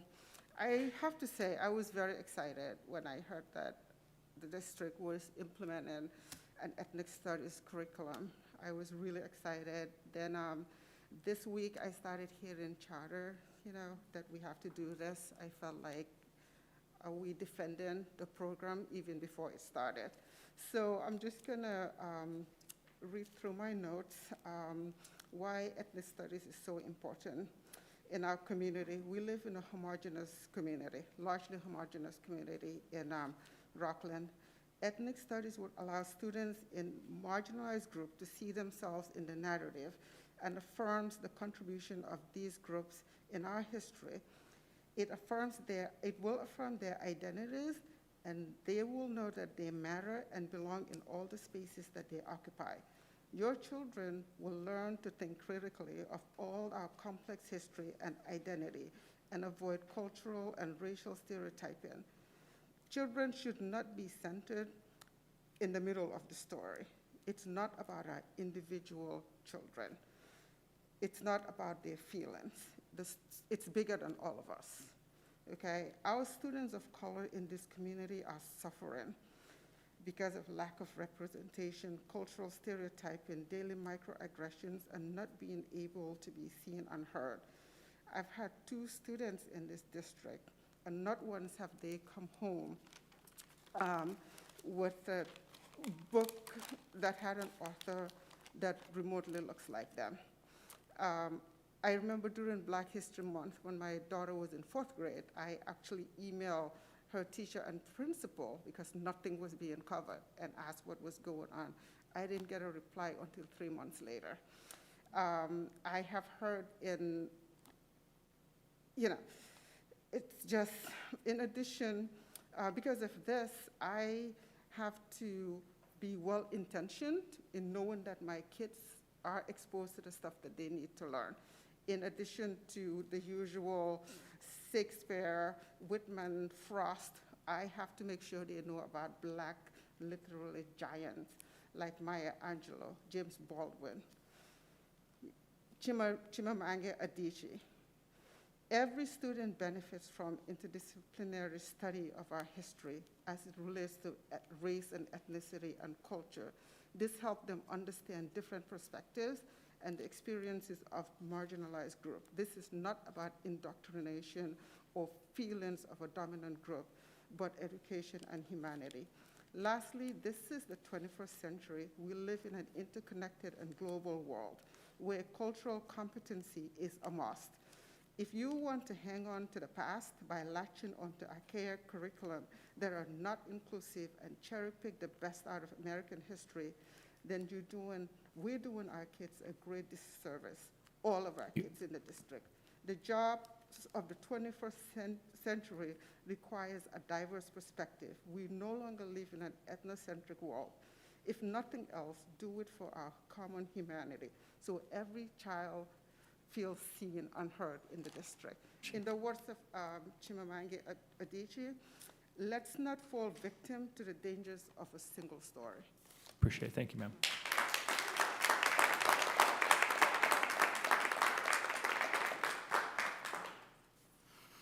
All right, round 6.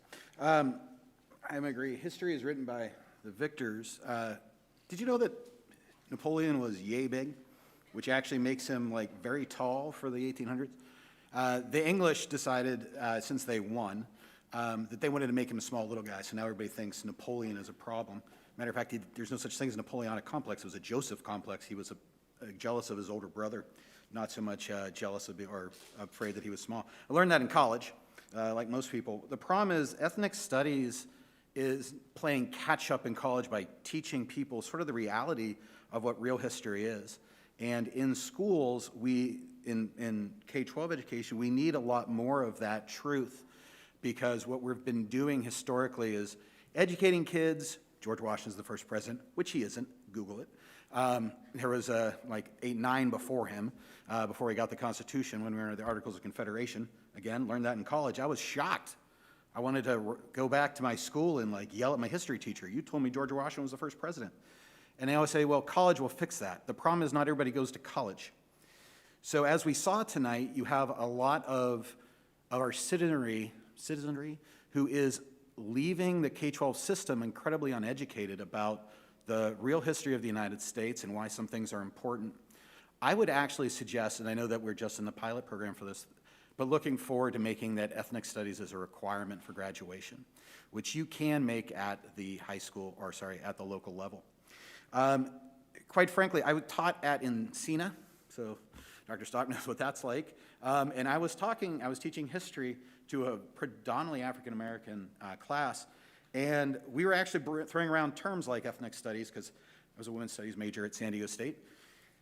I was an athlete, and I had to take this one class, and I took what was probably the best class I ever took, which was Intro to Women's Studies, because it fit my schedule, and I started finding out all these things. I spent the whole class like, you're kidding, I never thought of that.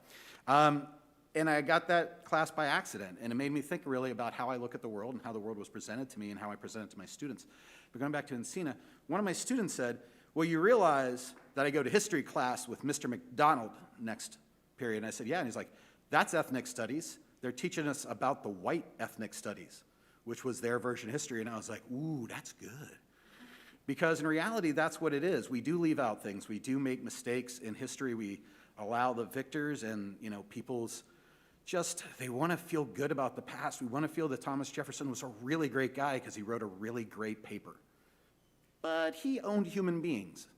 That's the reality.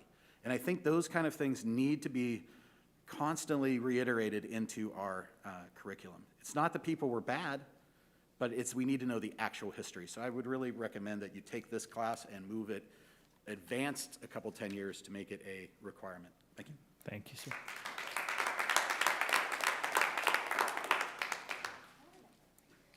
I want to thank a lot of the people that spoke previously. They are my people that I've learned to love through experiences with our time together. So I just want to tell them I love them again, because it's true.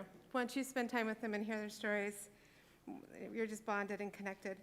I am here as a Hispanic woman that does see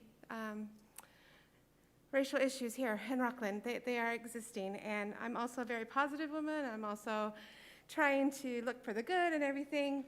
But I think it's important to say that it is here, and we need to acknowledge that. I have to be honest, though, when I first saw this on the agenda, my first reaction was, okay, how are we going to do this? Because it's important. As we see tonight, we don't want the reaction, right? We want people to really understand what your purpose is, because it has a good ending, right? The first initial thoughts were, oh gosh, I hope that's not a blame game. I hope it doesn't cause students to look down on others. I hope it doesn't cause students to feel victimized. I hope it's a positive experience of sharing culture. And your slide deck was just check, check, check, check, check, and it just made my heart so happy. So thank you for the time and effort put into that. Moving forward, I think we've had a clear message that it's an important message, and it's an important experience for people to have. I'm more about the, okay, yay, and not go home, but let's talk about how. So how can we get this message to the parents in a transparent way, right? Have them experience it before having seen it on a board meeting, right? Invite them to maybe some of these experience nights like we had the one evening at Rocklin High School that was very powerful, and just make that more inviting for all parents, especially those that may not feel comfortable with this said class. I loved the idea of the Cultural Fridays. I think that's amazing. I think that if we could maybe do that in the high schools, maybe the first Friday of every month, and not make it a message, but just a celebratory, celebration, cultural celebration, so that people can experience the joy in that. I think that's a wonderful first step. So again, my message in the last 40 seconds is this is a needed course. This is a needed information. We have to be careful on how we do it, right? And we have to be transparent with parents and let them experience what it's going to be like in case there is something that's kind of questionable, which we never know. But at least allow for that discussion so that the good can come through. Thanks. Thank you.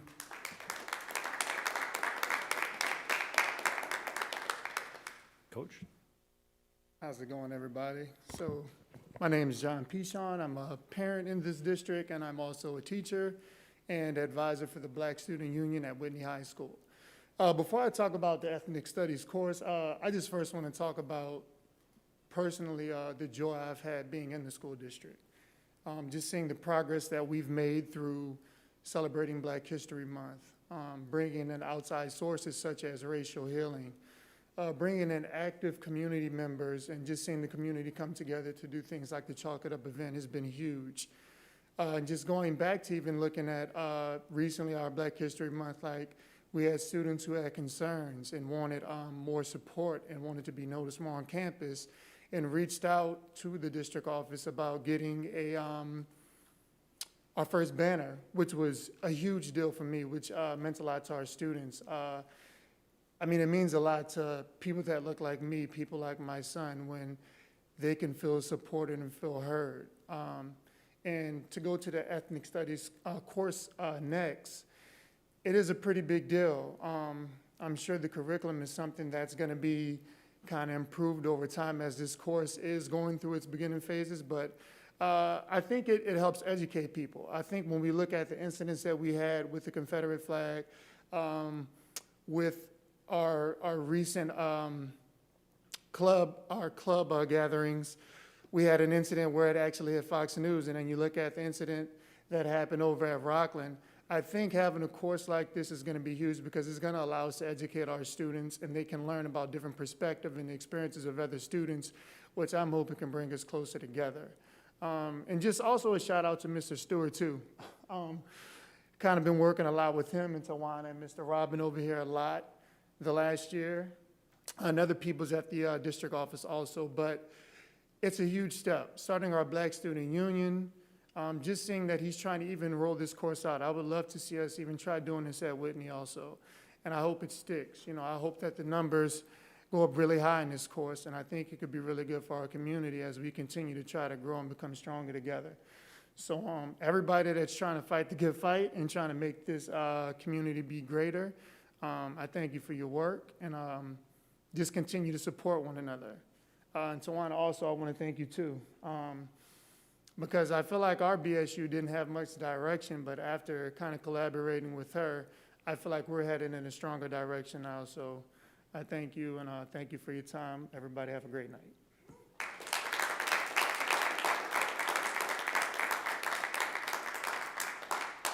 Hi, my name's Sean Robin.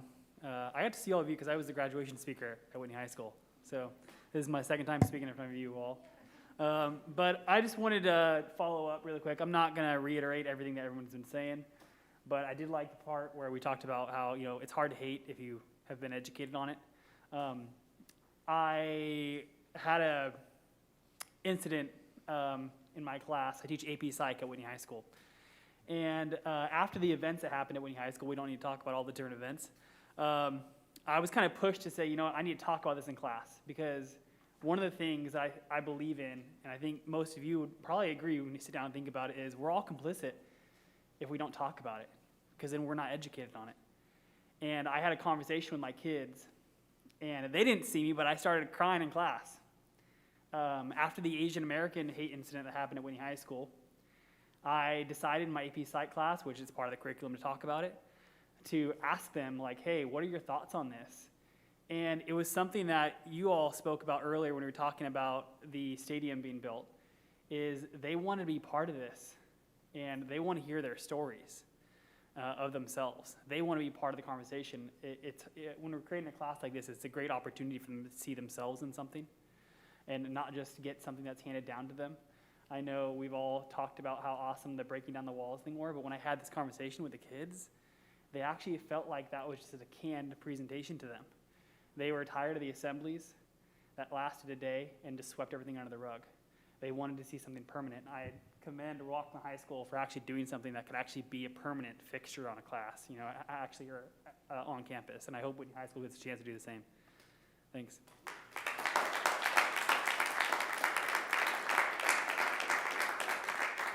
Superintendent Stock, President Counter, and trustees, thank you. I'm not here to talk about the turf. That's not the reason I came tonight, but as a social studies teacher at Rocklin High School entering my 25th year, I just wanted to publicly say how proud I am of our department and the hard work that we've done over the many years that we've been talking about this topic, and the personal growth that I've gone through working with my colleagues. And as a parent, I'm excited that if my daughter so chooses to select this class her senior year, she would have the opportunity to do so. So I just want to say thank you very much.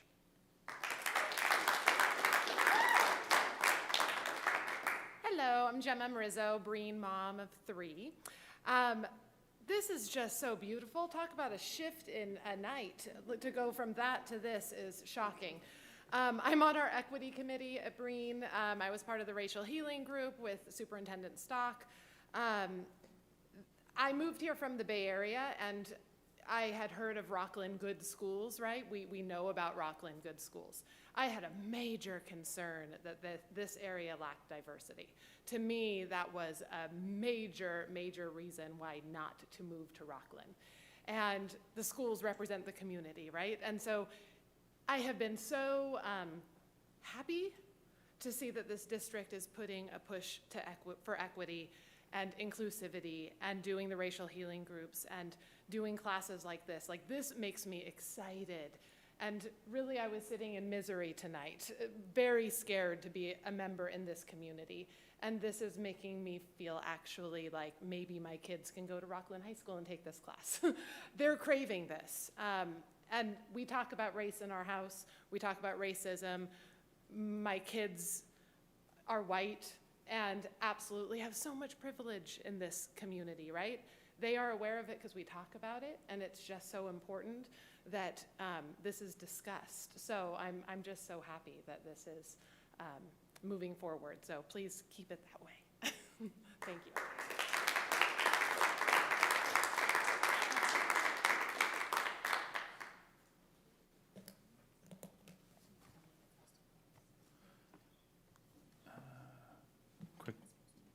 Do you want to make a comment? Really quick, I didn't know if my time was over before or now, but I did just want to say, I thought it was so important for me to hear everybody tonight, and I thank you. There were so many important things said that I think are good for our community here. I wrote down a few of them, but I highlighted, underlined, so every child can be seen and heard. That's absolutely a priority here. So every child can be seen and heard. So I want to make sure you hear that out of my mouth, because I really wanted to hear what people had to say tonight. But it actually then also, because I was actually excited to hear how people were excited, right? But then it also broke my heart for a minute because there were multiple, and I almost felt that there was a impression that this was a defense to beg, to have, or to keep. And I want you to know that that wasn't my intent. I think the formality of meetings like this, it can feel or come across, or maybe we even present it that way, that a presentation is to question. I think a presentation is to highlight for the community, so our community is aware. And there is important work we need to do, and we can do that when we have conversations. And so I just wanted to share, truly from the bottom of my heart, the intent. I have several people that send me things that are all over Facebook. I have learned more about myself on Facebook than I knew existed. But I still think it's important to read and listen and hear. I choose not to engage on Facebook just because I think those that want to hear my story, I hope they will ask it and they will let me share it with them.